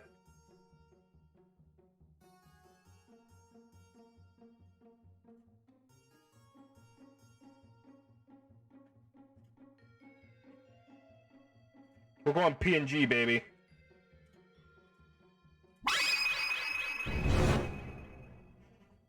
Alright, let's play a little bit. I shall see you another time. Okay, Crimson, thanks for stopping by. See you later. And then tomorrow, guys, it's Demo Tuesday. So that should be exciting.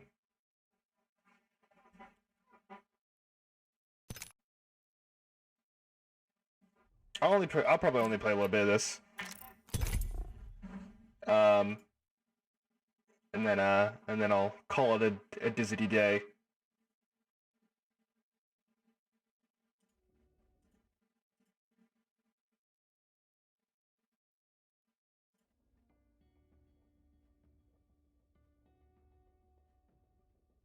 I'll be here tomorrow. Okay, Lord Farius. I'll miss you.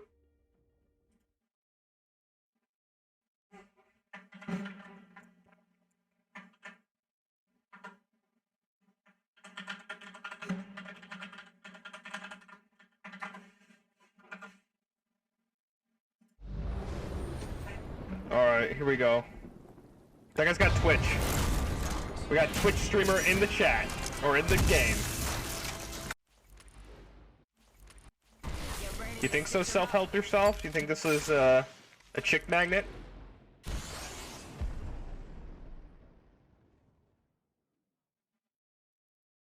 Runway screen is grass and we're ready for takeoff in 10.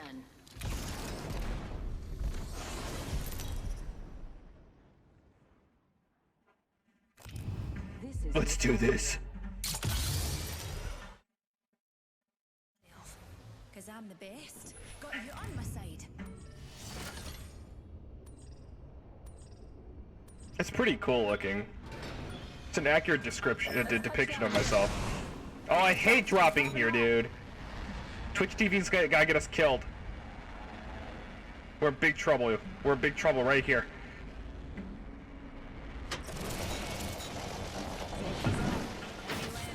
Woo! Bow and arrow time. Let's do it! Ah! The fuck?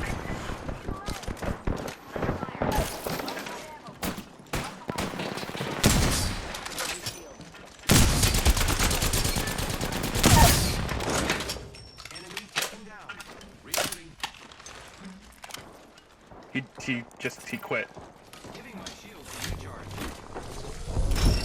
I quick scoped that guy. Wonderful. It's me, the bow sniper guy. The power to use 2 long-range weapons at once. Healing. Watch my back. Next ring's not close, people. Are you impressed?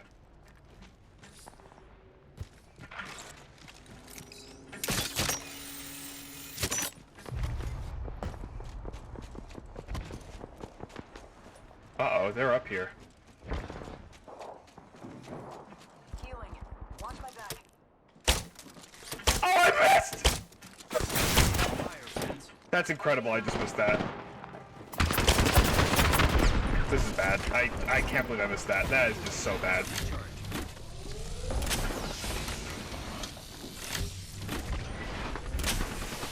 I don't want them shooting down at me. Our teammate is...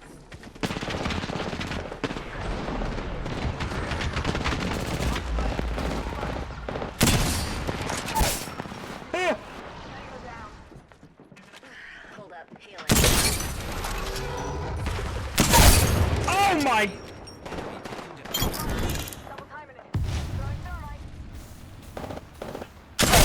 Oh my god!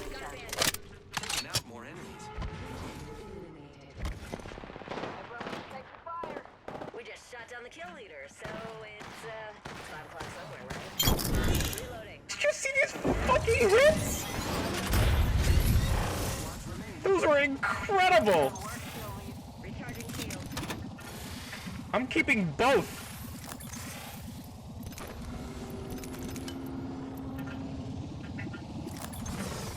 I thought this, dude, I said the Sentinel sucked asshole, and then I started using it. I'm so good. I can fucking hit with this thing. It's so fun to use. I said it the other day, I'm like, Sentinel fucking sucks. Taking a knee. Patching up. And then, like, I started fucking going crazy with it. I need a grenade. Or as I would say as a child, a grenade. God, that was fucking crazy. I hit these fucking shots with this thing.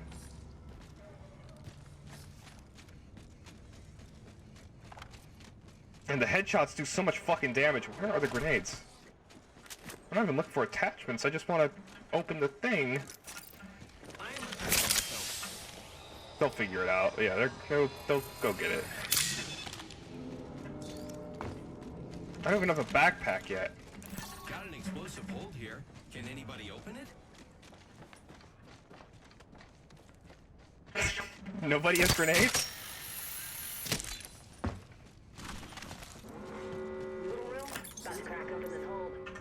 Oh, you're kidding. The ring's moving, friends. I've been trolled. I just need the arrows anyway. Optics here. Close range.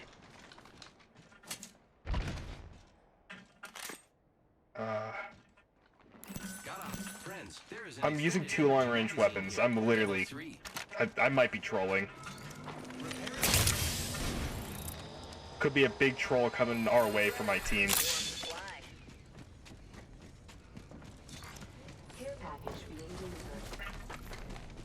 Incoming care package. I love loot. There's the fucking backpack.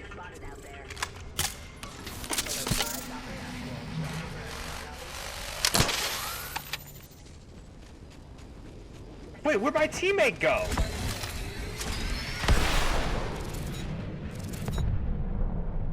What the? One just disconnected, the other one just left me in the dust? Where are you going?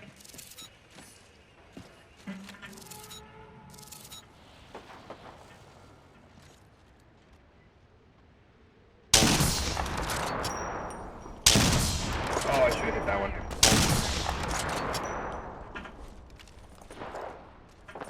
I mean, he's just... He got one.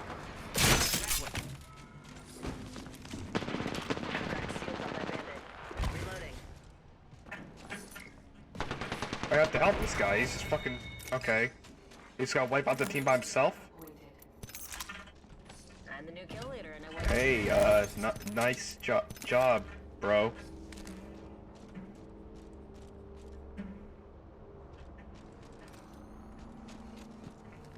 You just gotta kill that whole team, I guess. Fuck it. Good on you, bro. Kill that whole team. See if I care.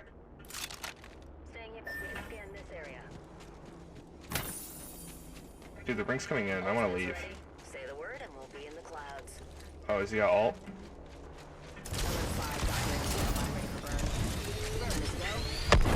We taking scatter shot now? Yeah, it's actually okay.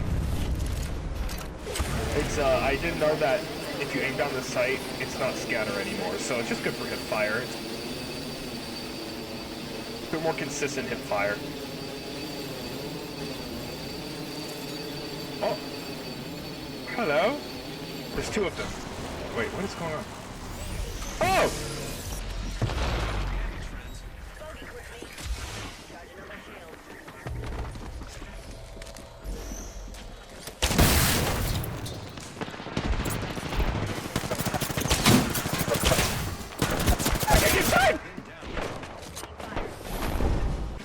Why did we do that? Why did we? I don't know. I don't know why we did. I don't know why that just happened. I think he just really wanted the game to end.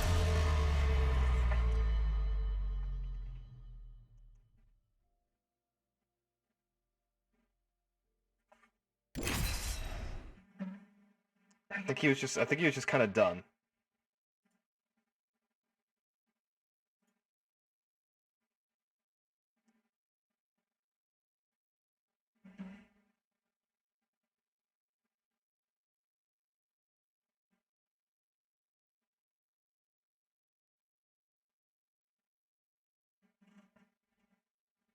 I'm dead.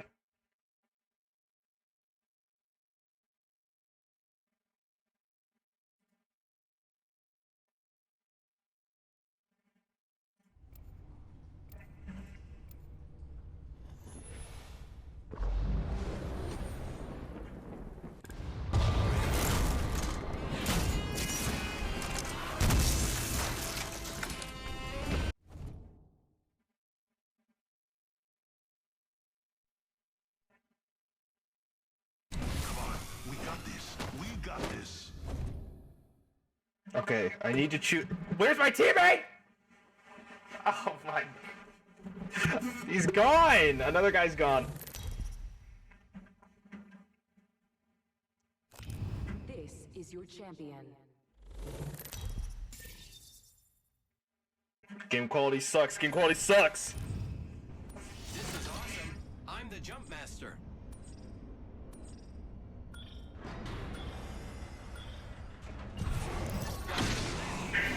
Here we go. It's a long drop. All right, Gibby, you and me, babe. You and me.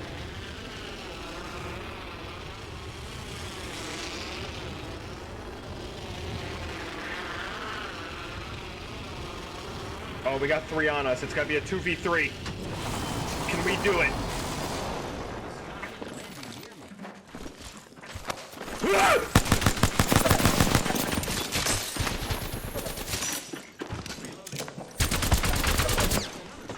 Help me, mommy!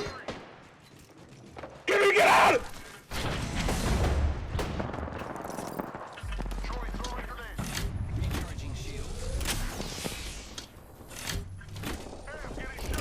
Safe at last.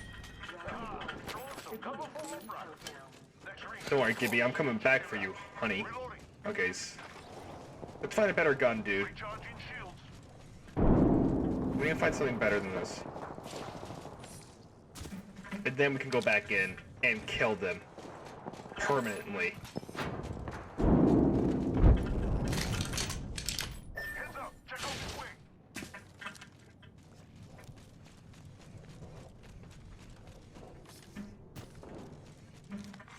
Making contact with the enemy.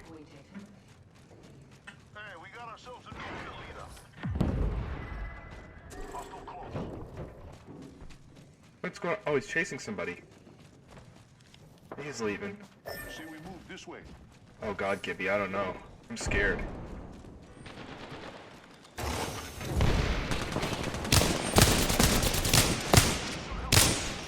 God damn it. I need shields.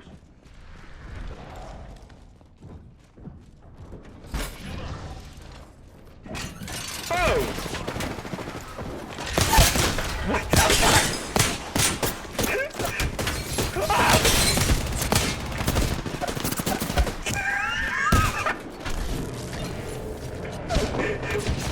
Get him, gimme! That caught me by total surprise. I just... Did they not see me?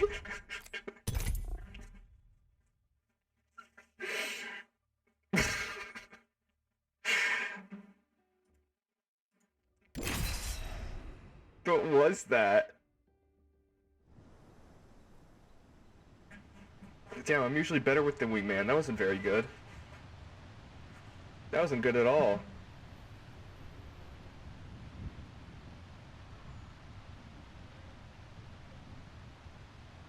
God, that felt like a dream. I'm replaying that in my mind, and it was just the weirdest thing. They were looking straight at me, and I went back, and then I went back in to see them not moving.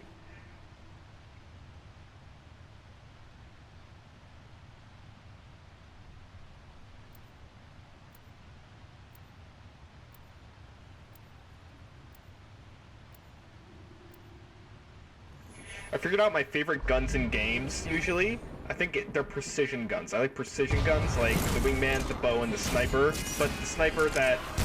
I like repeaters. But I don't like things like semi-auto precision guns, like the scout or the longbow. It needs to be like bolt action. Or lever action. And then I like shotguns and revolvers, and that's it. I don't like machine guns, I don't like submachine guns, I don't like light machine guns. I used to. Not anymore. Like the Dead Man's Tale from Destiny 2. That's the one I had. I hate Destiny 2. That game's fucking awful. It's literally one of the worst games ever made. It's a sin that Bungie made it. It's one of the worst games I've ever played in my entire life. I don't think there's anything worse than Destiny 2.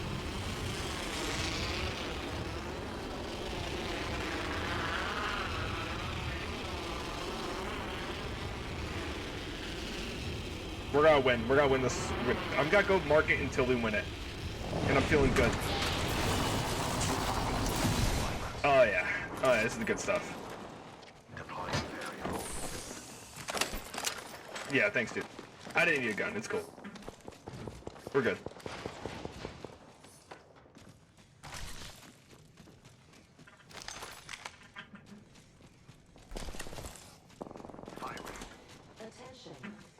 I actually suck with this gun. It's like... Uh-oh.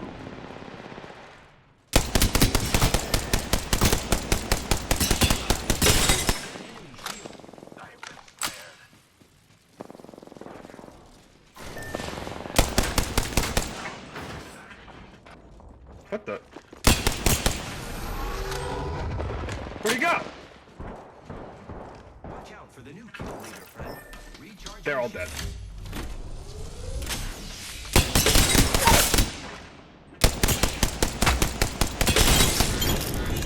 I got him. I killed the whole squad. Cool. My teammate left.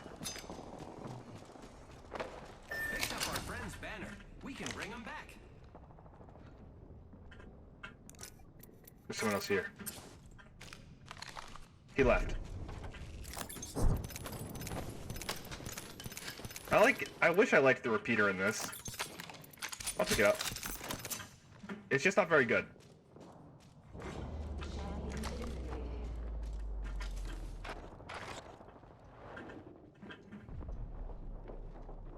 I'm gonna turn my headset up. Is he right here?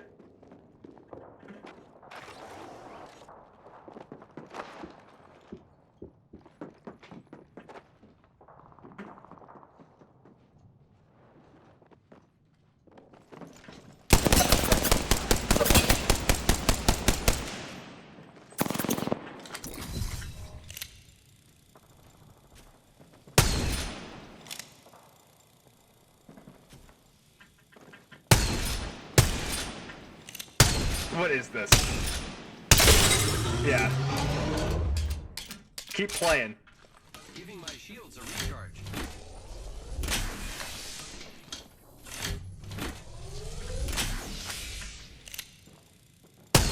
Just a minute until the ring closes. At least I don't have to wait for anyone.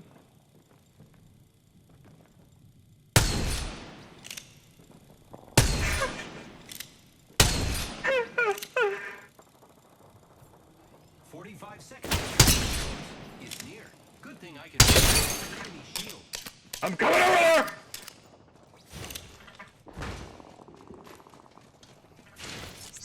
Arc star out. Frag out.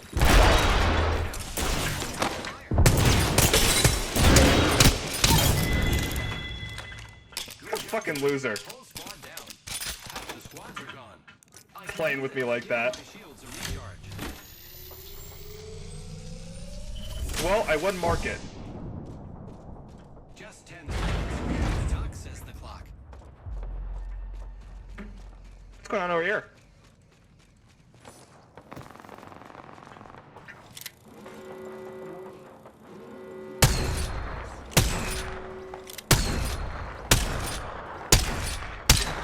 Man, if I hit any of those, I may have downed him because he was healing. I wish there was, I wish there was solos in this game. That'd be kind of neat.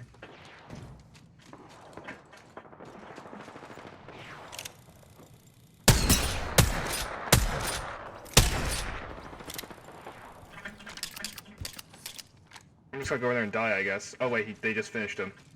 I think I'm dead. This is it. They're gonna fight on my terms. I'm going up here.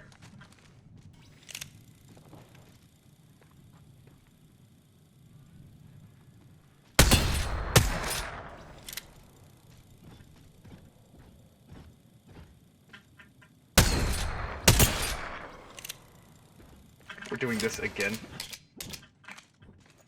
We're taking everything from this building.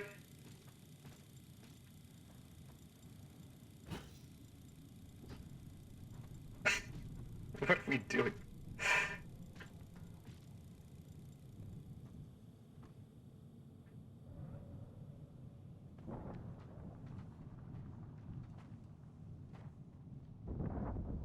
Are they afraid of me?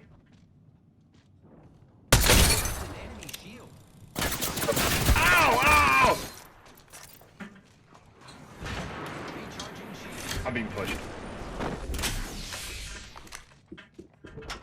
Look out, grenade.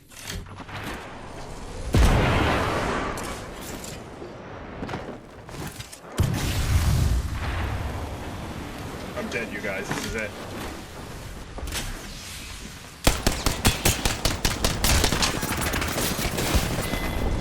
Three of them with blue and... God. I wish I had a whole team. What is this?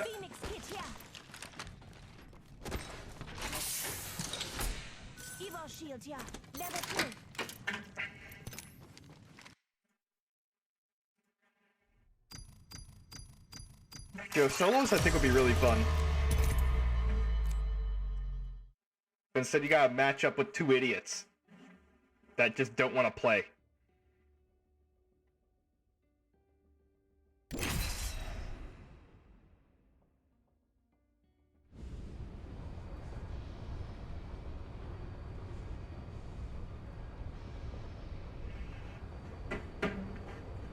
You don't plan on bringing them either. Oh, they said there's a reason.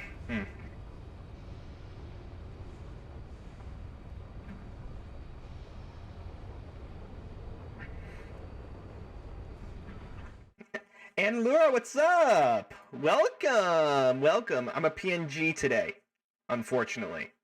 I'm a PNG. Because I can't run this game as my VTuber. We're only gonna play a few more guys and then got called today. Apex ain't really hitting it for me. It's not really itching the scratch.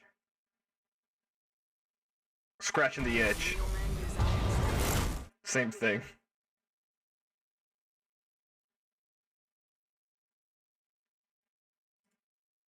What do you guys gotta do for the rest of your day? What's everyone gotta do? What's everyone up to? What's the plan?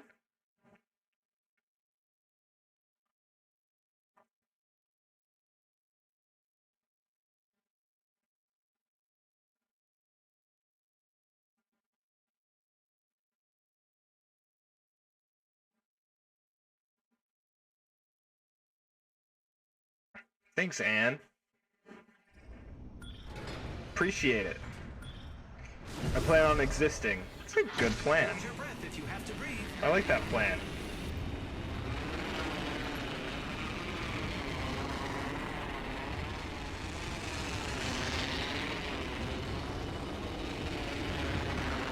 Good self-help yourself. Good.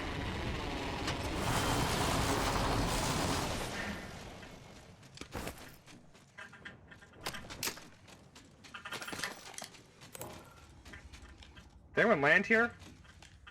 Be honest.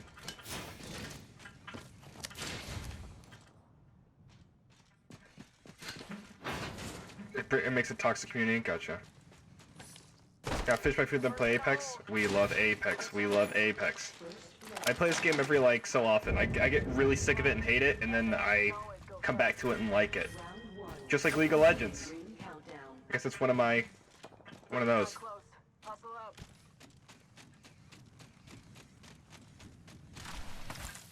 But they need to buff Swain or I'm never coming back. And they need me. I could use that. They need me. Thanks.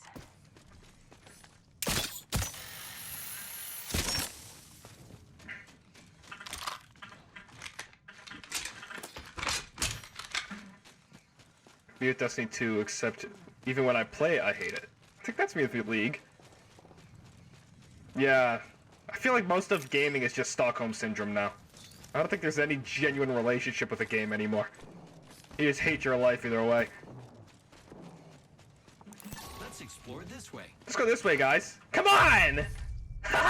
Standard stock here. Level 1. Backpack here. I'm going in there. Level 1. I just gotta take a peek.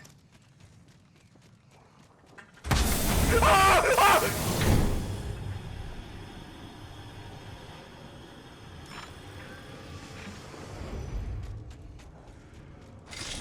I did not look.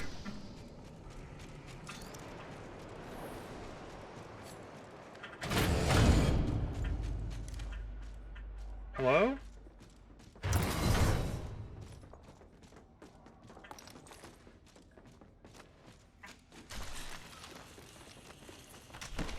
Oh my God, he's bouncing off the fucking walls. Looks cool.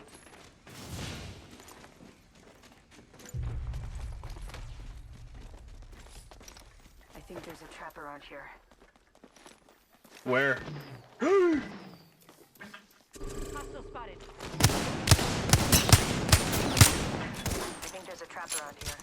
1 minute. The ring isn't far. I'm the wingman god, dude. I'm gonna hit every shot starting now.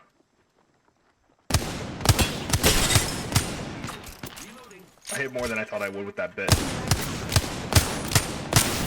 Dude, how...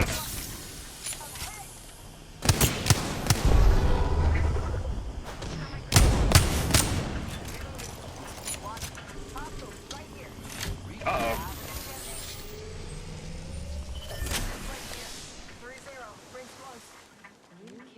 I'm not sure. I think someone's targeting me.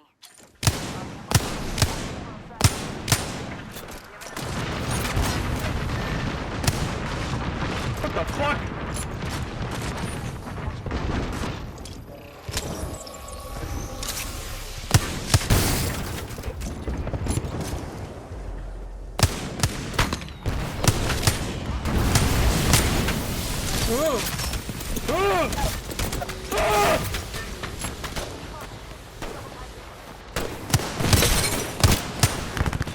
What's going on?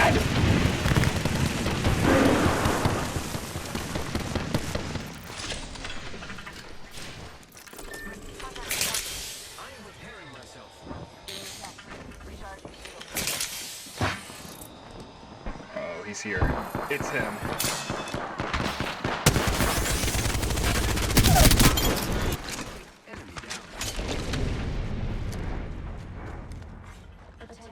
Oh God.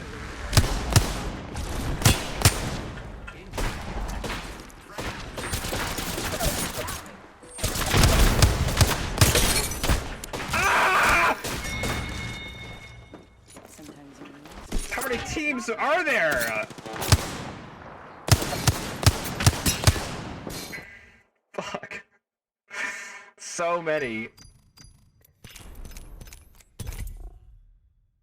Yeah, third, fourth, and fifth party. I was saying the other day when I was playing this game with my friends, I was saying that third party is old news. Third party is not a thing that this game goes by anymore. That is not the tactic to succeed.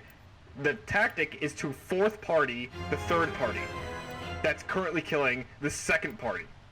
You know, that is literally the way to play it now. The third party, you're just going to get fourth party. It's just, that's the thing now. Fourth party's the new thing. That guns. Do you realize how long that is? How much time you have spent subscribed to this world? Do you ever think about how much time that is? 6 years. 6 years. Holy shit. You're gonna hit 100 if I don't die This is your champion. in that time. Try not to blink. You may miss me. I'm Job Master. Wherever we land, we will make it beautiful. Alright, here we go. Alright, let's skip my last one. Break legs, my friends. Metaphorically. Bend your knees when you land. Ideal.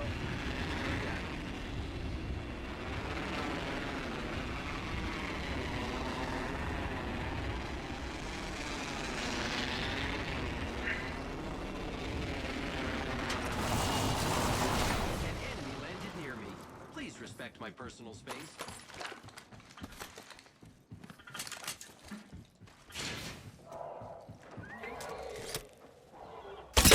Arrival shield.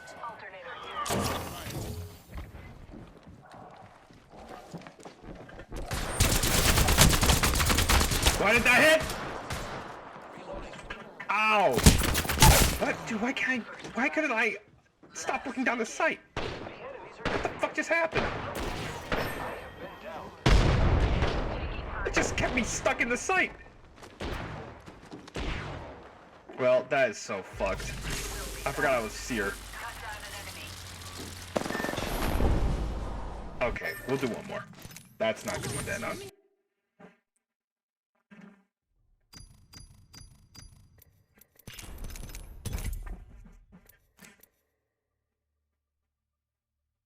Get your fucking netcode together. The wind came out of his ass. Nice, respawn. Well fucking done.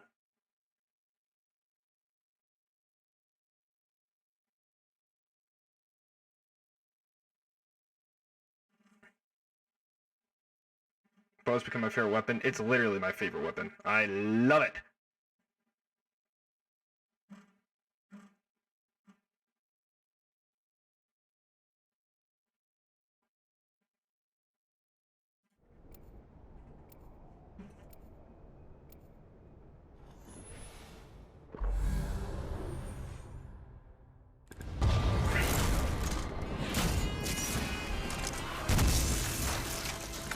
Apex doesn't even have shrimp, it's not that good.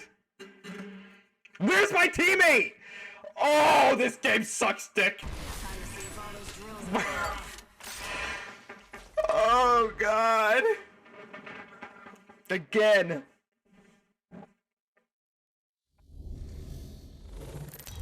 I just can't get teammates today.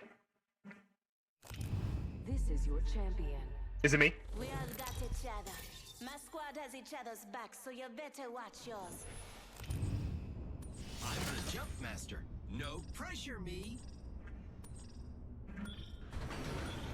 Bum ba ba bum ba ba ba ba. Hold your breath if you have to breathe.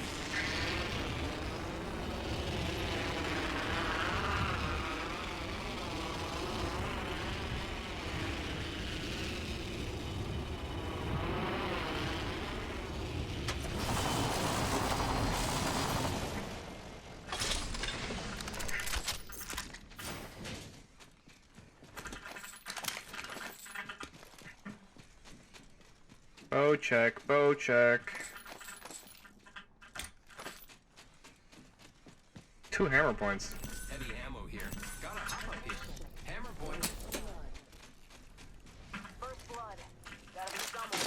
Glad it's not one of us. Uh-oh. It's happening. Everyone get back, it's happening! Uh-oh. Target over there.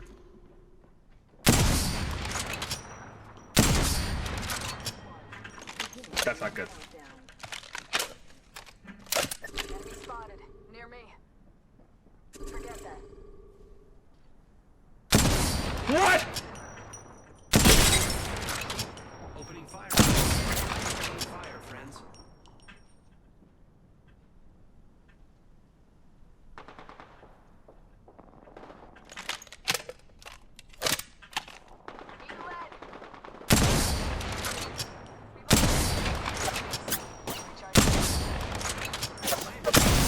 Dude, I fucking can't. Oh, fuck you! That's not good.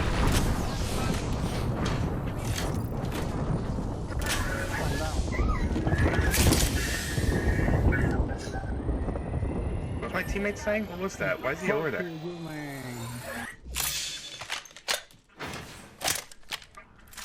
Guess this is the end. Or is it? Uh-oh.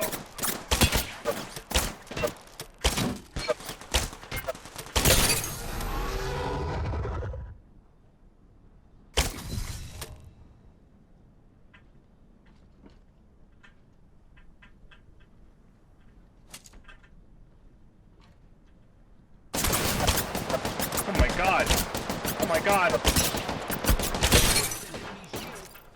Recharging shield.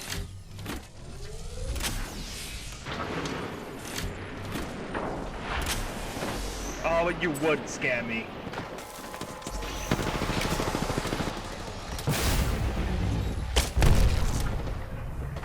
Maybe if I just stay completely still.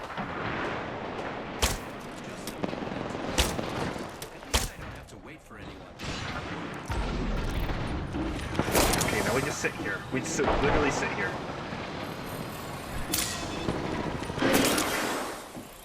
We don't move, we don't move, we don't move. We just let them duke it out, maybe shoot some arrows at people.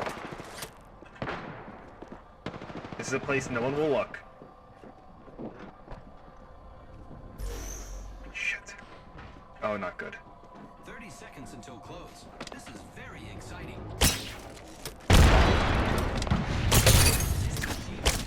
He doesn't know, he doesn't know. Am I invisible?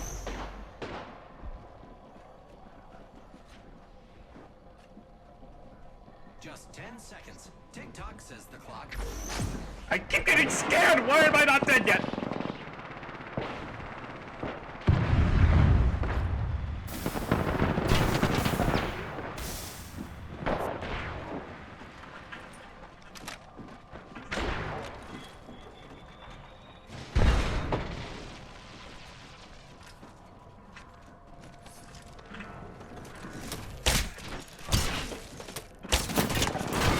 What?